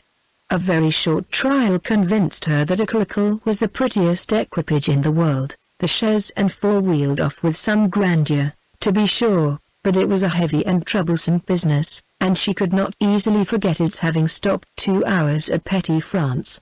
Half the time would have been enough for the curricle, and so nimbly were the light horses disposed to move, that, had not the General chosen to have his own carriage lead the way, they could have passed it with ease in half a minute. But the merit of the curricle did not all belong to the horses. Henry drove so well, so quietly, without making any disturbance, without parading to her, or swearing at them, so different from the only gentleman coachman whom it was in her power to compare him with. And then his hat sat so well, and the innumerable capes of his greatcoat looked so becomingly important. To be driven by him, next to being dancing with him, was certainly the greatest happiness in the world. In addition to every other delight, she had now that of listening to her own praise, of being thanked at least, on his sister's account, for her kindness in thus becoming her visitor, of hearing it ranked as real friendship, and described as creating real gratitude. His sister, he said, was uncomfortably circumstanced. She had no female companion, and, in the frequent absence of her father, was sometimes without any companion at all. "But how can that be?" said Catherine. "And not you with her? Northanger is not more than half my home. I have an establishment at my own house in Woodston, which is nearly 20 miles from my father's, and some of my time is necessarily spent there. How sorry you must be for that." "I am always sorry to leave Eleanor." "Yes, but besides your affection for her, you must be so fond of the Abbey. After being used to such a home as the Abbey, an ordinary parsonage house must be very disagreeable." He smiled, and said, "You have formed a very favourable idea of the Abbey." "To be sure, I have. Is not it a fine old place, just like what one reads about? And are you prepared to encounter all the horrors that a building such as what one reads about may produce? Have you a stout heart? Nerves fit for sliding panels and tapestry?" "Oh, yes, I do not think I should be easily frightened, because there would be so many people in the house, and besides, it has never been uninhabited and left deserted for years, and then the family come back to it unawares, without giving any notice, as generally happens. No, certainly. We shall not have to explore our way into a hall dimly lighted by the expiring embers of a wood fire, nor be obliged to spread our beds on the floor of a room without windows, doors, or furniture. But you must be aware that when a young lady is, by whatever means, introduced into a dwelling of this kind, she is always lodged apart from the rest of the family. While they snugly repair to their own end of the house, she is formally conducted by Dorothy, the ancient housekeeper, up a different staircase, and along a many gloomy passages, into an apartment never used since some cousin or kin died in it about 20 years before. Can you stand such a ceremony as this? Will not your mind misgive you when you find yourself in this gloomy chamber, too lofty and extensive for you, with only the feeble rays of a single lamp to take in its size, its walls hung with tapestry exhibiting figures as large as life, and the bed, of dark green stuff or purple velvet, presenting even a funereal appearance? Will not your heart sink within you? Oh! But this will not happen to me, I am sure. How fearfully will you examine the furniture of your apartment? And what will you discern? Not tables, toilettes, wardrobes, or drawers, but on one side perhaps the remains of a broken lute, on the other a ponderous chest which no efforts can open, and over the fireplace the portrait of some handsome warrior, whose features will so incomprehensibly strike you, that you will not be able to withdraw your eyes from it. Dorothy, meanwhile, no less struck by your appearance, gazes on you in great agitation, and drops a few unintelligible hints. To raise your spirits, moreover, she gives you reason to suppose that the part of the Abbey you inhabit is undoubtedly haunted, and informs you that you will not have a single domestic within call. With this parting cordial she curtsies off. You listen to the sound of her receding footsteps as long as the last echo can reach you, and when, with fainting spirits, you attempt to fasten your door, you discover, with increased alarm, that it has no lock. Oh! Mr. Tilney, how frightful! This is just like a book. But it cannot really happen to me. I am sure your housekeeper is not, really, Dorothy. Well, what then? Nothing further to alarm perhaps may occur the first night. After surmounting your unconquerable horror of the bed, you will retire to rest, and get a few hours' unquiet slumber. But on the second, or at farthest the third night after your arrival, you will probably have a violent storm. Peals of thunder so loud as to seem to shake the edifice to its foundation will roll round the neighboring mountains, and during the frightful gusts of wind which accompany it, you will probably think you discern, for your lamp is not extinguished, one part of the hanging more violently agitated than the rest. Unable of course to repress your curiosity in so favorable a moment for indulging it, you will instantly arise, and throwing your dressing gown around you, proceed to examine this mystery. After a very short search, you will discover a division in the tapestry so artfully constructed as to defy the minutest inspection, and on opening it, a door will immediately appear, which door, being only secured by massy bars and a padlock, you will, after a few efforts, succeed in opening, and, with your lamp in your hand, will pass through it into a small vaulted room. No, indeed, I should be too much frightened to do any such thing. What?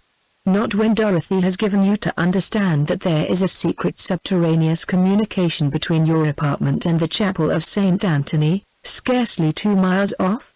Could you shrink from so simple an adventure? No, no, you will proceed into this small vaulted room, and through this into several others, without perceiving anything very remarkable in either.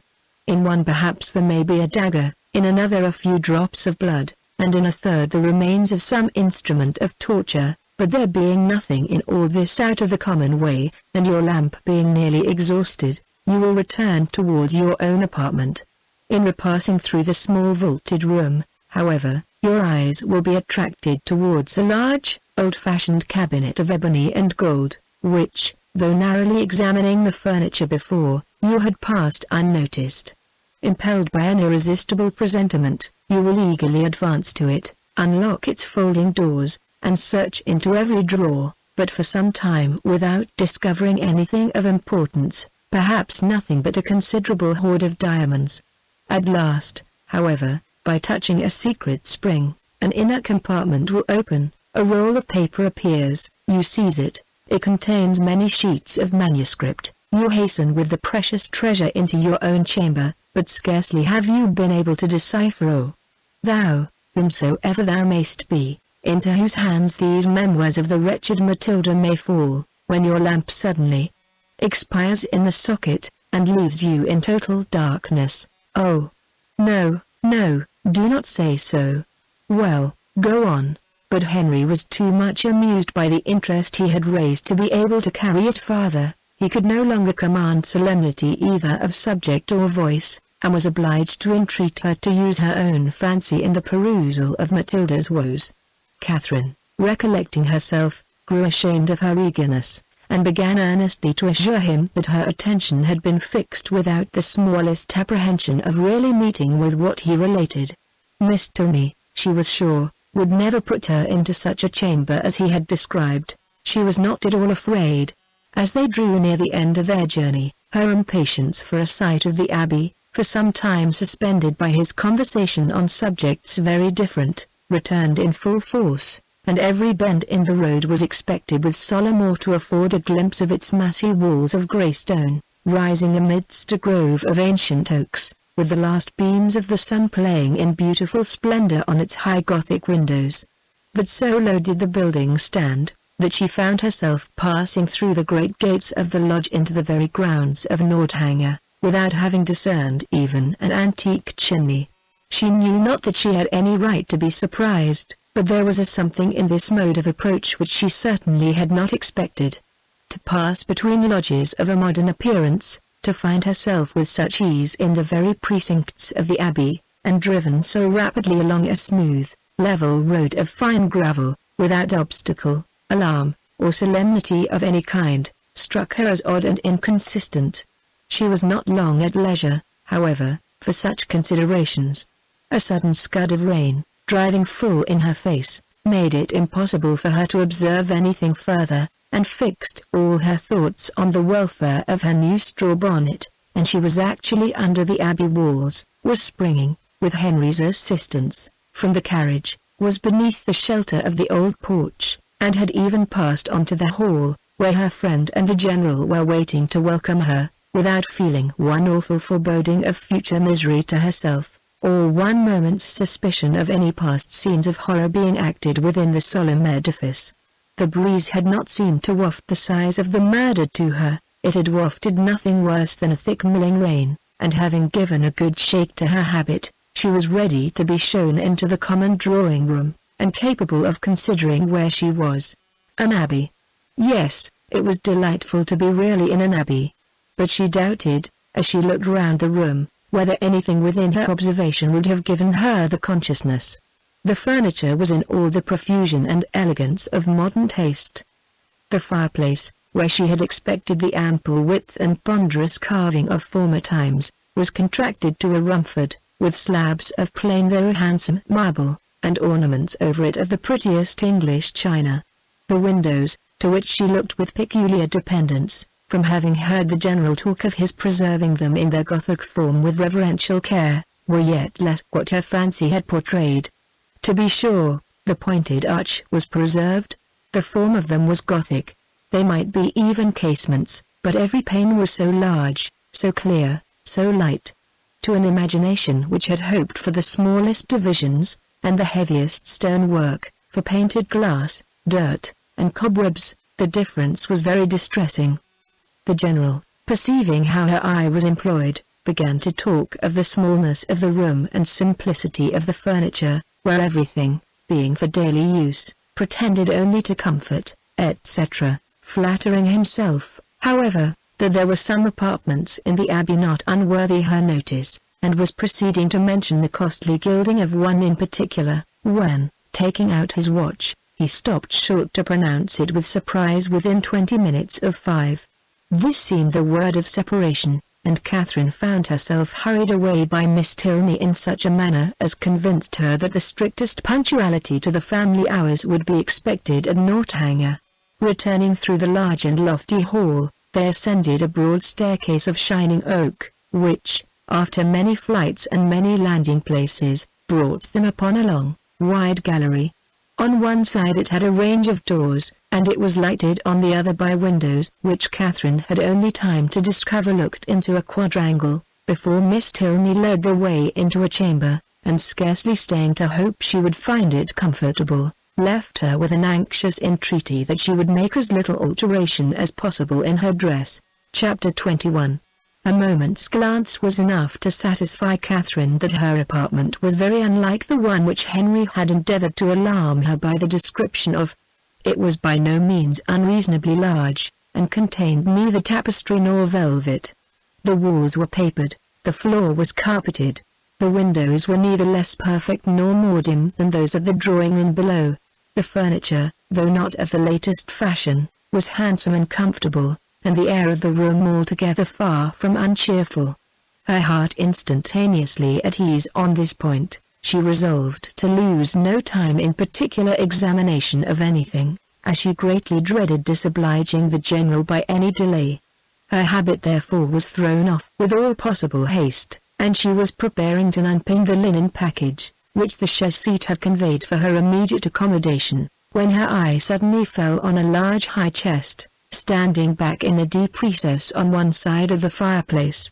The sight of it made her start, and, forgetting everything else, she stood gazing on it in motionless wonder, while these thoughts crossed her. This is strange indeed. I did not expect such a sight as this.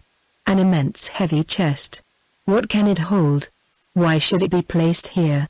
Pushed back too, as if meant to be out of sight. I will look into it, cost me what it may. I will look into it, and directly too, by daylight. If I stay till evening my candle may go out. She advanced and examined it closely. It was of cedar, curiously inlaid with some darker wood, and raised, about a foot from the ground, on a carved stand of the same. The lock was silver, though tarnished from age. At each end were the imperfect remains of handles also of silver, broken perhaps prematurely by some strange violence. And, on the center of the lid, was a mysterious cipher, in the same metal. Catherine bent over it intently, but without being able to distinguish anything with certainty. She could not, in whatever direction she took it, believe the last letter to be a T, and yet that it should be anything else in that house was a circumstance to raise no common degree of astonishment. If not originally theirs, by what strange events could it have fallen into the Tilney family? Her fearful curiosity was every moment growing greater, and seizing, with trembling hands, the hasp of the lock, she resolved at all hazards to satisfy herself at least as to its contents. With difficulty, for something seemed to resist her efforts, she raised the lid a few inches, but at that moment a sudden knocking at the door of the room made her, starting, quit her hold, and the lid closed with alarming violence. This ill-timed intruder was Miss Tilney's maid, sent by her mistress to be of use to Miss Morland, and though Catherine immediately dismissed her, it recalled her to the sense of what she ought to be doing, and forced her, in spite of her anxious desire to penetrate this mystery, to proceed in her dressing without further delay. Her progress was not quick, for her thoughts and her eyes were still bent on the object so well calculated to interest and alarm, and though she dared not waste a moment upon a second attempt, she could not remain many paces from the chest. At length, however, having slipped one arm into her gown, her toilette seemed so nearly finished that the impatience of her curiosity might safely be indulged. One moment surely might be spared, and, so desperate should be the exertion of her strength, that, unless secured by supernatural means, the lid in one moment should be thrown back.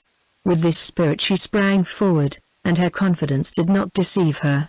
Her resolute effort threw back the lid, and gave to her astonished eyes the view of a white cotton counterpane, properly folded, reposing at one end of the chest in undisputed possession.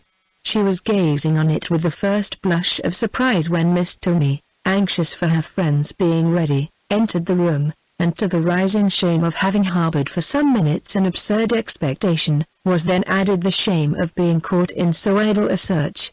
"That is a curious old chest, is not it?" said Miss Tilney, as Catherine hastily closed it and turned away to the glass.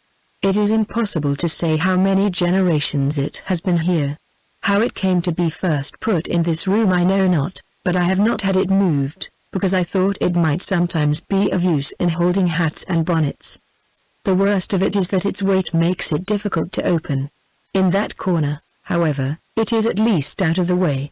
Catherine had no leisure for speech, being at once blushing, tying her gown, and forming wise resolutions with the most violent dispatch. Miss Tilney gently hinted her fear of being late, and in half a minute they ran downstairs together, in an alarm not wholly unfounded, for General Tilney was pacing the drawing-room, his watch in his hand, and having, on the very instant of their entering, pulled the bell with violence, ordered dinner to be on table directly. Catherine trembled at the emphasis with which he spoke, and sat pale and breathless, in a most humble mood, concerned for his children, and detesting old chests, and the General, recovering his politeness as he looked at her, spent the rest of his time in scolding his daughter for so foolishly hurrying her fair friend, who was absolutely out of breath from haste, when there was not the least occasion for hurry in the world. But Catherine could not at all get over the double distress of having involved her friend in a lecture and been a great simpleton herself, till they were happily seated at the dinner table, when the General's complacent smiles, and a good appetite of her own, restored her to peace. The dining parlour was a noble room, suitable in its dimensions to a much larger drawing-room than the one in common use, and fitted up in a style of luxury and expense which was almost lost on the unpractised eye of Catherine, who saw little more than its spaciousness and the number of their attendants. Of the former, she spoke aloud her admiration, and the General, with a very gracious countenance, acknowledged that it was by no means an ill-sized room, and further confessed that, though as careless on such subjects as most people, he did look upon a tolerably large eating-room as one of the necessaries of life. He supposed, however, that she must have been used to much better-sized apartments at Mr. Allen's? No, indeed, was Catherine's honest assurance. Mr. Allen's dining parlour was not more than half as large, and she had never seen so large a room as this in her life. The General's good humour increased. Why, as he had such rooms, he thought it would be simple not to make use of them, but, upon his honour, he believed there might be more comfort in rooms of only half their size. Mr. Allen's house, he was sure, must be exactly of the true size for rational happiness. The evening passed without any further disturbance, and, in the occasional absence of General Tilney, with much positive cheerfulness. It was only in his presence that Catherine felt the smallest fatigue from her journey, and even then, even in moments of languor or restraint, a sense of general happiness preponderated, and she could think of her friends in Bath without one wish of being with them. The night was stormy. The wind had been rising at intervals the whole afternoon, and by the time the party broke up, it blew and rained violently. Catherine, as she crossed the hall, listened to the tempest with sensations of awe, and, when she heard it rage round a corner of the ancient building and close with sudden fury a distant door, felt for the first time that she was really in an abbey. Yes, these were characteristic sounds. They brought to her recollection a countless variety of dreadful situations and horrid scenes, which such buildings had witnessed, and such storms ushered in, and most heartily did she rejoice in the happiest circumstances attending her entrance within walls so solemn. She had nothing to dread from midnight assassins or drunken gallants. Henry had certainly been only in jest in what he had told her that morning.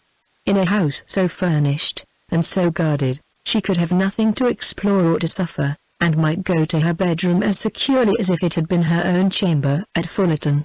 Thus wisely fortifying her mind, as she proceeded upstairs, she was enabled, especially on perceiving that Miss Tilney slept only 2 doors from her, to enter her room with a tolerably stout heart, and her spirits were immediately assisted by the cheerful blaze of a wood fire.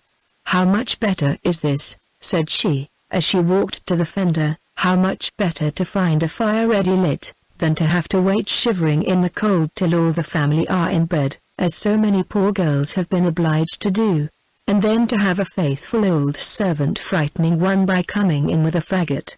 How glad I am that Northanger is what it is.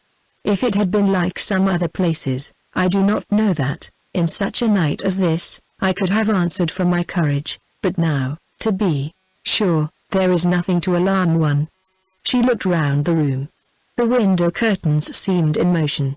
It could be nothing but the violence of the wind penetrating through the divisions of the shutters, and she stepped boldly forward, carelessly humming a tune, to assure herself of its being so, peeped courageously behind each curtain, saw nothing on neither low window seat to scare her, and on placing a hand against the shutter, felt the strongest conviction of the wind's force. A glance at the old chest, as she turned away from this examination, was not without its use. She scorned the causeless fears of an idle fancy, and began with the most happy indifference to prepare herself for bed. She should take her time, she should not hurry herself, she did not care if she were the last person up in the house. But she would not make up her fire, that would seem cowardly, as if she wished for the protection of light after she were in bed.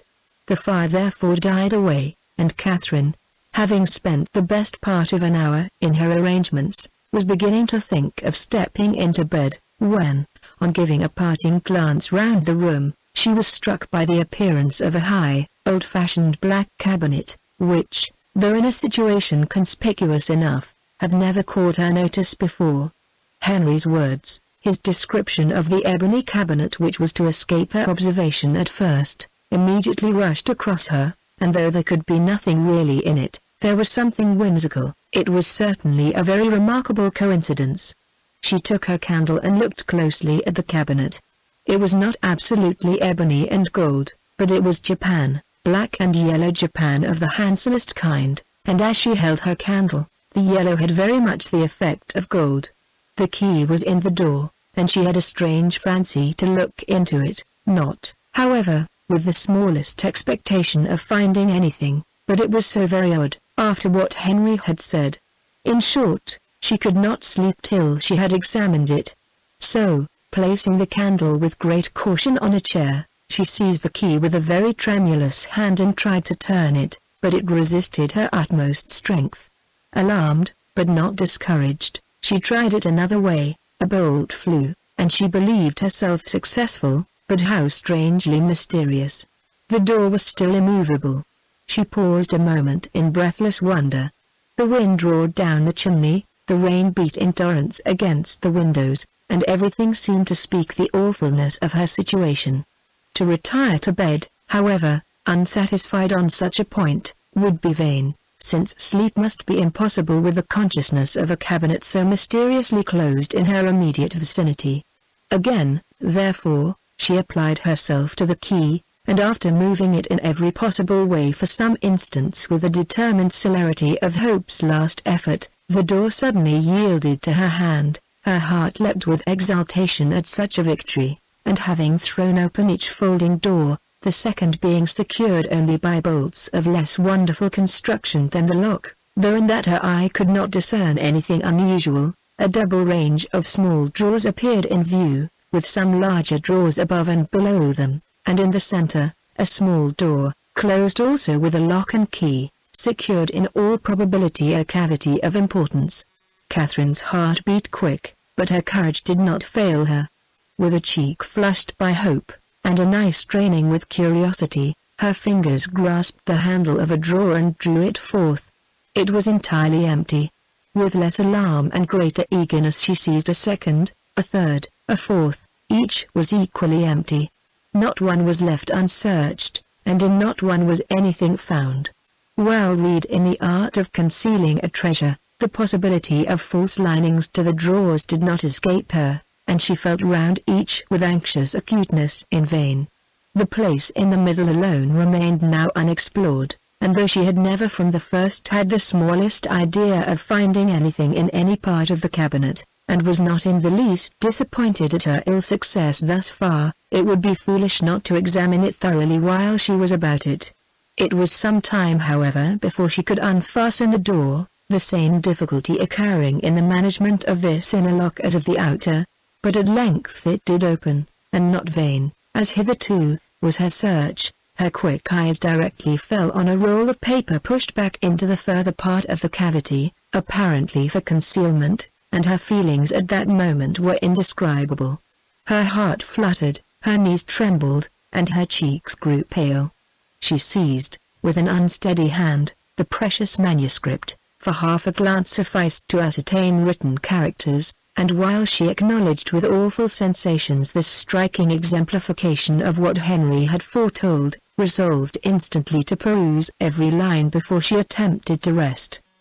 The dimness of the light her candle emitted made her turn to it with alarm, but there was no danger of its sudden extinction, it had yet some hours to burn, and that she might not have any greater difficulty in distinguishing the writing than what its ancient date might occasion, she hastily snuffed it. Alas! It was snuffed and extinguished in one. A lamp could not have expired with more awful effect. Catherine, for a few moments, was motionless with horror. It was done completely, not a remnant of light in the wick could give hope to the rekindling breath. Darkness impenetrable and immovable filled the room.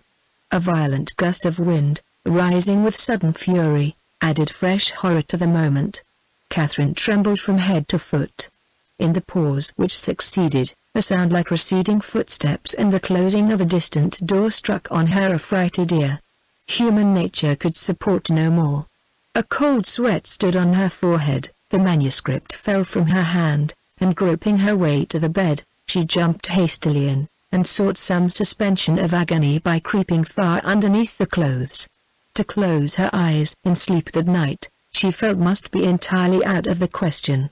With a curiosity so justly awakened, and feelings in every way so agitated, repose must be absolutely impossible. The storm too abroad so dreadful. She had not been used to feel alarm from wind, but now every blast seemed fraught with awful intelligence.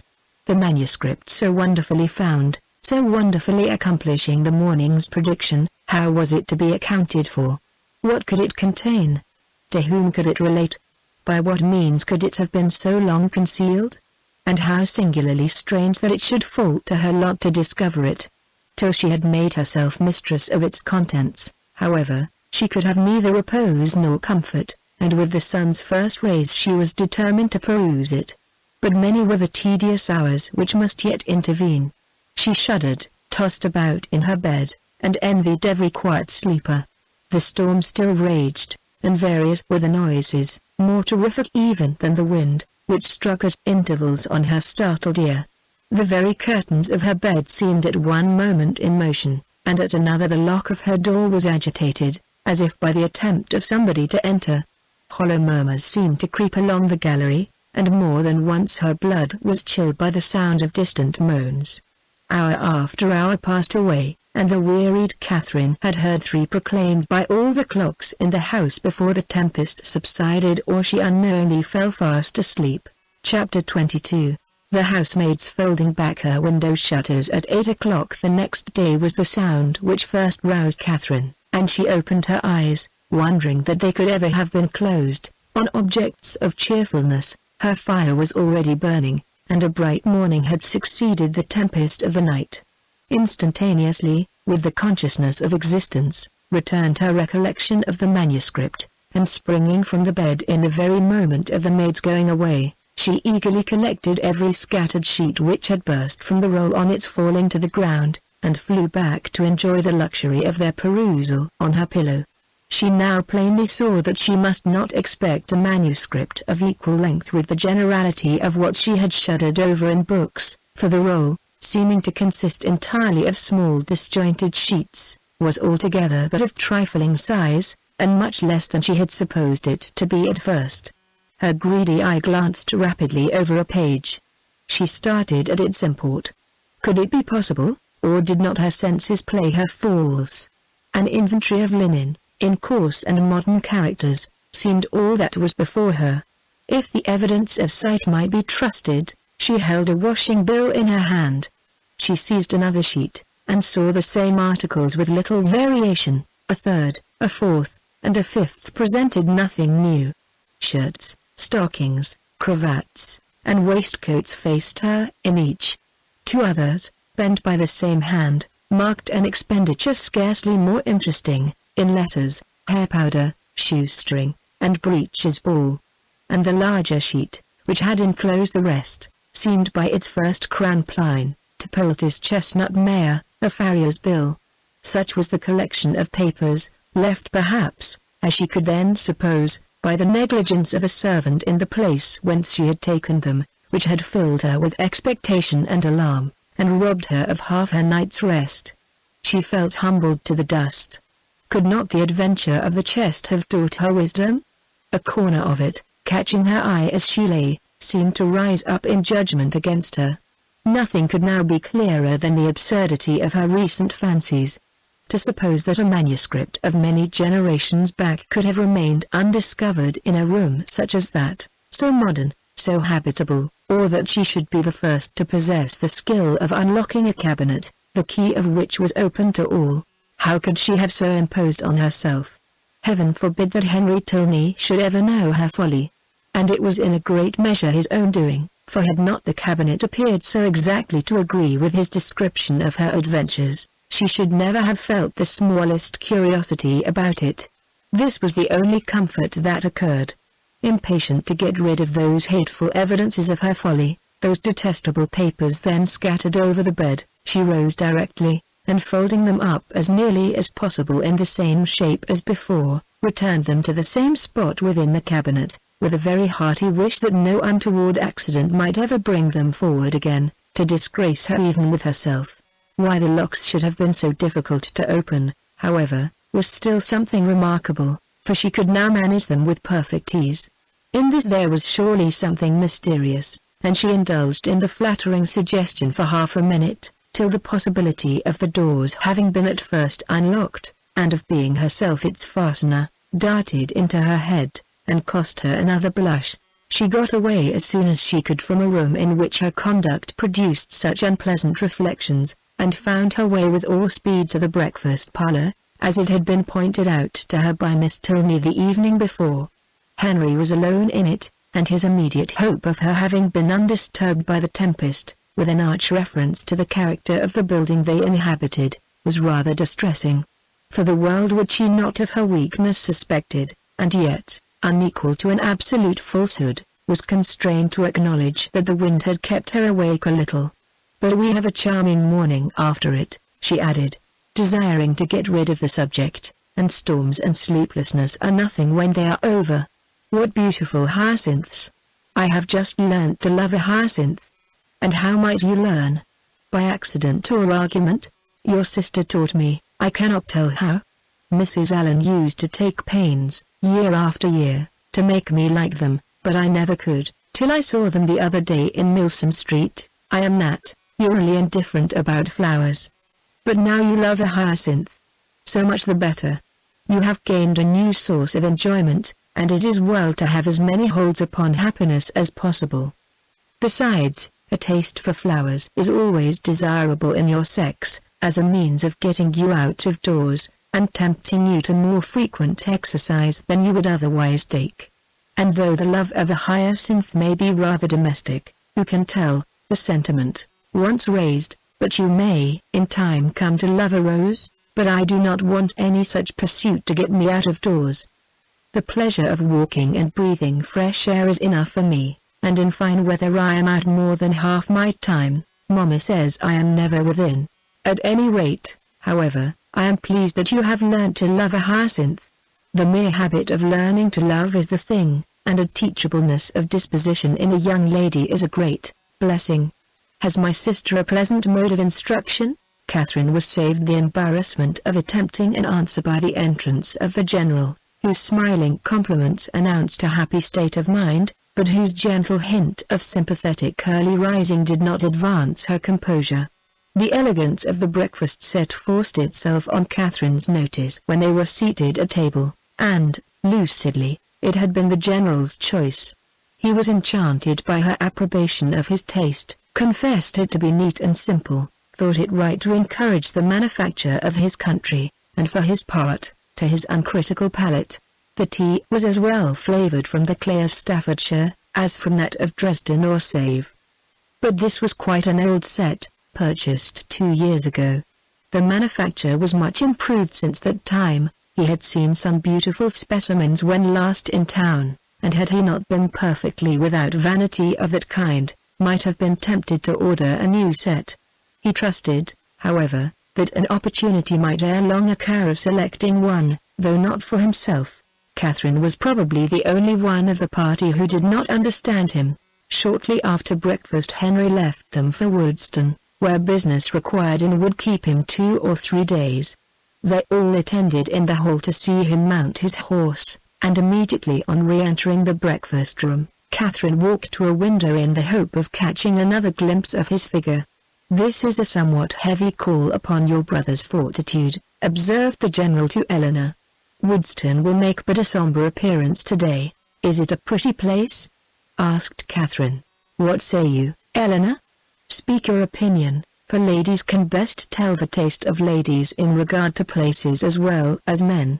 I think it would be acknowledged by the most impartial eye to have many recommendations. The house stands among fine meadows facing the southeast, with an excellent kitchen-garden in the same aspect, the walls surrounding which I built and stocked myself about 10 years ago, for the benefit of my son.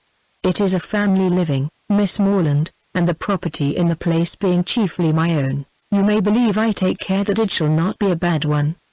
Did Henry's income depend solely on this living, he would not be ill provided for. Perhaps it may seem odd, that with only 2 younger children, I should think any profession necessary for him, and certainly there are moments when we could all wish him disengaged from every tie of business. But though I may not exactly make converts of you young ladies, I am sure your father, Miss Morland, would agree with me in thinking it expedient to give every young man some employment. The money is nothing, it is not an object, but employment is the thing. Even Frederick, my eldest son, you see, who will perhaps inherit as considerable a landed property as any private man in the county, has his profession." The imposing effect of this last argument was equal to his wishes. The silence of the lady proved it to be unanswerable. Something had been said the evening before of her being shown over the house, and he now offered himself as her conductor, and though Catherine had hoped to explore it accompanied only by his daughter, it was a proposal of too much happiness in itself, under any circumstances, not to be gladly accepted, for she had been already 18 hours in the Abbey, and had seen only a few of its rooms. The netting box, just leisurely drawn forth, was closed with joyful haste, and she was ready to attend him in a moment. And when they had gone over the house, he promised himself moreover the pleasure of accompanying her into the shrubberies and garden. She curtsied her acquiescence. But perhaps it might be more agreeable to her to make those her first object. The weather was at present favorable, and at this time of year the uncertainty was very great of its continuing so. Which would she prefer? He was equally at her service. Which did his daughter think would most accord with her fair friend's wishes? But he thought he could discern. Yes, he certainly read in Miss Morland's eyes a judicious desire of making use of the present smiling weather. But when did she judge amiss? The Abbey would be always safe and dry. He yielded implicitly, and would fetch his hat and attend them in a moment. He left the room, and Catherine, with a disappointed, anxious face, began to speak of her unwillingness that he should be taking them out of doors against his own inclination, under a mistaken idea of pleasing her, but she was stopped by Miss Tilney's saying, with a little confusion, "I believe it will be wisest to take the morning while it is so fine, and do not be uneasy on my father's AC, Count, he always walks out at this time of day." Catherine did not exactly know how this was to be understood. Why was Miss Tilney embarrassed? Could there be any unwillingness on the general's side to show her over the Abbey? The proposal was his own. And was not it odd that he should always take his walks so early? Neither her father nor Mr. Allen did so. It was certainly very provoking. She was all impatience to see the house, and had scarcely any curiosity about the grounds. If Henry had been with them indeed. But now she should not know what was picturesque when she saw it.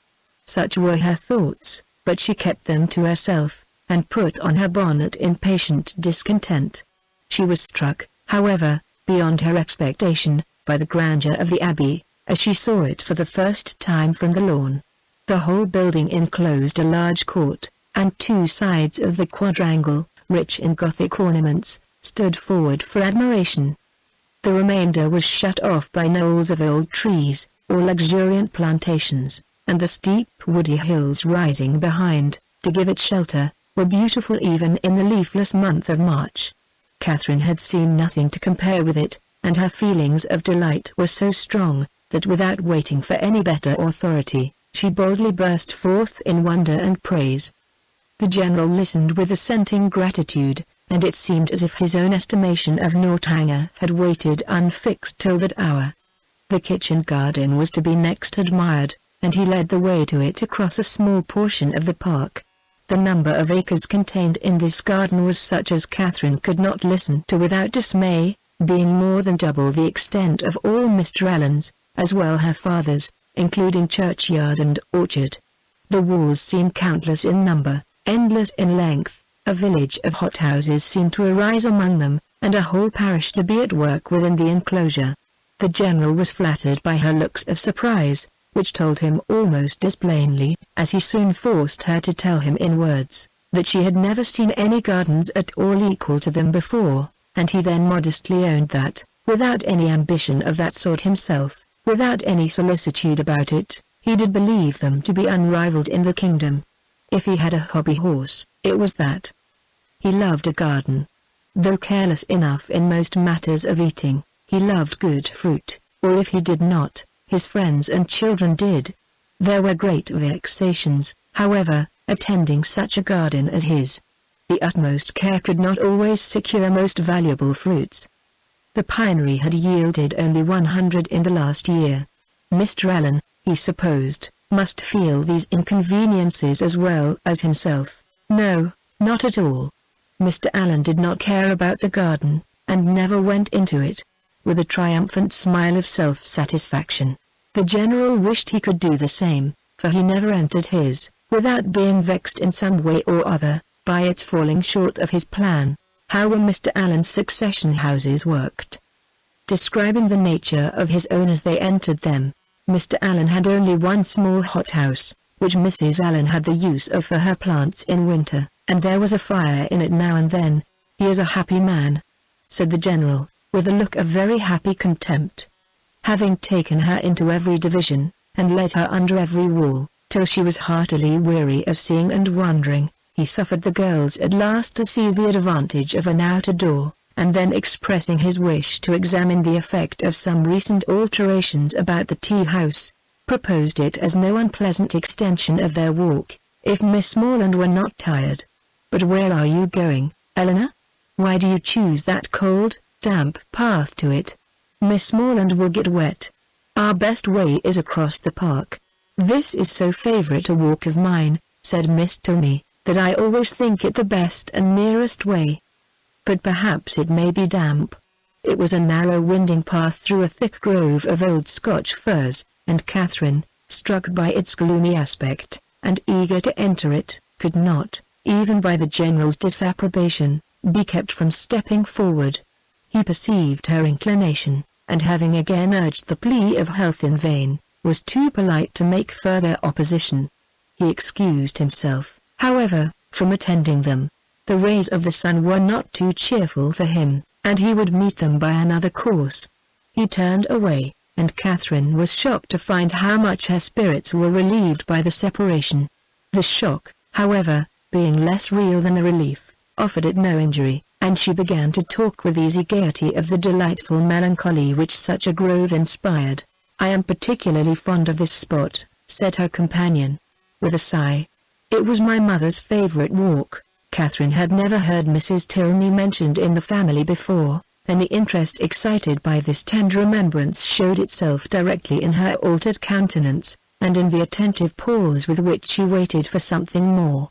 "I used to walk here so often with her," added Elena, "though I never loved it then, as I have loved it since. At that time indeed I used to wonder at her choice. But her memory endears it now, and ought it not, reflected Catherine, to endear it to her husband? Yet the general would not enter it. Miss Tilney continuing silent, she ventured to say, "Her death must have been a great affliction." "A great and increasing one," replied the other, in a low voice.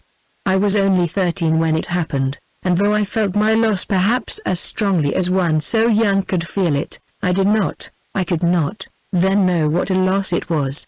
She stopped for a moment, and then added, with great firmness, "I have no sister, you know, and though my brothers are very affectionate, and Henry is a great deal here, which I am most thankful for, it is impossible for me not to be often solitary. To be sure you must miss him very much." A mother would have been always present. A mother would have been a constant friend. Her influence would have been beyond all other. Was she a very charming woman? Was she handsome? Was there any picture of her in the Abbey? And why had she been so partial to that grove? Was it from dejection of spirits? Were questions now eagerly poured forth. The first three received a ready affirmative, the two others were passed by, and Catherine's interest in the deceased Mrs. Tilney augmented with every question, whether answered or not. Of her unhappiness in marriage, she felt persuaded. The General certainly had been an unkind husband. He did not love her walk, could he therefore have loved her?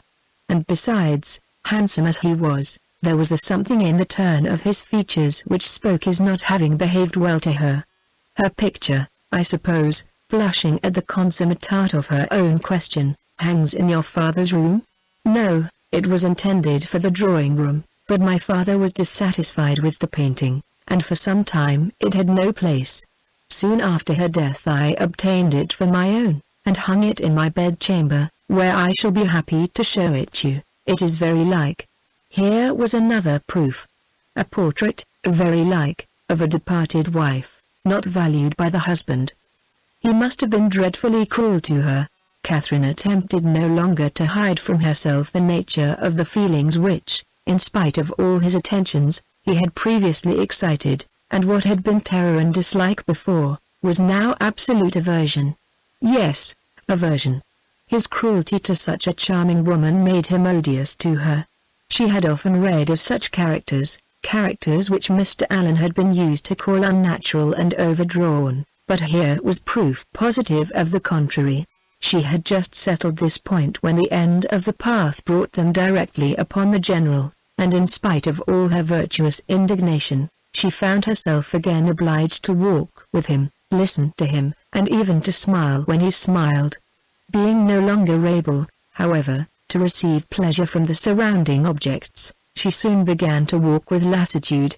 The General perceived it, and with a concern for her health, which seemed to reproach her for her opinion of him, was most urgent for returning with his daughter to the house. He would follow them in a quarter of an hour. Again they parted, but Helena was called back in half a minute to receive a strict charge against taking her friend round the Abbey till his return. This second instance of his anxiety to delay what she so much wished for struck Catherine as very remarkable. Chapter 23. An hour passed away before the General came in, spent, on the part of his young guest, in no very favourable consideration of his character. This lengthened absence, these solitary rambles, did not speak a mind at ease, or a conscience void of reproach. At length he appeared, and, whatever might have been the gloom of his meditations, he could still smile with them. Miss Tilney, understanding in part her friend's curiosity to see the house, soon revived the subject, and her father being, contrary to Catherine's expectations, unprovided with any pretence for further delay, beyond that of stopping 5 minutes to order refreshments to be in the room by their return, was at last ready to escort them.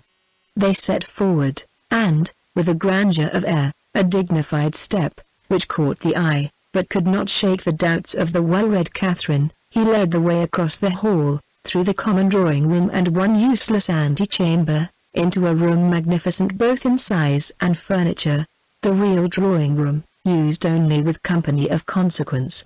It was very noble, very grand, very charming, was all that Catherine had to say, for her indiscriminating eye scarcely discerned the colour of the satin, and all minuteness of praise, all praise that had much meaning, was supplied by the General. The costliness or elegance of any room's fitting up could be nothing to her. She cared for no furniture of a more modern date than the 15th century. When the General had satisfied his own curiosity, in the close examination of every well-known ornament, they proceeded into the library, an apartment, in its way, of equal magnificence, exhibiting a collection of books, on which an humble man might have looked with pride. Catherine heard, admired, and wondered with more genuine feeling than before, gathered all that she could from this storehouse of knowledge, by running over the titles of half a shelf, and was ready to proceed. But suites of apartments did not spring up with her wishes. Large as was the building, she had already visited the greatest part, though, on being told that, with the addition of the kitchen, the 6 or 7 rooms she had now seen surrounded 3 sides of the court. She could scarcely believe it, or overcome the suspicion of there being many chambers secreted. It was some relief, however, that they were to return to the rooms in common use, by passing through a few of less importance, looking into the court, which, with occasional passages, not wholly unintricate, connected the different sides, and she was further soothed in her progress by being told that she was treading what had once been a cloister.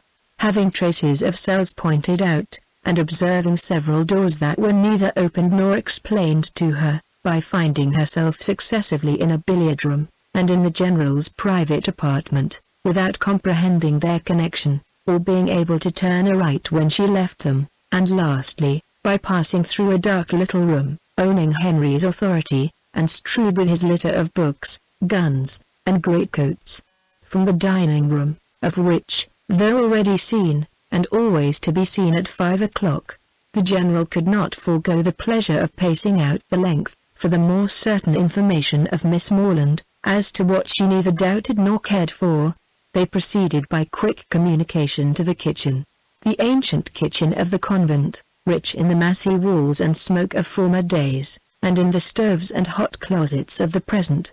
The general's improving hand had not loitered here. Every modern invention to facilitate the labor of the cooks had been adopted within this, their spacious theatre, and, when the genius of others had failed, his own had often produced the perfection wanted. His endowments of this spot alone might at any time have placed him high among the benefactors of the convent. With the walls of the kitchen ended all the antiquity of the Abbey, the fourth side of the quadrangle having, on account of its decaying state, been removed by the general's father, and the present erected in its place. All that was venerable ceased here. The new building was not only new, but declared itself to be so, intended only for offices, and enclosed behind by stableyards. No uniformity of architecture had been thought necessary. Catherine could have raved at the hand which had swept away what must have been beyond the value of all the rest, for the purposes of mere domestic economy, and would willingly have been spared the mortification of a walk through scenes so fallen, had the general allowed it. But if he had a vanity, it was in the arrangement of his offices, and as he was convinced that, to a mind like Miss Morland's, a view of the accommodations and comforts, by which the labors of her inferiors were softened, must always be gratifying, he should make no apology for leading her on. They took a slight survey of all, and Catherine was impressed, beyond her expectation, by their multiplicity and their convenience. The purposes for which a few shapeless pantries and a comfortless scullery were deemed sufficient at Fullerton, were here carried on in appropriate divisions, commodious and roomy. The number of servants continually appearing did not strike her less than the number of their offices. Wherever they went, some patterned girl stopped to curtsy, or some footman in dishabille sneaked off. Yet this was an abbey. How inexpressibly different in these domestic arrangements from such as she had read about, from abbeys and castles, in which, though certainly larger than Northanger, all the dirty work of the house was to be done by 2 pair of female hands at the utmost. How they could get through it all had often amazed Mrs. Allen, and, when Catherine saw what was necessary here, she began to be amazed herself. They returned to the hall, that the chief staircase might be ascended, and the beauty of its wood, and ornaments of rich carving might be pointed out. Having gained the top, they turned in an opposite direction from the gallery in which her room lay, and shortly entered one on the same plan, but superior in length and breadth. She was here shown successively into 3 large bedchambers, with their dressing rooms, most completely and handsomely fitted up, everything that money and taste could do, to give comfort and elegance to apartments, has been bestowed on these, and, being furnished within the last 5 years, they were perfect in all that would be generally pleasing, and wanting in all that could give pleasure to Catherine. As they were surveying the last, the general, after slightly naming a few of the distinguished characters by whom they had at times been honored, turned with a smiling countenance to Catherine, and ventured to hope that henceforward some of their earliest tenants might be our friends from Fullerton. She felt the unexpected compliment, and deeply regretted the impossibility of thinking well of a man so kindly disposed towards herself, and so full of civility to all her family. The gallery was terminated by folding doors, which Miss Tilney, advancing, had thrown open, and passed through, and seemed on the point of doing the same by the first door to the left, in another long reach of gallery, when the General, coming forwards, called her hastily, and, as Catherine thought, rather angrily back, demanding whether she were going, and what was the more to be seen. Had not Miss Morland already seen all that could be worth her notice, and did she not suppose her friend might be glad of some refreshment after so much exercise? Miss Tilney drew back directly, and the heavy doors were closed upon the mortified Catherine, who, having seen, in a momentary glance beyond them, a narrower passage, more numerous openings, and symptoms of a winding staircase, believed herself at last within the reach of something worth her notice, and felt, as she unwillingly paced back the gallery, that she would rather be allowed to examine that end of the house than see all the finery of all the rest.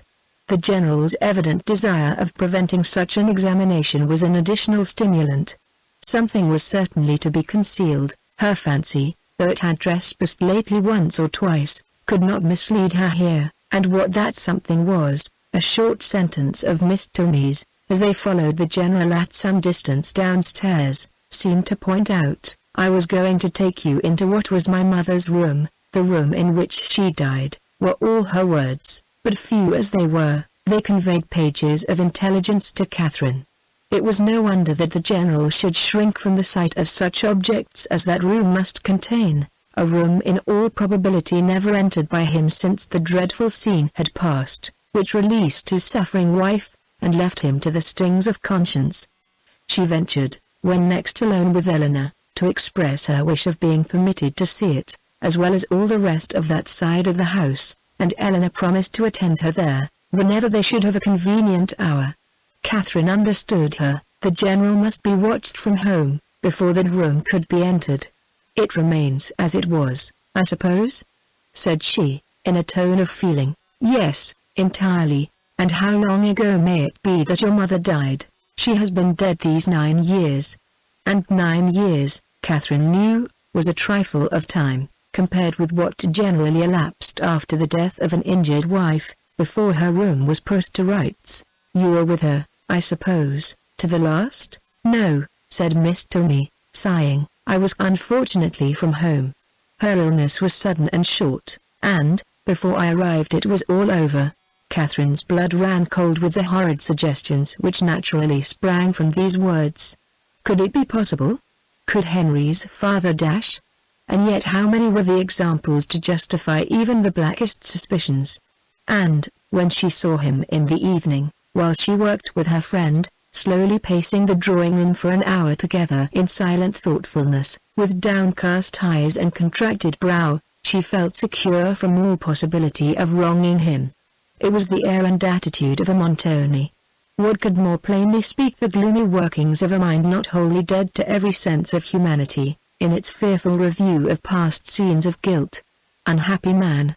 And the anxiousness of her spirits directed her eyes towards his figure so repeatedly, as to catch Miss Tilney's notice. "My father," she whispered, "often walks about the room in this way. It is nothing unusual." "So much the worse," thought Catherine. Such ill-timed exercise was of a piece with the strange unseasonableness of his morning walks, and boded nothing good. After an evening, the little variety and seeming length of which made her peculiarly sensible of Henry's importance among them, she was heartily glad to be dismissed, though it was a look from the General not designed for her observation which sent his daughter to the bell. When the butler would have lit his master's candle, however, he was forbidden. The latter was not going to retire. "I have many pamphlets to finish," said he to Catherine, "before I can close my eyes, and perhaps may be poring over the affairs of the nation for hours after you are asleep. Can either of us be more meetly employed? My eyes will be blinding for the good of others, and yours preparing by rest for future mischief." But neither the business alleged, nor the magnificent compliment, could win Catherine from thinking that some very different object must occasion so serious a delay of proper repose. to be kept up for hours, after the family were in bed, by stupid pamphlets was not very likely. There must be some deeper cause, something was to be done which could be done only while the household slept, and the probability that Mrs. Tilney yet lived, shut up for causes unknown, and receiving from the pitiless hands of her husband a nightly supply of coarse food, was the conclusion which necessarily followed. Shocking as was the idea, it was at least better than a death unfairly hastened, as, in the natural course of things, she must ere long be released. The suddenness of her reputed illness, the absence of her daughter, and probably of her other children, at the time, all favored the supposition of her imprisonment. Its origin, jealousy perhaps, or wanton cruelty, was yet to be unravelled. In revolving these matters, while she undressed, it suddenly struck her as not unlikely that she might that morning have passed near the very spot of this unfortunate woman's confinement, might have been within a few paces of the cell in which she languished out her days, for what part of the Abbey could be more fitted for the purpose than that which yet bore the traces of monastic division? In the high arched passage, paved with stone, which already she had trodden with peculiar awe, she well remembered the doors of which the General had given no account. To what might not those doors lead?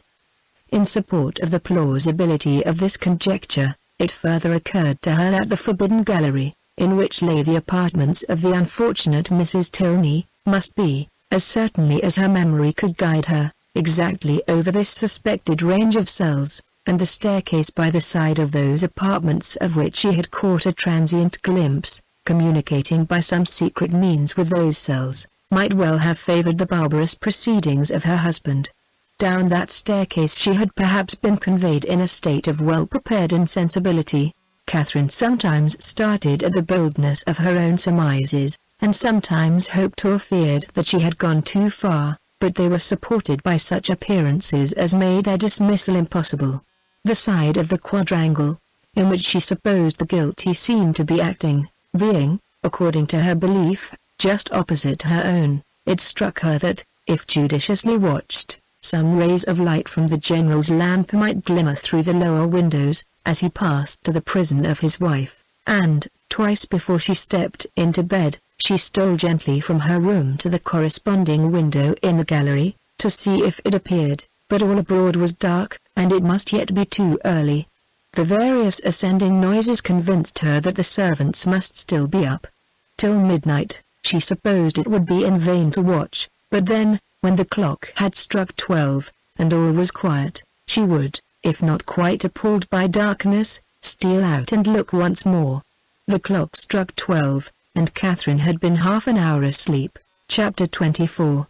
The next day afforded no opportunity for the proposed examination of the mysterious apartments.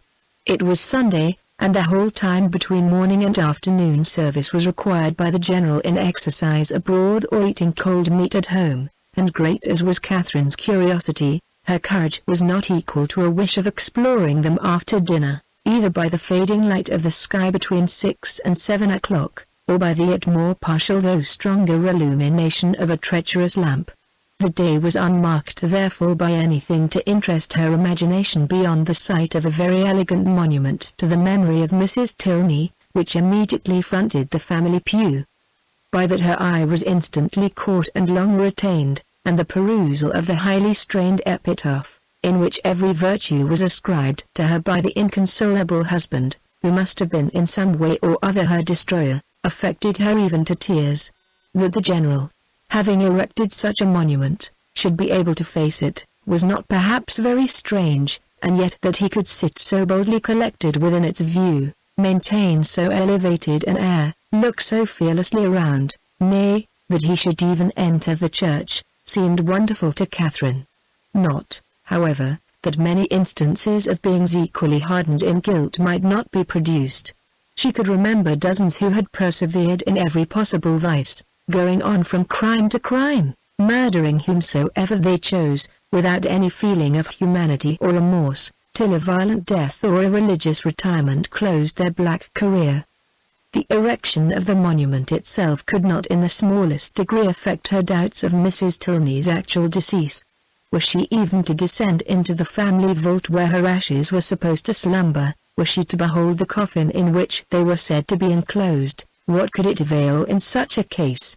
Catherine had read too much not to be perfectly aware of the ease with which a waxen figure might be introduced, and a supposititious funeral carried on. The succeeding morning promised something better. The General's early walk, ill-timed as it was in every other view, was favorable here, and when she knew him to be out of the house, she directly proposed to Miss Tilney the accomplishment of her promise. Eleanor was ready to oblige her, and Catherine reminding her as they went of another promise. Their first visit in consequence was to the portrait in her bedchamber.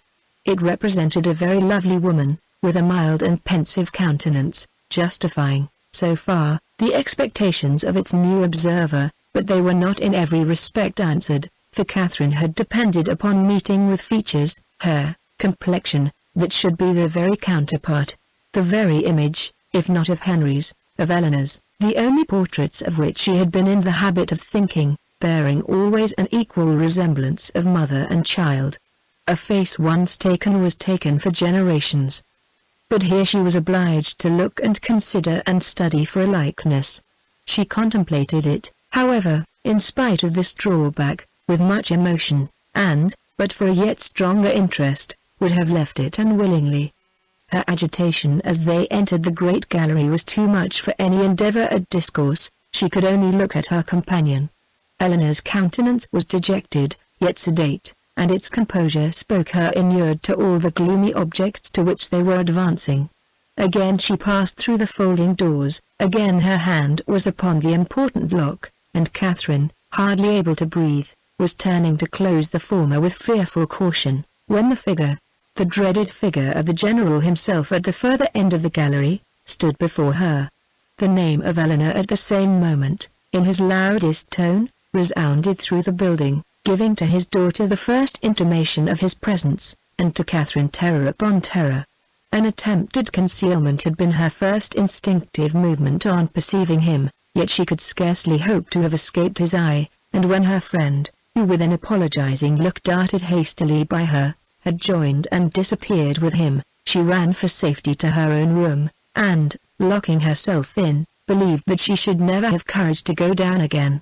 She remained there at least an hour, in the greatest agitation, deeply commiserating the state of her poor friend, and expecting a summons herself from the angry General to attend him in his own apartment. No summons, however, arrived, and at last, on seeing a carriage drive up to the Abbey, she was emboldened to descend and meet him under the protection of visitors.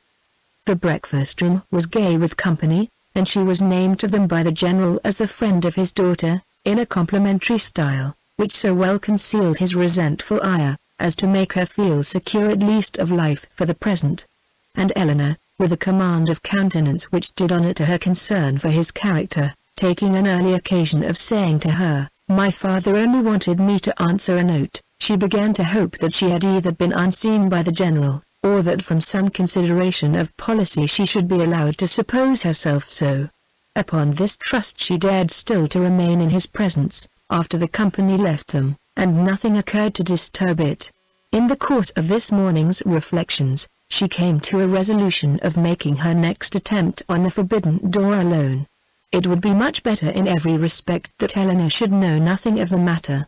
To involve her in the danger of a second detection, to court her into an apartment which must wring her heart, could not be the office of a friend. The General's utmost anger could not be to herself what it might be to a daughter, and, besides, she thought the examination itself would be more satisfactory if made without any companion. It would be impossible to explain to Eleanor the suspicions, from which the other had, in all likelihood, been hitherto happily exempt, nor could she therefore, in her presence, search for those proofs of the General's cruelty, which however they might yet have escaped discovery, she felt confident of somewhere drawing forth, in the shape of some fragmented journal, continued to the last gasp. Of the way to the apartment she was now perfectly mistress, and as she wished to get it over before Henry's return, who was expected on the morrow, there was no time to be lost. The day was bright, her courage high. At 4 o'clock, the sun was now 2 hours above the horizon, and it would be only her retiring to dress half an hour earlier than usual. It was done, and Catherine found herself alone in the gallery before the clocks had ceased to strike. It was no time for thought. She hurried on, slipped with the least possible noise through the folding doors, and without stopping to look or breathe, rushed forward to the one in question. The lock yielded to her hand, and, luckily, with no sullen sound that could alarm a human being. On tiptoe she entered. The room was before her, but it was some minutes before she could advance another step. She beheld what fixed her to the spot and agitated every feature. She saw a large, well-proportioned apartment, an handsome dimity bed, arranged as unoccupied with an housemaid's care, a bright bath stove, mahogany wardrobes, and neatly painted chairs, on which the warm beams of a western sun gaily poured through two sash windows. Catherine had expected to have her feelings worked, and worked they were. Astonishment and doubt first seized them, and a shortly succeeding ray of common sense added some bitter emotions of shame. She could not be mistaken as to the room, but how grossly mistaken in everything else, in Miss Tilney's meaning, in her own calculation. This apartment, to which she had given a date so ancient, a position so awful, proved to be one end of what the General's father had built. There were two other doors in the chamber, leading probably into dressing closets, but she had no inclination to open either. Would the veil in which Mrs. Tilney had last walked, or the volume in which she had last read, remain to tell what nothing else was allowed to whisper? Number whatever might have been the General's crimes, he had certainly too much wit to let them sue for detection. She was sick of exploring, and desired but to be safe in her own room, with her own heart only privy to its folly, and she was on the point of retreating as softly as she had entered, when the sound of footsteps, she could hardly tell where, made her pause and tremble. To be found there, even by a servant, would be unpleasant, but by the General, and he seemed always at hand when least wanted, much worse. She listened, the sound had ceased, and resolving not to lose a moment, she passed through and closed the door. At that instant a door underneath was hastily opened. Someone seemed with swift steps to ascend the stairs, by the head of which she had yet to pass before she could gain the gallery. She had no power to move. With a feeling of terror not very definable, she fixed her eyes on the staircase, and in a few moments it gave Henry to her view. "Mr. Tilney!" she exclaimed in a voice of more than common astonishment. He looked astonished too. "Good God!" she continued, not attending to his address. "How came you here? How came you up that staircase?" "How came I up that staircase?" he replied, greatly surprised. "Because it is my nearest way from the stable-yard to my own chamber, and why should I not come up it?" Catherine recollected herself, blushed deeply, and could say no more. He seemed to be looking in her countenance for that explanation which her lips did not afford. She moved on towards the gallery. "And may I not, in my turn," said he, as he pushed back the folding doors, "ask how you came here? This passage is at least as extraordinary a road from the breakfast parlour to your apartment, as that staircase can be from the stables to mine." "I have been," said Catherine, looking down, "to see your mother's room." "My mother's room? Is there anything extraordinary to be seen there?" "No, nothing at all." "I thought you did not mean to come back till tomorrow." "I did not expect to be able to return sooner, when I went away, but 3 hours ago I had the pleasure of finding nothing to detain me." "You look pale.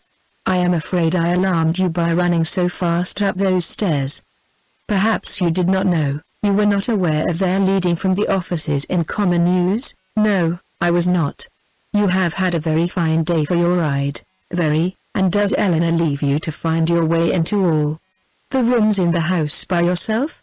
"Oh, no, she showed me over the greatest part on Saturday, and we were coming here to these rooms, but only dropping her voice, "your father was with us." "And that prevented you," said Henry, earnestly regarding her. "Have you looked into all the rooms in that passage?" "No, I only wanted to see. Is not it very late? I must go and dress. It is only 4:15, showing his watch. And you are not now in Bath. No theatre, no rooms to prepare for." Half an hour at Northanger must be enough. She could not contradict it, and therefore suffered herself to be detained, though her dread of further questions made her, for the first time in their acquaintance, wish to leave him. They walked slowly up the gallery. "Have you had any letter from Bath since I saw you?" "No, and I am very much surprised. Isabella promised so faithfully to write directly." "Promised so faithfully? A faithful promise? That puzzles me. I have heard of a faithful performance. But a faithful promise, the fidelity of promising. It is a power little worth knowing, however, since it can deceive and pain you. My mother's room is very commodious, is it not? Large and cheerful looking, and the dressing closets are so well disposed. It always strikes me as the most comfortable apartment in the house, and I rather wonder that Helen look at, I suppose? No. It has been your own doing entirely?" Catherine said nothing. After a short silence, during which he had closely observed her, he added, "As there is nothing in the room in itself to raise curiosity, this must have proceeded from a sentiment of respect for my mother's character, as described by Eleanor, which does honor to her memory. The world, I believe, never saw a better woman. But it is not often that virtue can boast an interest such as this. The domestic, unpretending merits of a person never known do not often create that kind of fervent, venerating tenderness which would prompt a visit like yours.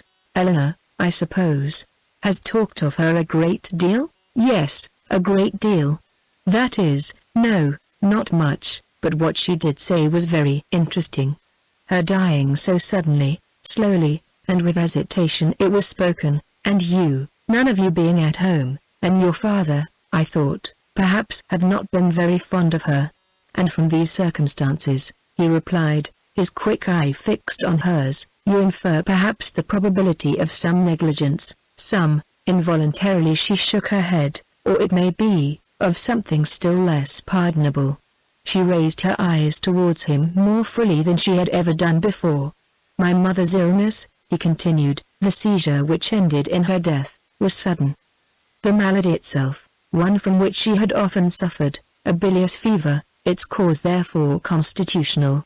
On the third day, in short, as soon as she could be prevailed on, a physician attended her, a very respectable man, and one in whom she had always placed great confidence. Upon his opinion of her danger, 2 others were called in the next day, and remained in almost constant attendance for 24 hours. On the 5th day she died. During the progress of her disorder, Frederick and I, we were both at home, saw her repeatedly, and from our own observation can bear witness to her having received every possible attention which could spring from the affection of those about her, or which her situation in life could command. Poor Eleanor was absent, and at such a distance as to return only to see her mother in her coffin." "But your father," said Catherine, "was he afflicted?" "For a time, greatly so. You have erred in supposing him not attached to her. He loved her, I am persuaded, as well as it was possible for him to. We have not all, you know, the same tenderness of disposition, and I will not pretend to say that while she lived, she might not often have had much to bear, but though his temper injured her, his judgment never did. His value of her was sincere, and, if not permanently, he was truly afflicted by her death." "I am very glad of it," said Catherine. "It would have been very shocking. If I understand you rightly, you had formed a surmise of such horror as I have hardly words to. Dear Miss Morland, consider the dreadful nature of the suspicions you have entertained. What have you been judging from? Remember the country and the age in which we live. Remember that we are English, that we are Christians. Consult your own understanding, your own sense of the probable, your own observation of what is passing around you. Does our education prepare us for such atrocities? Do our laws connive at them? Could they be perpetrated without being known, in a country like this, where social and literary intercourse is on such a footing, where every man is surrounded by a neighborhood of voluntary spies, and where roads and newspapers lay everything open? Dearest Miss Morland, what ideas have you been admitting?" They had reached the end of the gallery, and with tears of shame she ran off to her own room. Chapter 25. The visions of romance were over. Catherine was completely awakened. Henry's address, short as it had been, had more thoroughly opened her eyes to the extravagance of her late fancies than all their several disappointments had done. Most grievously was she humbled. Most bitterly did she cry. It was not only with herself that she was sunk, but with Henry. Her folly, which now seemed even criminal, was all exposed to him, and he must despise her forever. The liberty which her imagination had dared to take with the character of his father, could he ever forgive it? The absurdity of her curiosity and her fears, could they ever be forgotten? She hated herself more than she could express. He had, she thought he had, once or twice before this fatal morning, shown something like affection for her. But now, in short, she made herself as miserable as possible for about half an hour, went down when the clock struck 5, with a broken heart, and could scarcely give an intelligible answer to Eleanor's inquiry if she was well. The formidable Henry soon followed her into the room, and the only difference in his behavior to her was that he paid her rather more attention than usual. Catherine had never wanted comfort more, and he looked as if he was aware of it. The evening wore away with no abatement of this soothing politeness, and her spirits were gradually raised to a modest tranquillity. She did not learn either to forget or defend the past, but she learned to hope that it would never transpire farther, and that it might not cost her Henry's entire regard.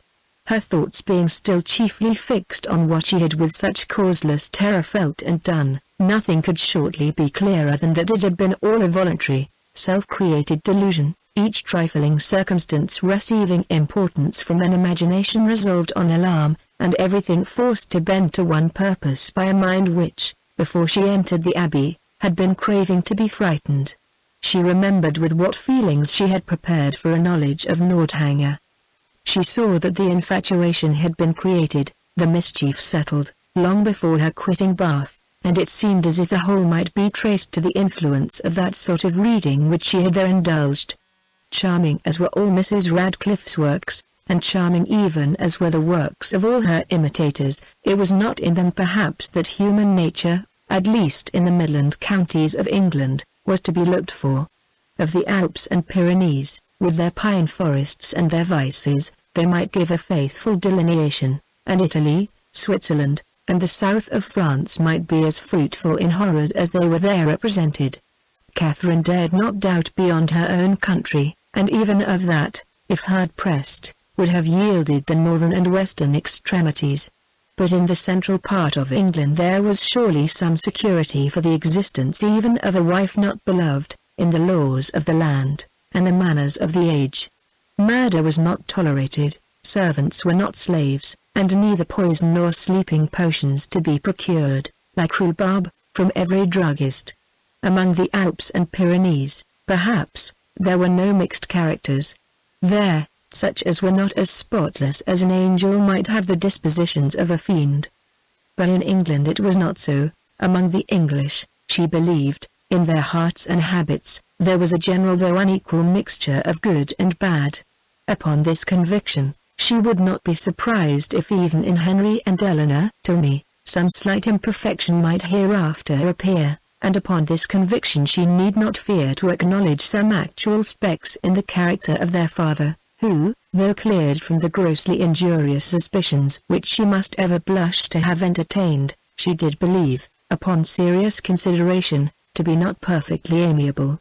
Her mind made up on these several points, and her resolution formed, of always judging and acting in future with the greatest good sense. She had nothing to do but to forgive herself and be happier than ever, and the lenient hand of time did much for her by insensible gradations in the course of another day.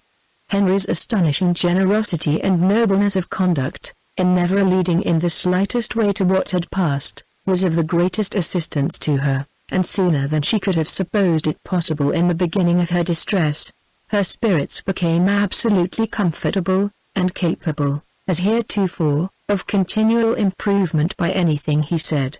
There were still some subjects, indeed, under which she believed they must always tremble, the mention of a chest or a cabinet, for instance, and she did not love the sight of Japan in any shape, but even she could allow that an occasional memento of past folly, however painful, might not be without use. The anxieties of common life began soon to succeed to the alarms of romance. Her desire of hearing from Isabella grew every day greater. She was quite impatient to know how the Bath world went on, and how the rooms were attended, and especially was she anxious to be assured of Isabella's having matched some fine netting cotton, on which she had left her intent, and of her continuing on the best terms with James. Her only dependence for information of any kind was on Isabella. James had protested against writing to her till his return to Oxford, and Mrs. Allen had given her no hopes of a letter till she had got back to Fullerton. But Isabella had promised and promised again, and when she promised a thing, she was so scrupulous in performing it. This made it so particularly strange. For 9 successive mornings, Catherine wondered over the repetition of a disappointment, which each morning became more severe, but, on the 10th, when she entered the breakfast-room, her first object was a letter, held out by Henry's willing hand. She thanked him as heartily as if he had written it himself. 'Tis only from James, however, as she looked at the direction. She opened it. It was from Oxford, and to this purpose: Dear Catherine, though, God knows, with little inclination for writing, I think it my duty to tell you that everything is at an end between Miss Thorpe and me. I left her and Bath yesterday, never to see either again. I shall not enter into particulars, they would only pain you more. You will soon hear enough from another quarter to know where lies the blame, and I hope will acquit your brother of everything but the folly of too easily thinking his affection returned. Thank God, I am undeceived in time. But it is a heavy blow. After my father's consent had been so kindly given, but no more of this. She has made me miserable forever. Let me soon hear from you, dear Catherine, you are my only friend, your love I do build upon. I wish your visit at Northanger may be over before Captain Tilney makes his engagement known, or you will be uncomfortably circumstanced. Poor Thorpe is in town, I dread the sight of him. His honest heart would feel so much. I have written to him and my father. Her duplicity hurts me more than all. Till the very last, if I reasoned with her, she declared herself as much attached to me as ever, and laughed at my fears. I am ashamed to think how long I bore with it, but if ever man had reason to believe himself loved, I was that man. I cannot understand even now what she would be at, for there could be no need of my being played off to make her secure of Tilney. We parted at last by mutual consent, happy for me had we never met. I can never expect to know such another woman. Dearest Catherine, beware how you give your heart. Believe me, and see. Catherine had not read 3 lines before her sudden change of countenance, and short exclamations of sorrowing wonder, declared her to be receiving unpleasant news, and Henry, earnestly watching her through the whole letter, saw plainly that it ended no better than it began. He was prevented, however, from even looking his surprise by his father's entrance. They went to breakfast directly, but Catherine could hardly eat anything. Tears filled her eyes, and even ran down her cheeks as she sat. The letter was one moment in her hand, then in her lap, and then in her pocket, and she looked as if she knew not what she did. The General, between his cocoa and his newspaper, had luckily no leisure for noticing her, but to the other two her distress was equally visible. As soon as she dared leave the table she hurried away to her own room, but the housemaids were busy in it, and she was obliged to come down again. She turned into the drawing-room for privacy, but Henry and Eleanor had likewise retreated thither, and were at that moment deep in consultation about her. She drew back, trying to beg their pardon, but was, with gentle violence, forced to return, and the others withdrew, after Eleanor had affectionately expressed a wish of being of use or comfort to her.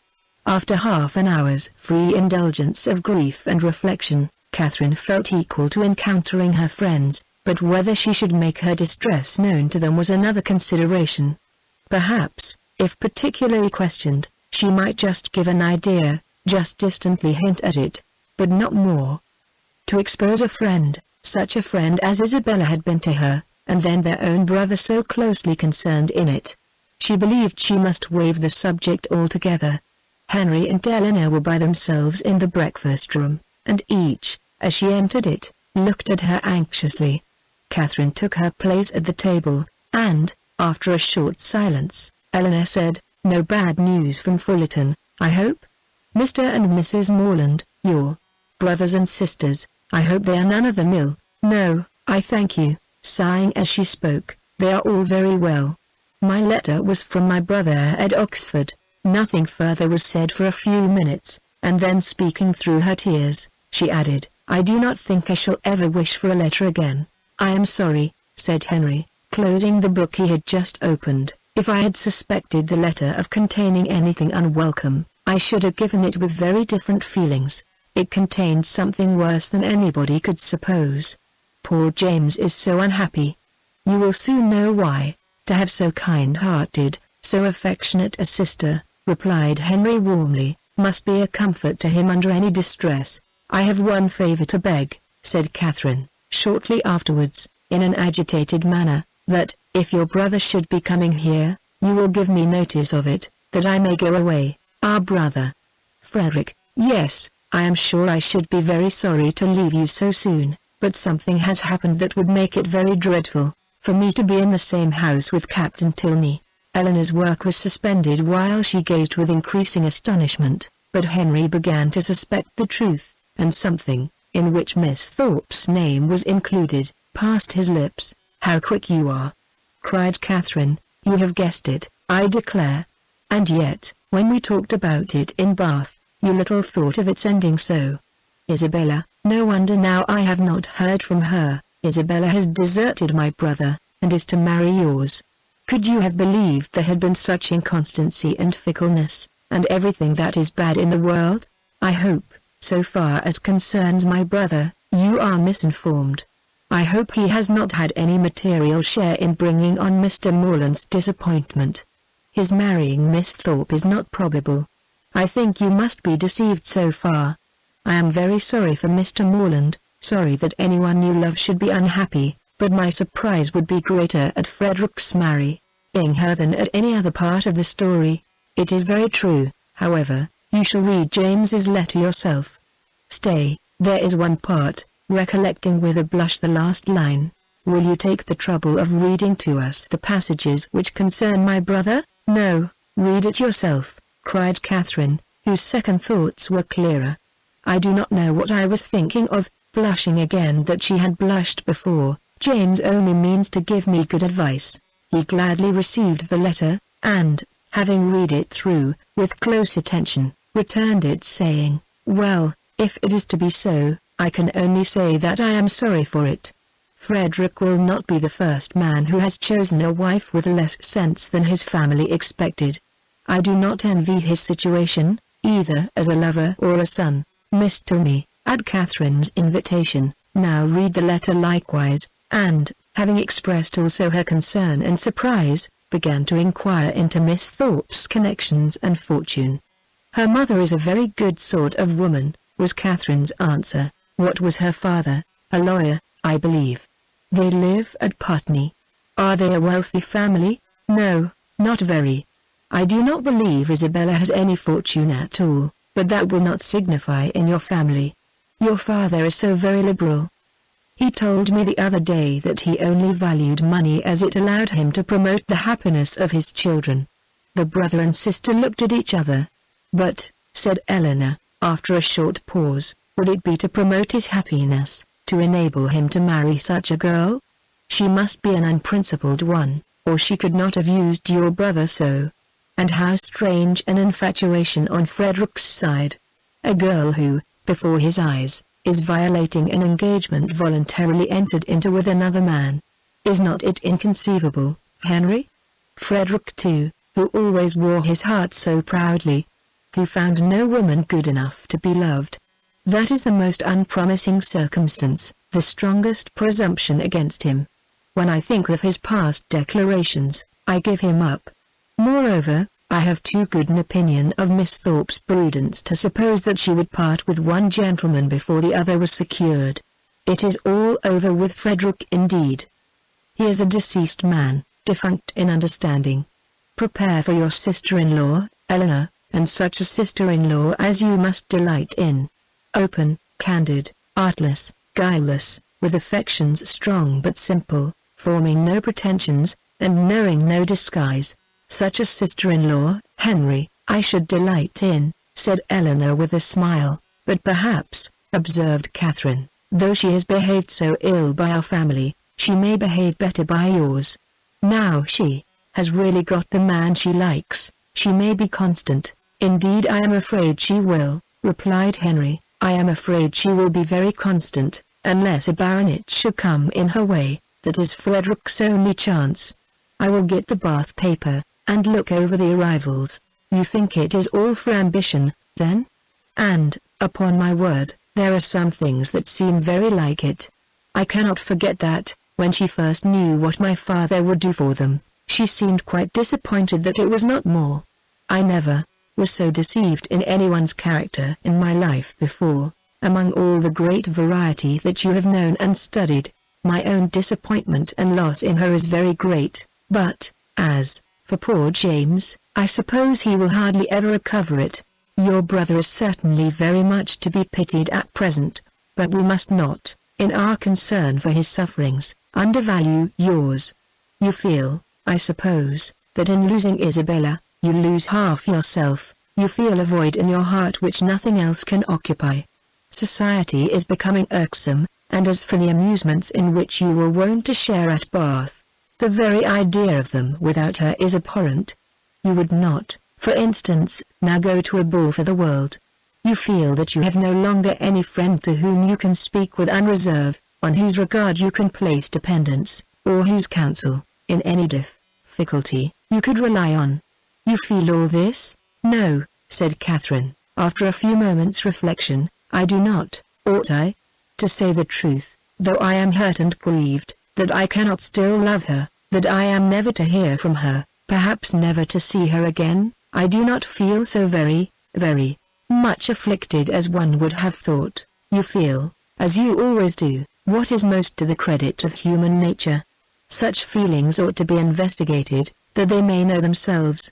Catherine, by some chance or other, found her spirits so very much relieved by this conversation that she could not regret her being led on, though so unaccountably, to mention the circumstance which had produced it. Chapter 26. From this time, the subject was frequently canvassed by the three young people, and Catherine found, with some surprise, that her two young friends were perfectly agreed in considering Isabella's want of consequence and fortune as likely to throw great difficulties in the way of her marrying their brother. Their persuasion that the General would, upon this ground alone, independent of the objection that might be raised against her character, oppose the connection, turned her feelings moreover with some alarm towards herself. She was as insignificant, and perhaps as portionless, as Isabella, and if the heir of the Tilney property had not grandeur and wealth enough in himself, at what point of interest were the demands of his younger brother to rest? The very painful reflections to which this thought led could only be dispersed by a dependence on the effect of that particular partiality, which, as she was given to understand by his words as well as his actions, she had from the first been so fortunate as to excite in the General, and by a recollection of some most generous and disinterested sentiments on the subject of money, which she had more than once heard him utter, and which tempted her to think his disposition in such matters misunderstood by his children. They were so fully convinced, however, that their brother would not have the courage to apply in person for his father's consent, and so repeatedly assured her that he had never in his life been less likely to come to Northanger than at the present time, that she suffered her mind to be at ease as to the necessity of any sudden removal of her own.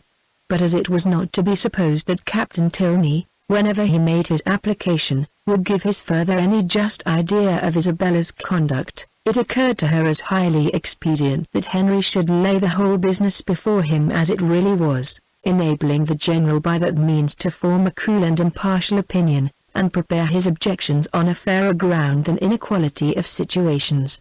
She proposed it to him accordingly, but he did not catch at the measure so eagerly as she had expected. "No," said he, "my father's hands need not be strengthened, and Frederick's confession of folly need not be forestalled. He must tell his own story, but he will tell only half of it, a quarter would be enough. A day or two passed away and brought no tidings of Captain Tilney. His brother and sister knew not what to think. Sometimes it appeared to them as if his silence would be the natural result of the suspected engagement, and at others that it was wholly incompatible with it. The General, meanwhile, though offended every morning by Frederick's remissness in writing, was free from any real anxiety about him, and had no more pressing solicitude than that of making Miss Morland's time at Northanger pass pleasantly. He often expressed his uneasiness on this head, feared the sameness of everyday's society and employments would disgust her with the place, wished the Lady Frasers had been in the country, talked every now and then of having a large party to dinner, and once or twice began even to calculate the number of young dancing people in the neighborhood. But then it was such a dead time of year, no wild fowl, no game, and the Lady Frasers were not in the country. And it all ended, at last, in his telling Henry one morning that when he next went to Woodston, they would take him by surprise the some day or other, and eat their mutton with him. Henry was greatly honored and very happy, and Catherine was quite delighted with the scheme. "And when do you think, sir, I may look forward to this pleasure?" "I must be at Woodston on Monday to attend the parish meeting, and shall probably be obliged to stay 2 or 3 days." "Well, well, we will take our chance some one of those days. There is no need to fix. You are not to put yourself at all out of your way. Whatever you may happen to have in the house will be enough. I think I can answer for the young ladies making allowance for a bachelor's table. Let me see, Monday will be a busy day with you. We will not come on Monday, and Tuesday will be a busy one with me. I expect my surveyor from Brookham with his report in the morning, and afterwards I cannot in decency fail attending the club. I really could not face my acquaintance if I stayed away now, for, as I am known to be in the country, it would be taken exceedingly amiss, and it is a rule with me, Miss Morland, never to give offence to any of my neighbours, if a small sacrifice of time and attention can prevent it. They are a set of very worthy men. They have half a buck from Northanger twice a year, and I dine with them whenever I can. Tuesday, therefore, we may say is out of the question. But on Wednesday, I think, Henry, you may expect us, and we shall be with you early, that we may have time to look about us.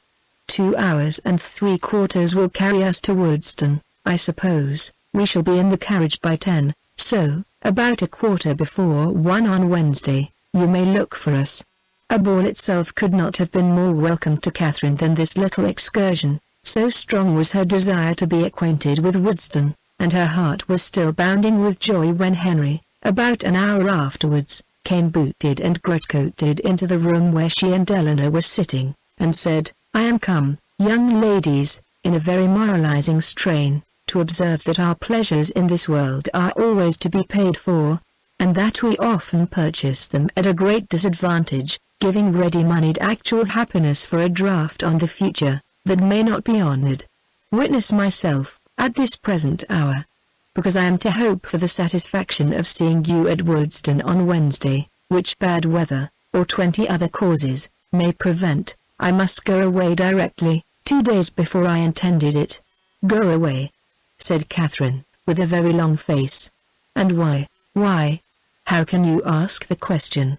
"Because no time is to be lost in frightening my old housekeeper out of her wits, because I must go and prepare a dinner for you, to be sure." "Oh, not seriously." "Aye, and sadly too, for I had much rather stay." "But how can you think of such a thing, after what the General said? When he so particularly desired you not to give yourself any trouble, because anything would do." Henry only smiled. "I am sure it is quite unnecessary upon your sister's account and mine. You must know it to be so, and the General made such a point of your providing nothing extraordinary. Besides, if he had not said half so much as he did, he has always such an excellent dinner at home, that sitting down to a middling one for one day could not signify. I wish I could reason like you, for his sake and my own. Goodbye. As tomorrow is Sunday, Eleanor, I shall not return."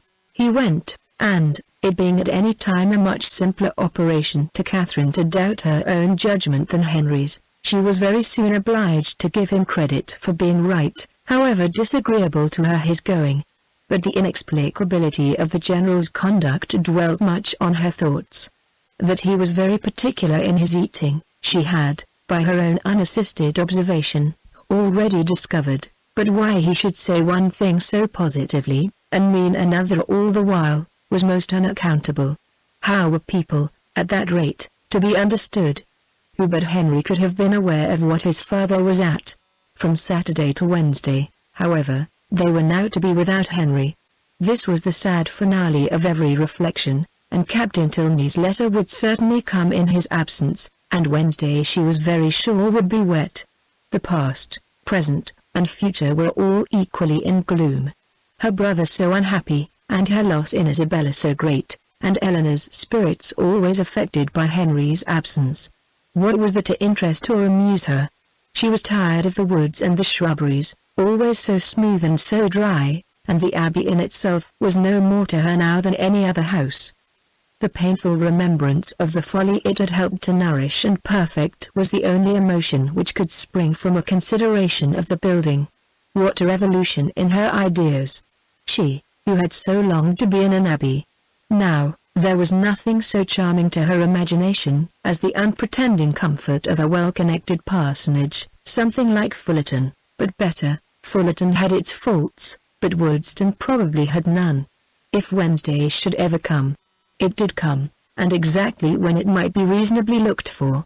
It came, it was fine, and Catherine trod on air. By 10 o'clock, the chaise and four conveyed the two from the Abbey, and, after an agreeable drive of almost 20 miles, they entered Woodston, a large and populous village, in a situation not unpleasant. Catherine was ashamed to say how pretty she thought it, as the General seemed to think an apology necessary for the flatness of the country, and the size of the village, but in her heart she preferred it to any place she had ever been at, and looked with great admiration at every neat house above the rank of a cottage, and at all the little chandlers' shops which they passed. At the further end of the village, and tolerably disengaged from the rest of it, stood the parsonage, a new-built substantial stone house, with its semicircular sweep and green gates, and, as they drove up to the door, Henry, with the friends of his solitude, a large Newfoundland puppy and 2 or 3 terriers, was ready to receive and make much of them. Catherine's mind was too full, as she entered the house, for her either to observe or to say a great deal, and, till called on by the General for her opinion of it, she had very little idea of the room in which she was sitting. Upon looking round it then, she perceived in a moment that it was the most comfortable room in the world, but she was too guarded to say so, and the coldness of her praise disappointed him. "We are not calling it a good house," said he. "We are not comparing it with Fullerton and Northanger, we are considering it as a mere parsonage, small and confined, we allow, but decent, perhaps, and habitable, and altogether not inferior to the generality, or, in other words, I believe there are few country parsonages in England half so good. It may admit of improvement, however. Far be it from me to say otherwise, and anything in reason, are both thrown out, perhaps, though, between ourselves, if there is one thing more than another my aversion, it is a patched-on bow." Catherine did not hear enough of this speech to understand or be pained by it, and other subjects being studiously brought forward and supported by Henry, at the same time that a tray full of refreshments was introduced by his servant. The General was shortly restored to his complacency, and Catherine to all her usual ease of spirits. The room in question was of a commodious, well-proportioned size, and handsomely fitted up as a dining parlour, and on their quitting it to walk round the grounds, she was shown, first into a smaller apartment, belonging peculiarly to the master of the house, and made unusually tidy on the occasion, and afterwards into what was to be the drawing-room, with the appearance of which, though unfurnished, Catherine was delighted enough even to satisfy the General. It was a prettily shaped room, the windows reaching to the ground, and the view from them pleasant, though only over green meadows, and she expressed her admiration at the moment with all the honest simplicity with which she felt it. "Oh, why do not you fit up this room, Mr. Tilney? What a pity not to have it fitted up. It is the prettiest room I ever saw, It is the prettiest room in the world. I trust," said the general, with a most satisfied smile, "that it will very speedily be furnished. It waits only for a lady's taste. Well, if it was my house, I should never sit anywhere else. Oh, what a sweet little cottage there is among the trees. Apple trees, too. It is the prettiest cottage. You like it, you approve it as an object, it is enough. Henry, remember that Robinson is spoken to about it. The cottage remains." Such a compliment recalled all Catherine's consciousness, and silenced her directly, and, though pointedly applied to by the general for her choice of the prevailing color of the paper and hangings, nothing like an opinion on the subject could be drawn from her. The influence of fresh objects and fresh air, however, was of great use in dissipating these embarrassing associations, and, having reached the ornamental part of the premises, consisting of a walk round two sides of a meadow, on which Henry's genius had begun to act about half a year ago, she was sufficiently recovered to think it prettier than any pleasure ground she had ever been in before, though there was not a shrub in it higher than the green bench in the corner.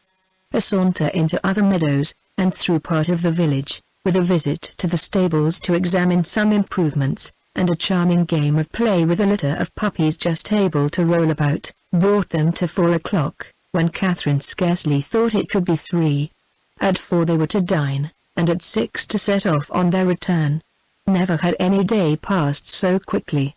She could not but observe that the abundance of the dinner did not seem to create the smallest astonishment in the general, nay, that he was even looking at the side table for cold meat which was not there. His son and daughter's observations were of a different kind. They had seldom seen him eat so heartily at any table but his own, and never before known him so little disconcerted by the melted butters being oiled. At 6 o'clock, the general having taken his coffee, the carriage again received them, and so gratifying had been the tenor of his conduct throughout the whole visit, so well assured was her mind on the subject of his expectations, that, could she have felt equally confident of the wishes of his son, Catherine would have quitted Woodstown with little anxiety as to the how or the when she might return to it. Chapter 27. The next morning brought the following very unexpected letter from Isabella. Bath, April. My dearest Catherine, I received your 2 kind letters with the greatest delight, and have 1,000 apologies to make for not answering them sooner. I really am quite ashamed of my idleness, but in this horrid place one can find time for nothing.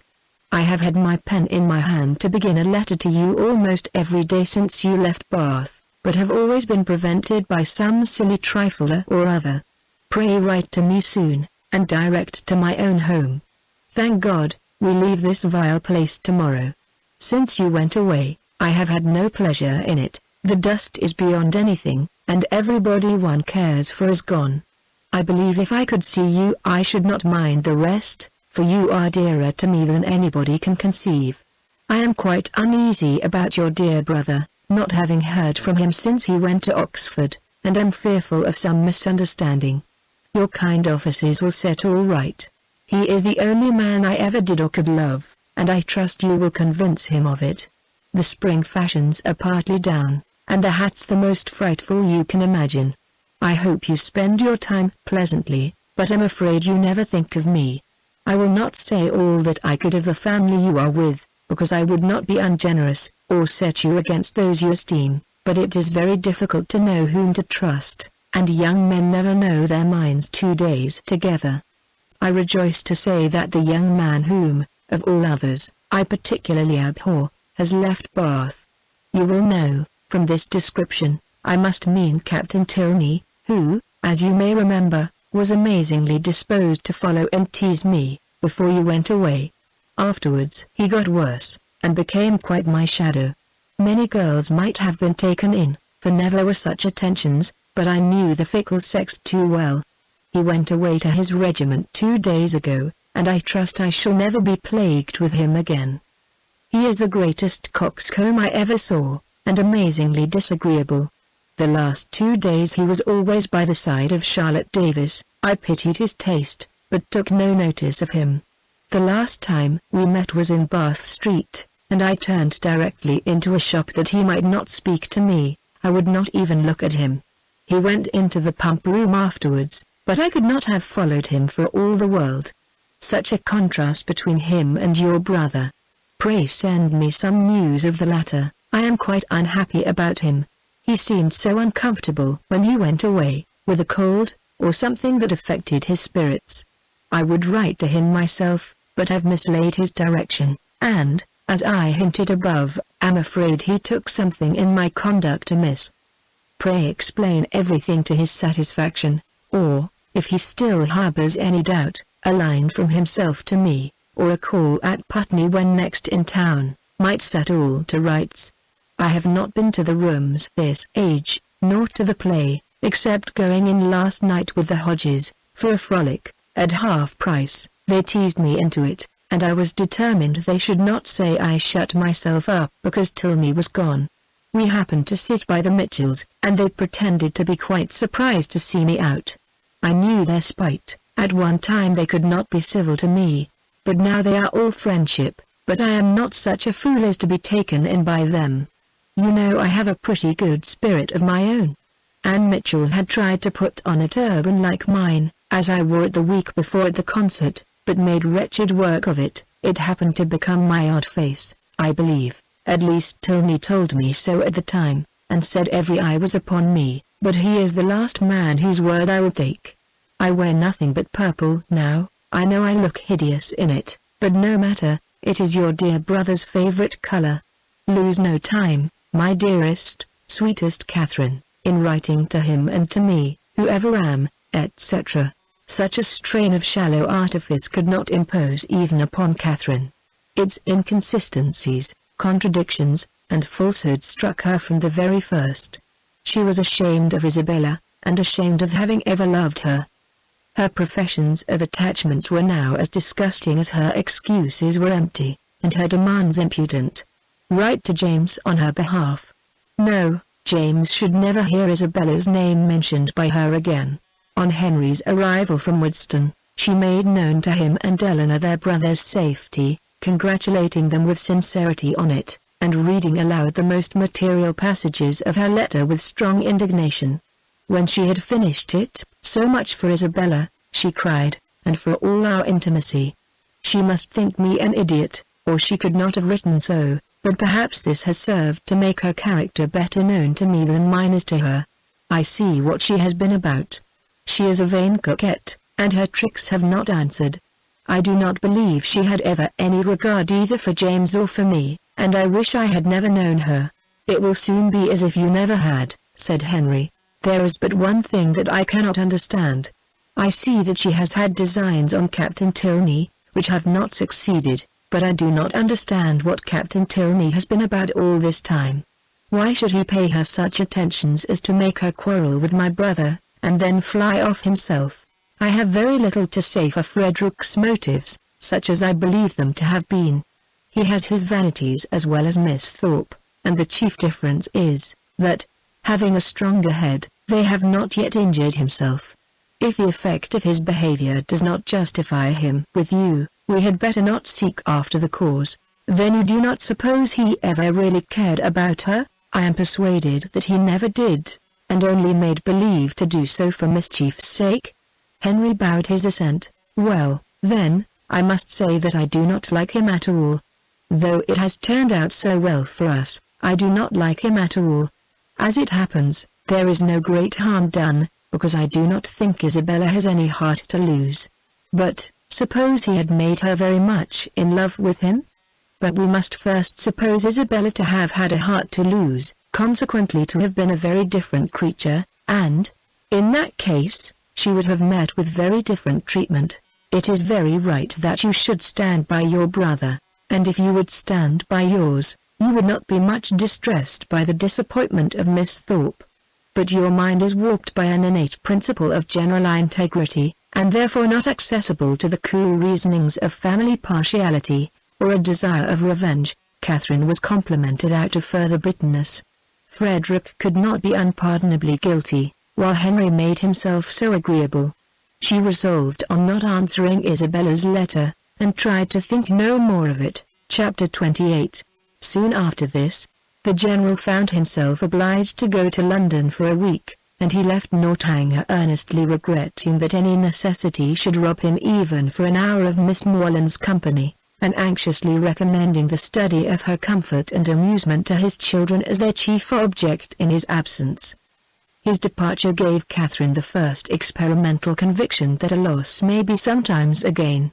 The happiness with which their time now passed, every employment voluntary, every laugh indulged, every meal a scene of ease and good humor, walking where they liked and when they liked, their hours, pleasures, and fatigues at their own command, made her thoroughly sensible of the restraint which the general's presence had imposed, and most thankfully feel their present release from it.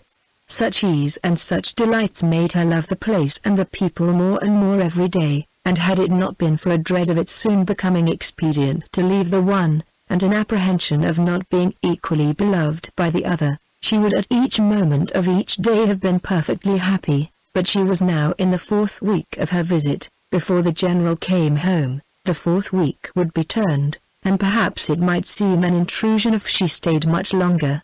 This was a painful consideration whenever it occurred, and eager to get rid of such a weight on her mind, she very soon resolved to speak to Eleanor about it at once, propose going away, and be guided in her conduct by the manner in which her proposal might be taken. Aware that if she gave herself much time, she might feel it difficult to bring forward so unpleasant a subject, she took the first opportunity of being suddenly alone with Eleanor, and of Eleanor's being in the middle of a speech about something very different, to start forth her obligation of going away very soon. Eleanor looked and declared herself much concerned. She had hoped for the pleasure of her company for a much longer time, had been misled, perhaps by her wishes, to suppose that a much longer visit had been promised, and could not but think that if Mr. and Mrs. Morland were aware of the pleasure it was to her to have her there, they would be too generous to hasten her return. Catherine explained, "Oh, as to that, Papa and Mamma were in no hurry at all. As long as she was happy, they would always be satisfied. Then why, might she ask, in such a hurry herself to leave them? Oh, because she had been there so long. Nay, if you can use such a word, I can urge you no farther, if you think it long." "Oh, no, I do not indeed. For my own pleasure, I could stay with you as long again." And it was directly settled that, till she had, her leaving them was not even to be thought of. In having this cause of uneasiness so pleasantly removed, the force of the other was likewise weakened. The kindness, the earnestness of Eleanor's manner in pressing her to stay, and Henry's gratified look on being told that her stay was determined, were such sweet proofs of her importance with them, as left her only just so much solicitude as the human mind can never do comfortably without. She did, almost always, believe that Henry loved her, and quite always that his father and sister loved and even wished her to belong to them, and believing so far, her doubts and anxieties were merely sportive irritations. Henry was not able to obey his father's injunction of remaining wholly at Northanger in attendance on the ladies. During his absence in London, the engagements of his curate at Woodstown obliging him to leave them on Saturday for a couple of nights. His loss was not now what it had been while the general was at home. It lessened their gaiety, but did not ruin their comfort, and the two girls agreeing in occupation, and improving in intimacy, found themselves so well sufficient for the time to themselves, that it was 11 o'clock, rather a late hour at the Abbey, before they quitted the supper-room on the day of Henry's departure. They had just reached the head of the stairs when it seemed, as far as the thickness of the walls would allow them to judge, that a carriage was driving up to the door, and the next moment confirmed the idea by the loud noise of the house bell. After the first perturbation of surprise had passed away, in a good heaven, what can be the matter? It was quickly decided by Eleanor to be her eldest brother, whose arrival was often as sudden, if not quite so unseasonable, and accordingly she hurried down to welcome him. Catherine walked on to her chamber, making up her mind as well as she could, to a further acquaintance with Captain Tilney, and comforting herself under the unpleasant impression his conduct had given her, and the persuasion of his being by far too fine a gentleman to approve of her, that at least they should not meet under such circumstances as would make their meeting materially painful. She trusted he would never speak of Miss Thorpe, and indeed, as he must by this time be ashamed of the part he had acted, there could be no danger of it, and as long as all mention of Bath scenes were avoided, she thought she could behave to him very civilly. In such considerations time passed away, and it was certainly in his favor that Eleanor should be so glad to see him, and have so much to say, for half an hour was almost gone since his arrival, and Eleanor did not come up. At that moment Catherine thought she heard her step in the gallery, and listened for its continuance, but all was silent. Scarcely, however, had she convicted her fancy of error, when the noise of something moving close to her door made her start. It seemed as if someone was touching the very doorway, and in another moment a slight motion of the lock proved that some hand must be on it. She trembled a little at the idea of anyone's approaching so cautiously, but resolving not to be again overcome by trivial appearances of alarm, or misled by a raised imagination, she stepped quietly forward, and opened the door. Eleanor, and only Eleanor, stood there. Catherine's spirits, however, were tranquilized but for an instant, for Eleanor's cheeks were pale, and her manner greatly agitated. Though evidently intending to come in, it seemed an effort to enter the room, and a still greater to speak when there. Catherine, supposing some uneasiness on Captain Tilney's account, could only express her concern by silent attention, obliged her to be seated, rubbed her temples with lavender water, and hung over her with affectionate solicitude. "My dear Catherine, you must not indeed," were Eleanor's first connected words. "I am quite well. This kindness distracts me. I cannot bear it. I come to you on such an errand. To me, how shall I tell you? Oh, how shall I tell you?"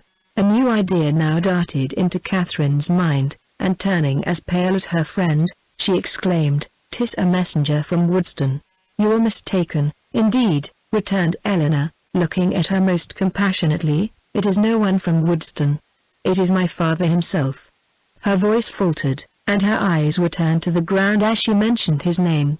His unlooked-for return was enough in itself to make Catherine's heart sink, and for a few moments she hardly supposed there were anything worse to be told.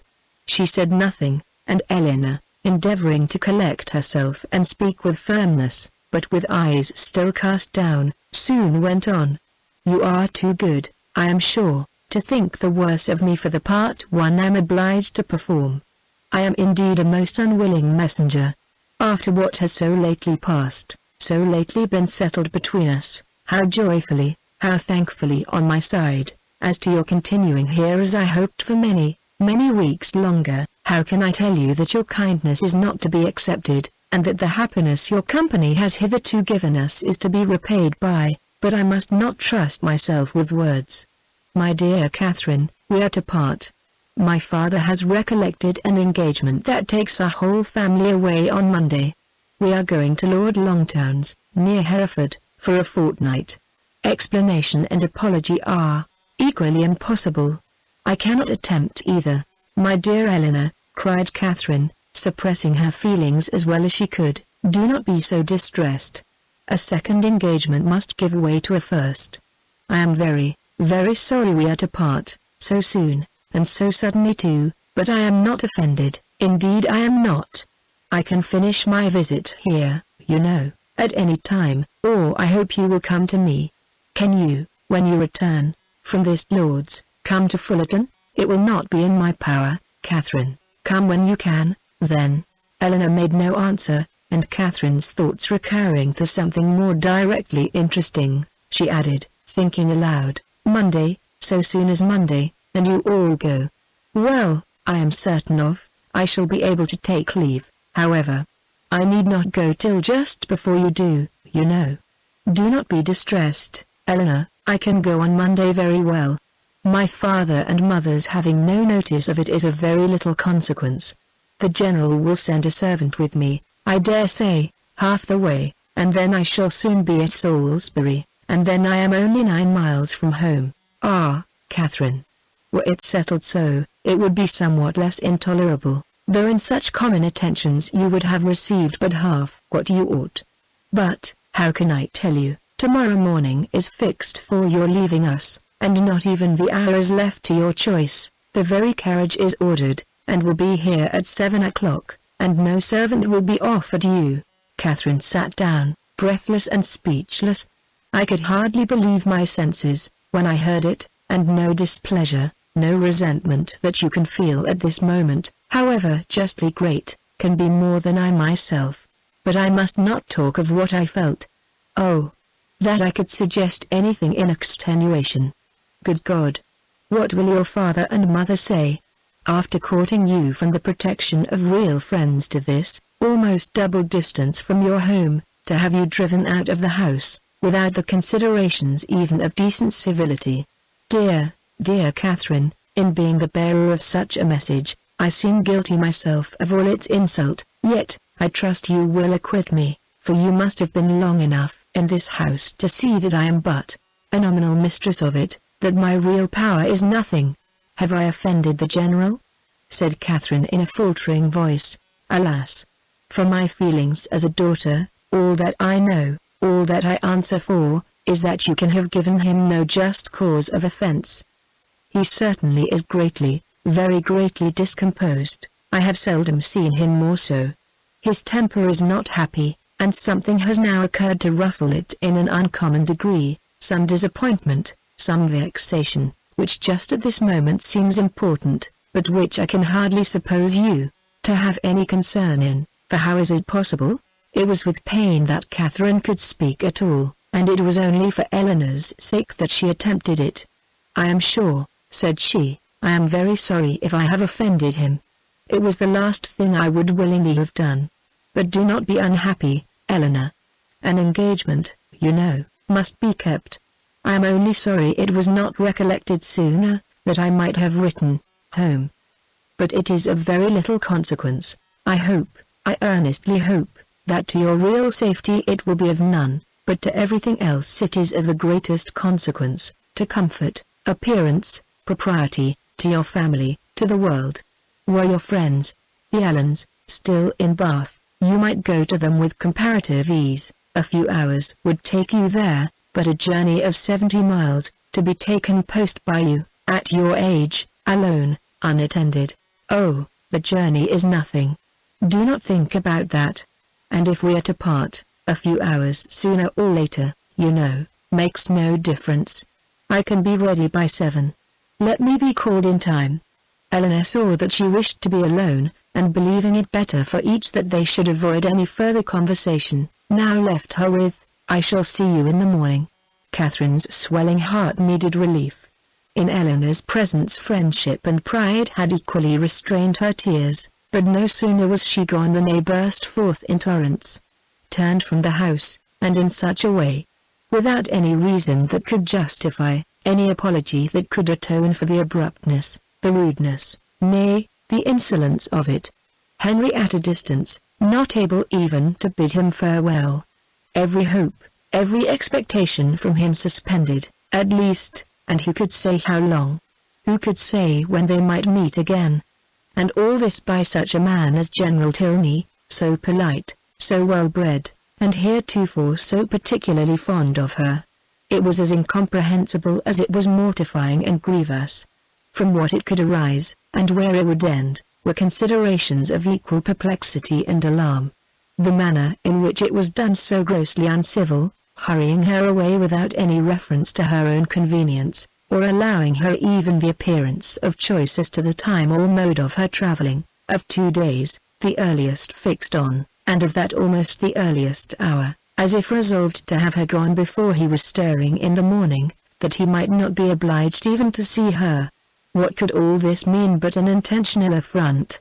By some means or other she must have had the misfortune to offend him.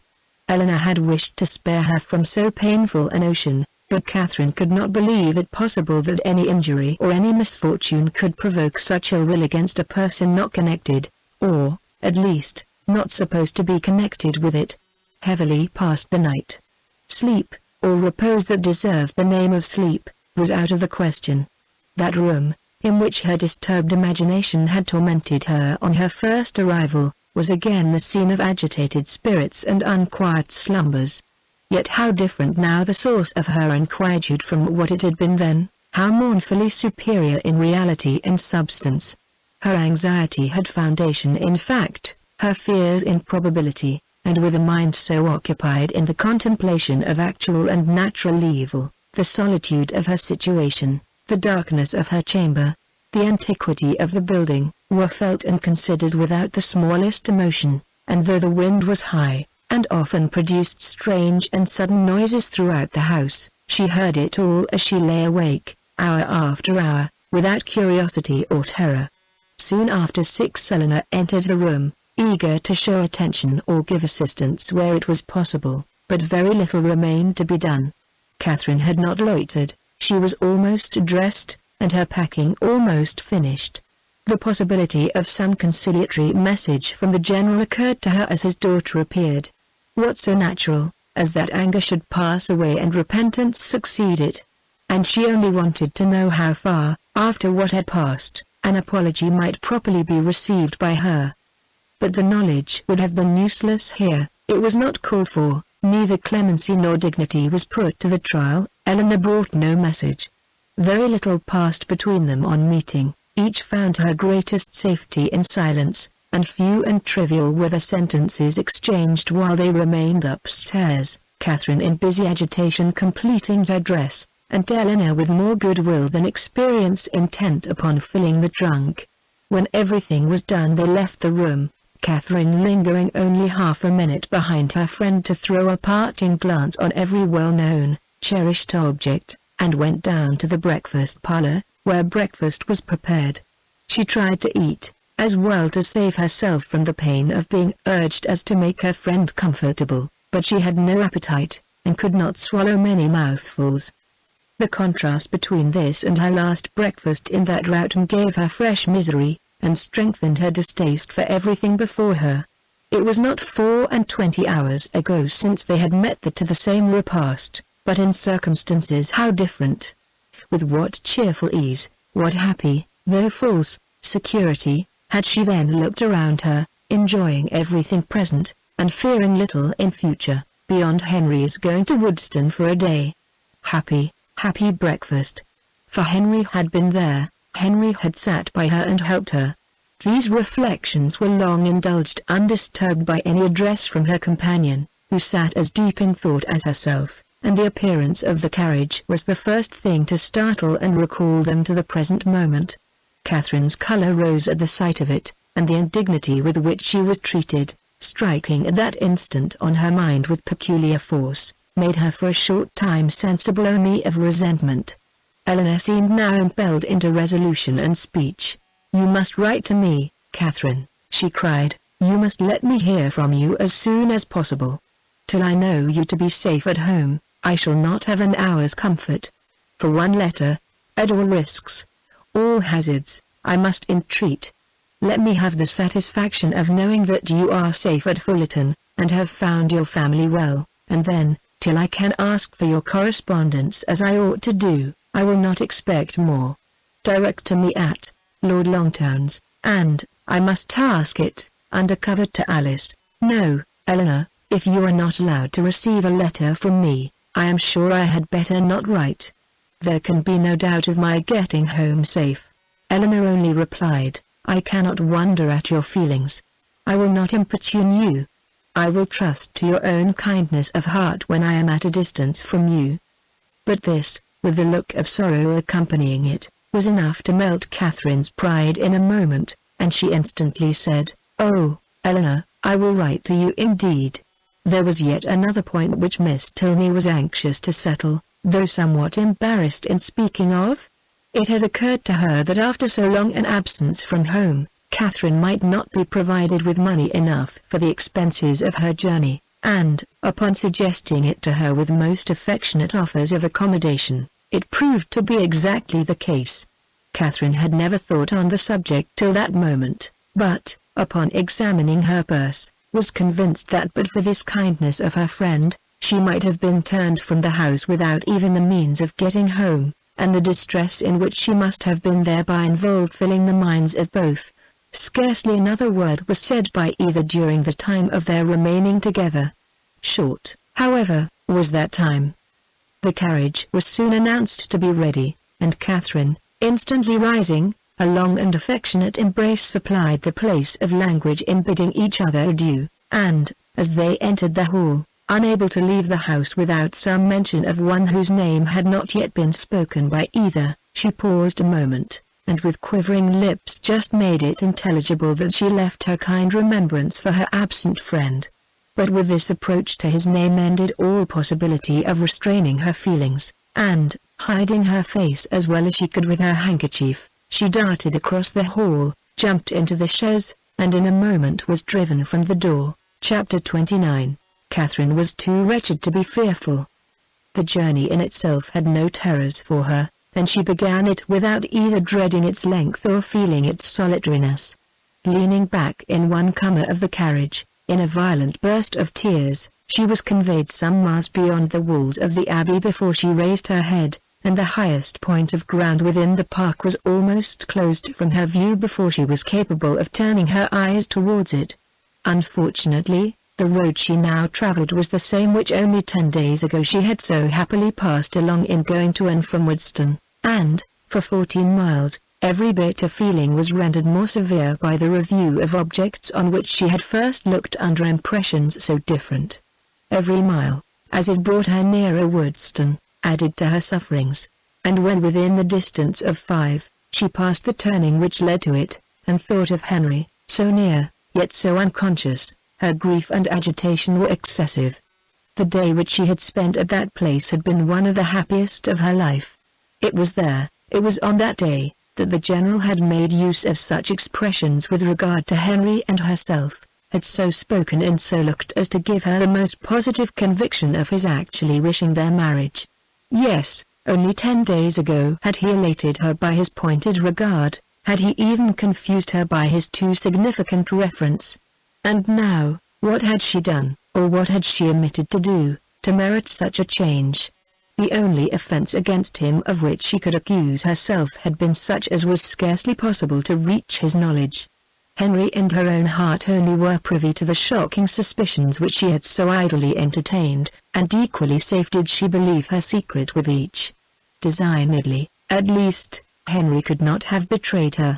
If, indeed, by any strange mischance his father should have gained intelligence of what she had dared to think and look for, of her causeless fancies and injurious examinations, she could not wonder at any degree of his indignation. If aware of her having viewed him as a murderer, she could not wonder at his even turning her from his house. But a justification so full of torture to herself, she trusted, would not be in his power. Anxious as were all her conjectures on this point, it was not, however, the one on which she dwelt most. There was a thought yet nearer, a more prevailing, more impetuous concern. How Henry would think, and feel, and look, when he returned on the morrow to Northanger and heard of her being gone, was a question of force and interest to rise over every other, to be never ceasing, alternately irritating and soothing. It sometimes suggested the dread of his calm acquiescence, and at others was answered by the sweetest confidence in his regret and resentment. To the General, of course, he would not dare to speak, but to Eleanor, what might he not say to Eleanor about her? In this unceasing recurrence of doubts and inquiries, on any one article of which her mind was incapable of more than momentary repose, the hours passed away, and her journey advanced much faster than she looked for. The pressing anxieties of thought, which prevented her from noticing anything before her, when once beyond the neighborhood of Woodstock, saved her at the same time from watching her progress, and though no object on the road could engage a moment's attention, she found no stage of it tedious. From this, she was preserved too by another cause, by feeling no eagerness for her journey's conclusion, for to return in such a manner to Fullerton was almost to destroy the pleasure of a meeting with those she loved best, even after an absence such as hers, an 11 weeks' absence. What had she to say that would not humble herself and pain her family, that would not increase her own grief by the confession of it, extend an useless resentment, and perhaps involve the innocent with the guilty in undistinguishing ill will. She could never do justice to Henry and Eleanor's merit. She felt it too strongly for expression, and should a dislike be taken against them, should they be thought of unfavorably, on their father's account, it would cut her to the heart. With these feelings, she rather dreaded than sought for the first view of that well-known spire which would announce her within 20 miles of home. Salisbury she had known to be her point on leaving Northanger, but after the first stage she had been indebted to the postmasters for the names of the places which were then to conduct her to it, so great had been her ignorance of her route. She met with nothing, however, to distress or frighten her. Her youth, civil manners, and liberal pay procured her all the attention that a traveller like herself could require, and stopping only to change horses, she travelled on for about 11 hours without accident or alarm, and between 6 and 7 o'clock in the evening found herself entering Fullerton, a heroine returning, at the close of her career, to her native village, in all the triumph of recovered reputation, and all the dignity of a countess, with a long train of noble relations in their several phaetons, and 3 waiting maids in a travelling chaise and 4, behind her, is an event on which the pen of the contriver may well delight to dwell. It gives credit to every conclusion, and the author must share in the glory she so liberally bestows. But my affair is widely different. I bring back my heroine to her home in solitude and disgrace, and no sweet elation of spirits can lead me into minuteness. A heroine in a hack post-chaise is such a blow upon sentiment, as no attempt at grandeur or pathos can withstand. Swiftly therefore shall her post-boy drive through the village, amid the gaze of Sunday groups, and speedy shall be her descent from it. But, whatever might be the distress of Catherine's mind, as she thus advanced towards the parsonage, and whatever the humiliation of her biographer in relating it, she was preparing enjoyment of no everyday nature for those to whom she went, first, in the appearance of her carriage, and secondly, in herself. The chaise of a traveller being a rare sight in Fullerton, the whole family were immediately at the window, and to have it stop at the sweep gate was a pleasure to brighten every eye and occupy every fancy, a pleasure quite unlooked for by all but the 2 youngest children, a boy and girl of 6 and 4 years old, who expected a brother or sister in every carriage. Happy the glance that first distinguished Catherine. Happy the voice that proclaimed the discovery. But whether such happiness were the lawful property of George or Harriet could never be exactly understood. Her father, mother, Sarah, George, and Harriet, all assembled at the door to welcome her with affectionate eagerness, was a sight to awaken the best feelings of Catherine's heart, and in the embrace of each, as she stepped from the carriage, she found herself soothed beyond anything that she had believed possible. So surrounded, so caressed, she was even happy. In the joyfulness of family love everything for a short time was subdued, and the pleasure of seeing her, leaving them at first little leisure for calm curiosity. They were all seated round the tea-table, which Mrs. Morland had hurried for the comfort of the poor traveller, whose pale and jaded looks soon caught her notice, before any inquiry so direct as to demand a positive answer was addressed to her. Reluctantly, and with much hesitation, did she then begin what might perhaps, at the end of half an hour, be termed, by the courtesy of her hearers, an explanation, but scarcely, within that time, could they at all discover the cause, or collect the particulars, of her sudden return. They were far from being an irritable race, far from any quickness in catching, or bitterness in resenting, affronts, but here, when the whole was unfolded, was an insult not to be overlooked, nor, for the first half hour, to be easily pardoned. Without suffering any romantic alarm, in the consideration of their daughter's long and lonely journey, Mr. and Mrs. Morland could not but feel that it might have been productive of much unpleasantness to her, that it was what they could never have voluntarily suffered, and that, in forcing her on such a measure, General Tilney had acted neither honourably nor feelingly, neither as a gentleman nor as a parent.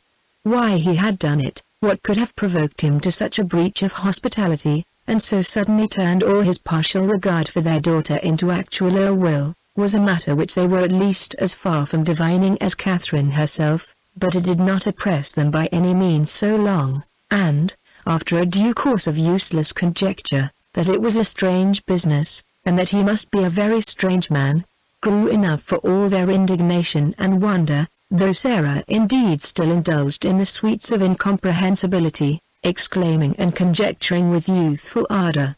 "My dear, you give yourself a great deal of needless trouble," said her mother at last. "Depend upon it, it is something not at all worth understanding. I can allow for his wishing Catherine away, when he recollected this engagement," said Sarah, "but why not do it civilly?" "I am sorry for the young people," returned Mrs. Morland, "they must have a sad time of it. But as for anything else, it is no matter now. Catherine is safe at home, and our comfort does not depend upon General Tilney." Catherine sighed. "Well," continued her philosophic mother, "I am glad I did not know of your journey at the time. But now it is all over, perhaps there is no great harm done. It is always good for young people to be put upon exerting themselves, and you know, my dear Catherine, you always were a sad little scatterbrained creature. But now you must have been forced to have your wits about you, with so much changing of chaises and so forth, and I hope it will appear that you have not left anything behind you in any of the pockets." Catherine hoped so too, and tried to feel an interest in her own amendment, but her spirits were quite worn down, and, to be silent and alone becoming soon her only wish, she readily agreed to her mother's next counsel of going early to bed. Her parents, seeing nothing in her ill looks and agitation but the natural consequence of mortified feelings, and of the unusual exertion and fatigue of such a journey, parted from her without any doubt of their being soon slept away, and though, when they all met the next morning, her recovery was not equal to their hopes, they were still perfectly unsuspicious of there being any deeper evil. They never once thought of her heart, which, for the parents of a young lady of 17, just returned from her first excursion from home, was odd enough. As soon as breakfast was over, she sat down to fulfill her promise to Miss Tilney, whose trust in the effect of time and distance on her friend's disposition was already justified, for already did Catherine reproach herself with having parted from Eleanor coldly, with having never enough valued her merits or kindness, and never enough commiserated her for what she had been yesterday left to endure. The strength of these feelings, however, was far from assisting her pen, and never had it been harder for her to write than in addressing Eleanor Tilney. To compose a letter which might at once do justice to her sentiments and her situation, convey gratitude without servile regret, be guarded without coldness, and honest without resentment, a letter which Eleanor might not be pained by the perusal of, and, above all, which she might not blush herself, if Henry should chance to see, was an undertaking to frighten away all her powers of performance, and, after long thought and much perplexity, to be very brief was all that she could determine on with any confidence of safety. The money therefore which Eleanor had advanced was enclosed with little more than grateful thanks, and the 1,000 good wishes of a most affectionate heart. "This has been a strange acquaintance," observed Mrs. Morland, as the letter was finished, "soon made and soon ended. I am sorry it happened so, for Mrs. Allen thought them very pretty kind of young people, and you were sadly out of luck too in your Isabella. Ah, poor James. Well, we must live and learn, and the next new friends you make I hope will be better worth keeping." Catherine colored as she warmly answered, "No friend can be better worth keeping than Eleanor. If so, my dear, I dare say you will meet again some time or other. Do not be uneasy. It is 10 to 1 but you are thrown together again in the course of a few years, and then what a pleasure it will be." Mrs. Morland was not happy in her attempt at consolation. The hope of meeting again in the course of a few years could only put into Catherine's head what might happen within that time to make a meeting dreadful to her. She could never forget Henry Tilney, or think of him with less tenderness than she did at that moment, but he might forget her, and in that case, to meet Dash. Her eyes filled with tears as she pictured her acquaintance so renewed, and her mother, perceiving her comfortable suggestions to have had no good effect, proposed, as another expedient for restoring her spirits, that they should call on Mrs. Allen. The two houses were only a quarter of a mile apart, and, as they walked, Mrs. Morland quickly dispatched all that she felt on the score of James's disappointment, "We are sorry for him," said she, "but otherwise there is no harm done in the match going off, for it could not be a desirable thing to have him engaged to a girl whom we had not the smallest acquaintance with, and who was so entirely without fortune, and now, after such behavior, we cannot think at all well of her. Just at present it comes hard to poor James, but that will not last forever, and I dare say he will be a discreet man all his life. For the foolishness of his first choice." This was just such a summary view of the affair as Catherine could listen to. Another sentence might have endangered her complaisance, and made her reply less rational, for soon were all her thinking powers swallowed up in the reflection of her own change of feelings and spirits since last she had trodden that well-known road. It was not 3 months ago since, wild with joyful expectation, she had the run backwards and forwards some 10 times a day, with an heart light, gay, and independent, looking forward to pleasures untasted and unalloyed, and free from the apprehension of evil as from the knowledge of it. 3 months ago had seen her all this, and now, how altered a being did she return. She was received by the Allens with all the kindness which her unlooked-for appearance, acting on a steady affection, would naturally call forth, and great was their surprise, and warm their displeasure, on hearing how she had been treated, though Mrs. Morland's account of it was no inflated representation, no studied appeal to their passions. "Catherine took us quite by surprise yesterday evening," said she. "She travelled all the way post by herself, and knew nothing of coming till Saturday night, for General Tilney, from some odd fancy or other, all of a sudden grew tired of having her there, and almost turned her out of the house. Very unfriendly, certainly, and he must be a very odd man, but we are so glad to have her amongst us again. And it is a great comfort to find that she is not a poor helpless creature, but can shift very well for herself." Mr. Allen expressed himself on the occasion with the reasonable resentment of a sensible friend, and Mrs. Allen thought his expressions quite good enough to be immediately made use of again by herself. His wonder, his conjectures, and his explanations became in succession hers, with the addition of this single remark, "I really have not patience with the General," to fill up every accidental pause. And, "I really have not patience with the General," was uttered twice after Mr. Allen left the room, without any relaxation of anger, or any material digression of thought. A more considerable degree of wondering attended the third repetition, and, after completing the fourth, she immediately added, "Only think, my dear, of my having got that frightful grey Trent in my best Mechlin so charmingly mended, before I left Bath, that one can hardly see where it was. I must show it you some day or other. Bath is a nice place, Catherine, after all. I assure you I did not above half like coming away. Mrs. Thorpe's being there was such a comfort to us, was not it? You know, you and I were quite forlorn at first." "Yes, but that did not last long," said Catherine, her eyes brightening at the recollection of what had first given spirit to her existence there. "Very true, we soon met with Mrs. Thorpe, and then we wanted for nothing. My dear, do not you think these silk gloves wear very well? I put them on new the first time of our going to the lower rooms, you know, and I have worn them a great deal since. Do you remember that evening? Do I?" "Oh, perfectly. It was very agreeable, was not it? Mr. Tilney drank tea with us, and I always thought him a great addition. He is so very agreeable. I have a notion you danced with him, but am not quite sure. I remember I had my favorite gown on." Catherine could not answer, and, after a short trial of other subjects, Mrs. Allen again returned to, "I really have not patience with the General. Such an agreeable, worthy man as he seemed to be. I do not suppose, Mrs. Morland, you ever saw a better bred man in your life. His lodgings were taken the very day after he left them, Catherine. But no wonder, Milsom Street, you know."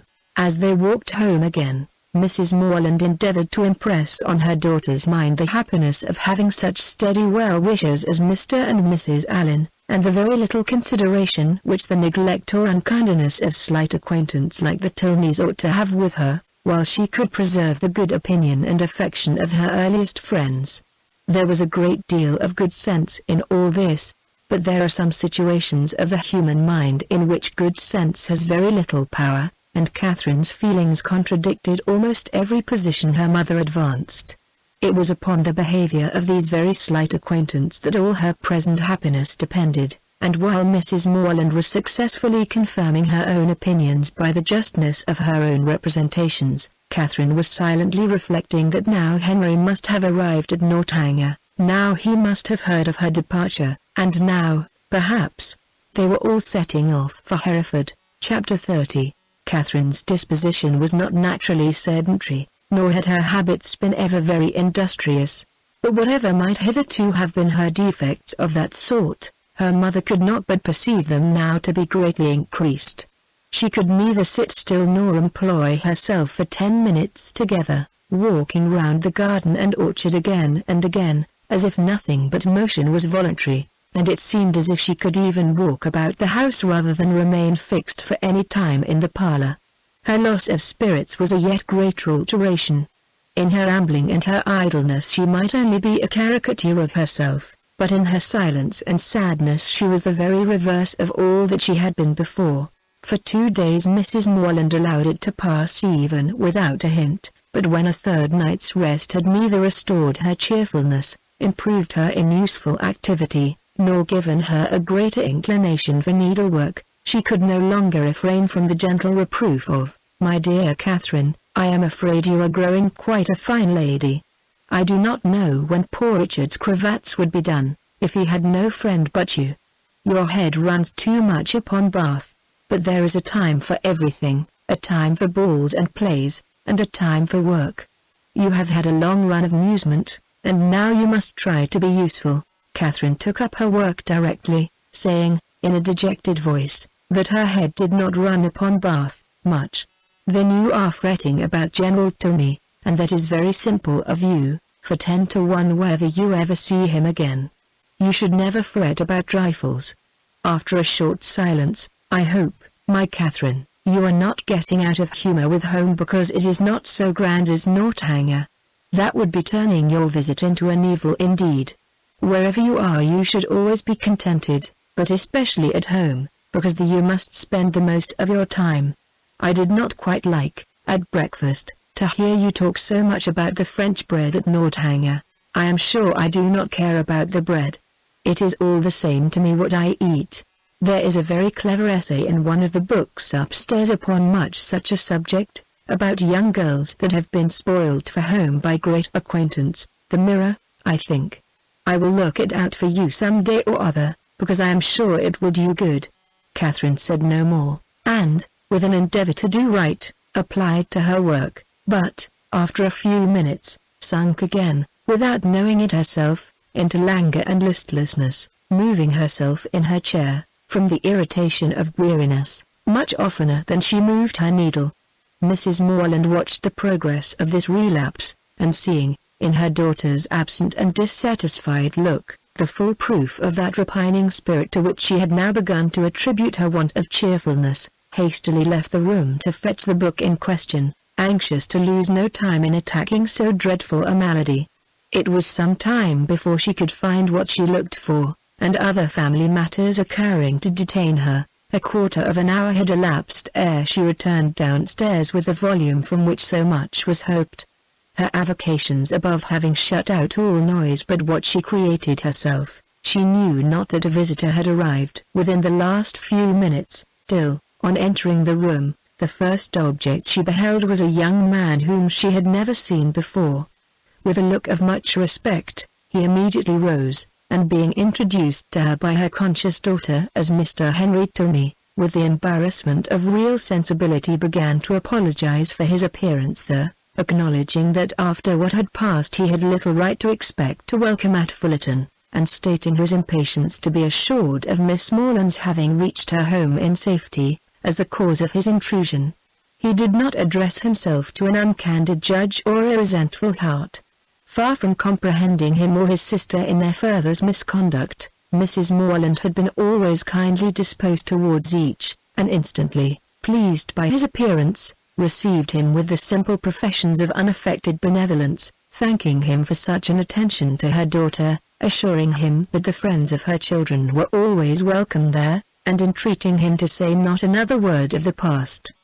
He was not ill-inclined to obey this request, for, though his heart was greatly relieved by such unlooked-for mildness, it was not just at that moment in his power to say anything to the purpose.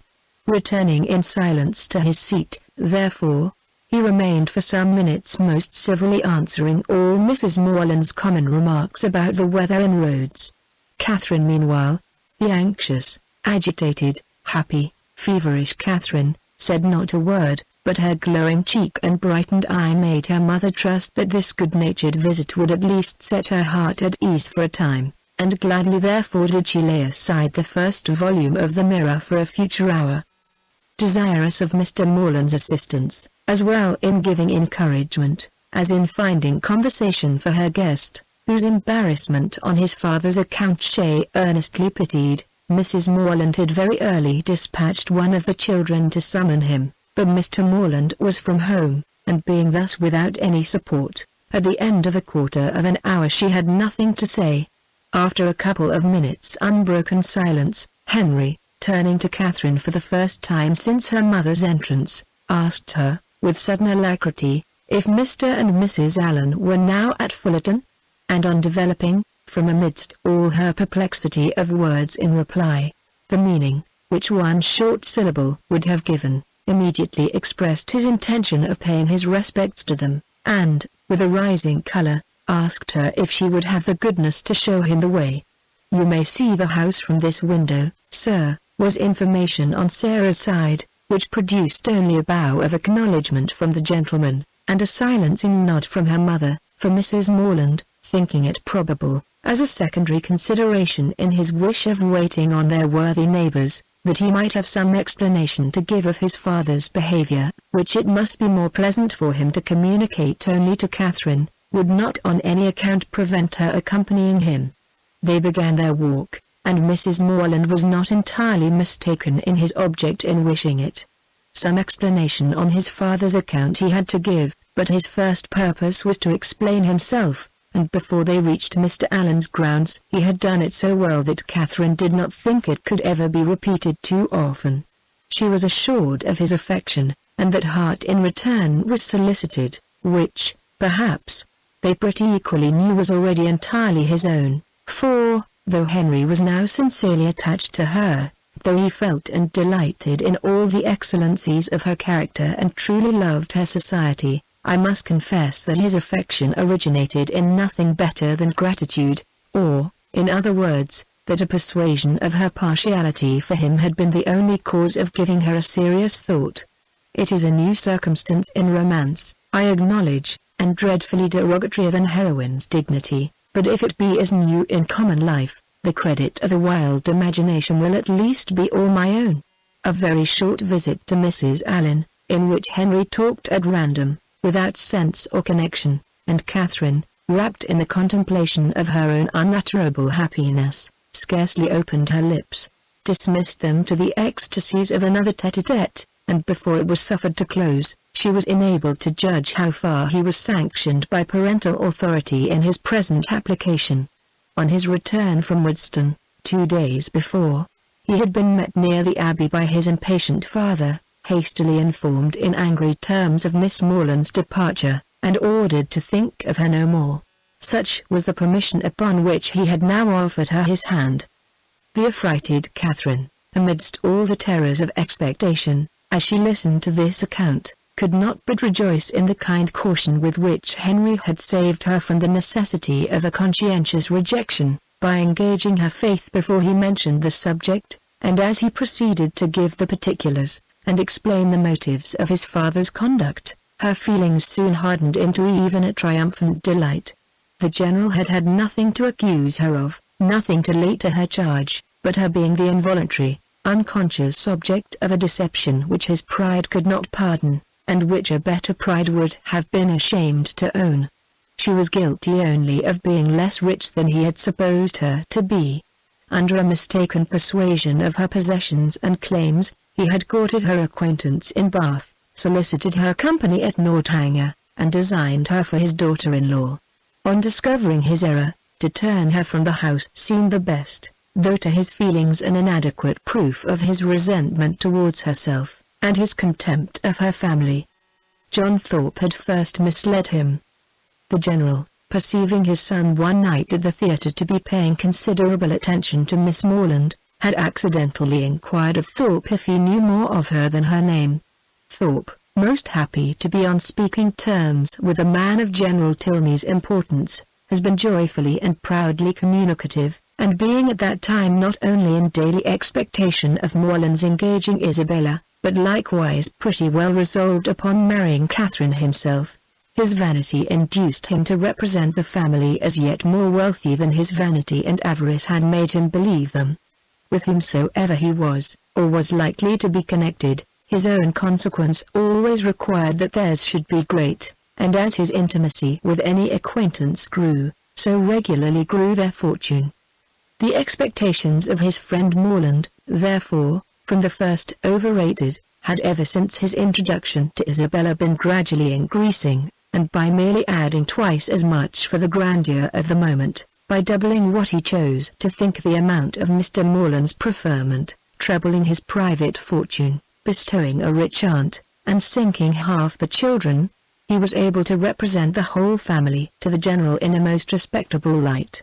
For Catherine, however, the peculiar object of the General's curiosity, and his own speculations, he had yet something more in reserve, and the £10,000 or £15,000 which her father could give her would be a pretty addition to Mr. Allen's estate.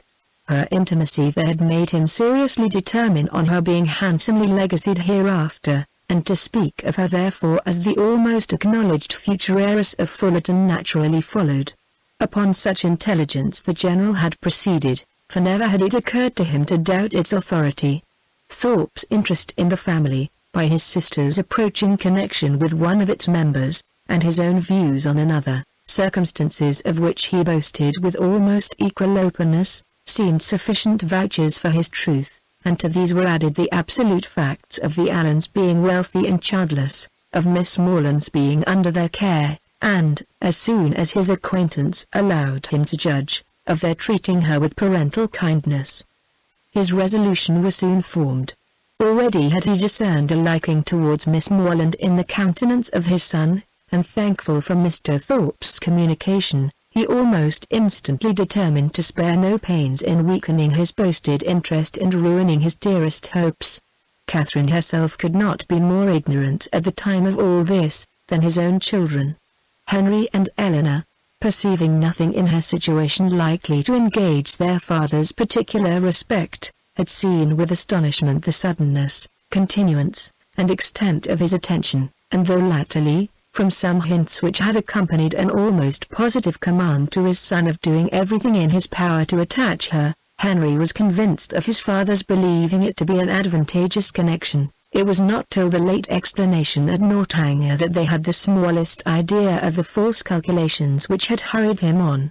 That they were false, the General had learnt from the very person who had suggested them, from Thorpe himself, whom he had chanced to meet again in town, and who, under the influence of exactly opposite feelings, irritated by Catherine's refusal, and yet more by the failure of a very recent endeavour to accomplish a reconciliation between Morland and Isabella, convinced that they were separated forever, and spurning a friendship which could be no longer serviceable, hastened to contradict all that he had said before to the advantage of the Morlands, confessed himself to have been totally mistaken in his opinion of their circumstances and character, misled by the rhodomontade of his friend to believe his father a man of substance and credit, whereas the transactions of the 2 or 3 last weeks proved him to be neither, for after coming eagerly forward on the first overture of a marriage between the families, with the most liberal proposals, he had, on being brought to the point by the shrewdness of the relator,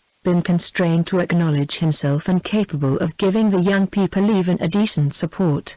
They were, in fact, a necessitous family, numerous, too, almost beyond example, by no means respected in their own neighborhood, as he had lately had particular opportunities of discovering, aiming at a style of life which their fortune could not warrant, seeking to better themselves by wealthy connections, a forward, bragging, scheming race. The terrified general pronounced the name of Allen with an inquiring look, and here too Thorpe had learned his error. The Allens, he believed, had lived near them too long, and he knew the young man on whom the Fullerton estate must devolve. The general needed no more. Enraged with almost everybody in the world but himself, he set out the next day for the Abbey, where his performances have been seen.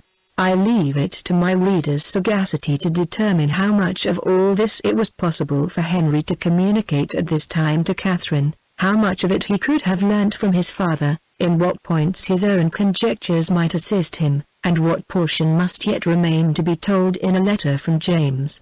I have united for their case what they must divide for mine.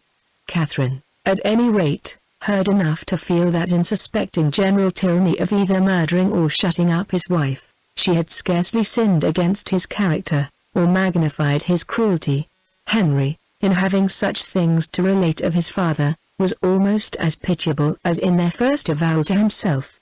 He blushed for the narrow-minded counsel which he was obliged to expose. The conversation between them at Northanger had been of the most unfriendly kind. Henry's indignation on hearing how Catherine had been treated, on comprehending his father's views, and being ordered to acquiesce in them, has been open and bold.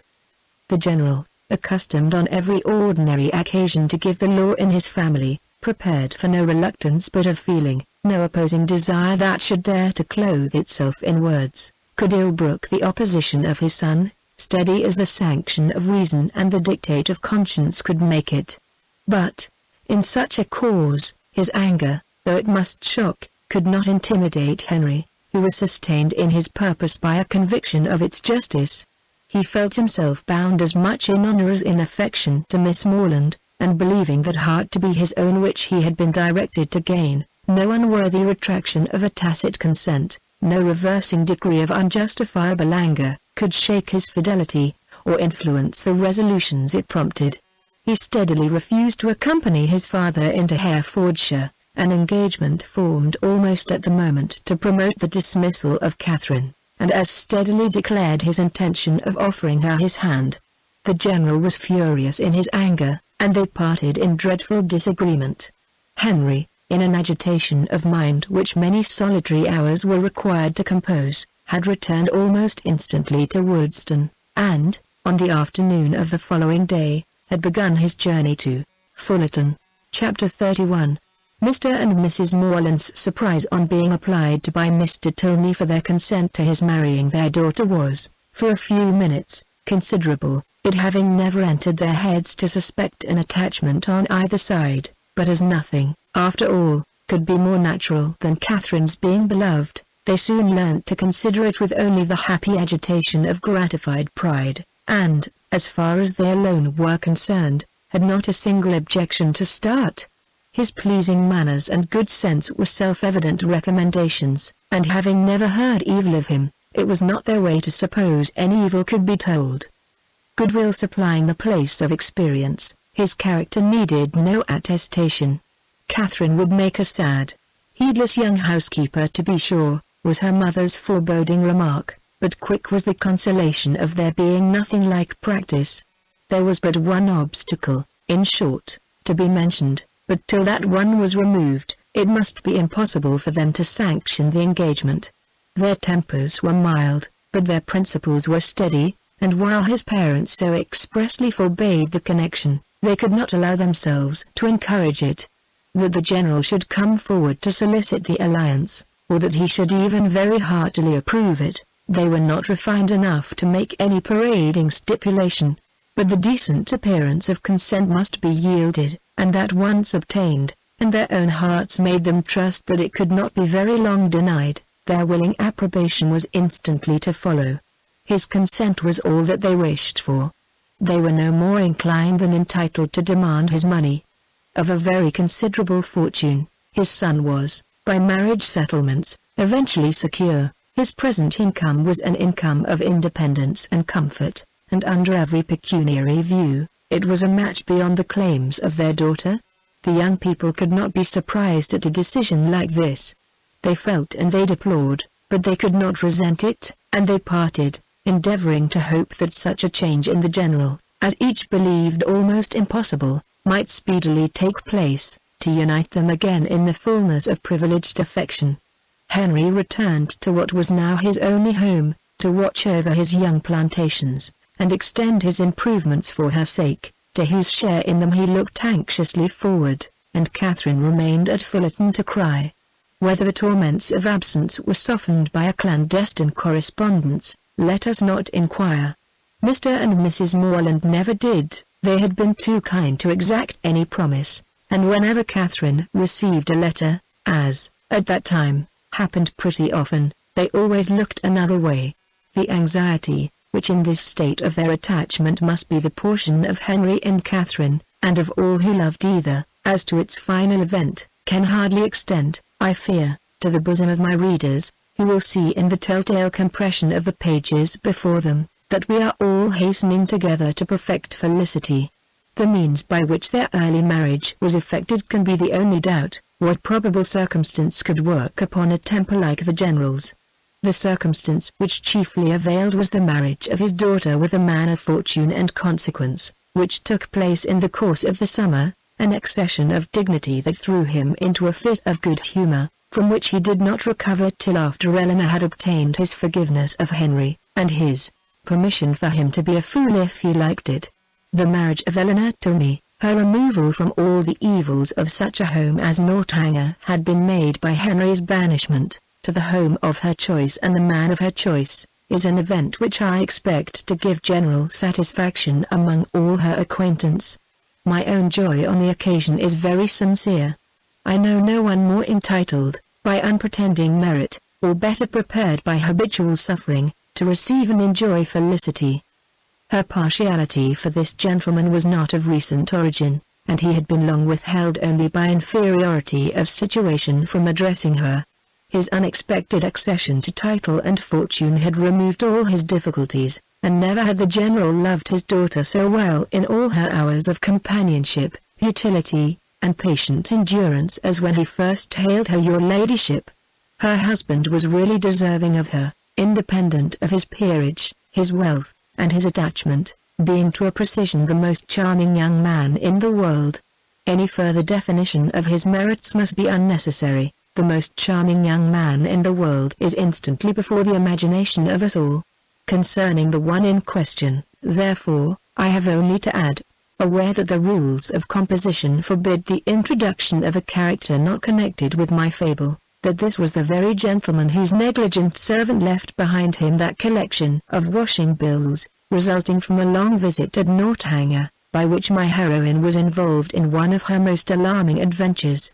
The influence of the Viscount and Viscountess in their brother's behalf was assisted by that right understanding of Mr. Morland's circumstances which, as soon as the General would allow himself to be informed, they were qualified to give.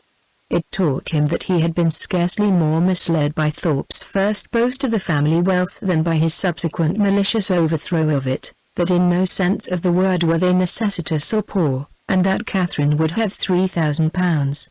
This was so material an amendment of his late expectations that it greatly contributed to smooth the descent of his pride, and by no means without its effect was the private intelligence, which he was at some pains to procure, that the Fullerton estate, being entirely at the disposal of its present proprietor, was consequently open to every greedy speculation.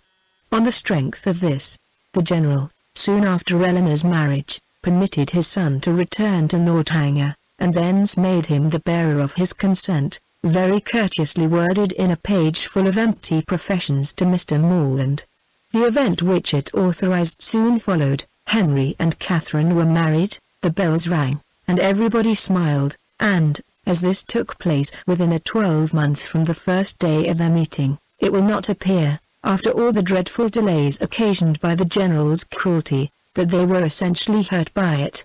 To begin perfect happiness at the respective ages of 26 and 18 is to do pretty well, and professing myself moreover convinced that the General's unjust interference, so far from being really injurious to their felicity, was perhaps rather conducive to it, by improving their knowledge of each other, and adding strength to their attachment, I leave it to be settled, by whomsoever it may concern, whether the tendency of this work be altogether to recommend parental tyranny, or reward filial disobedience.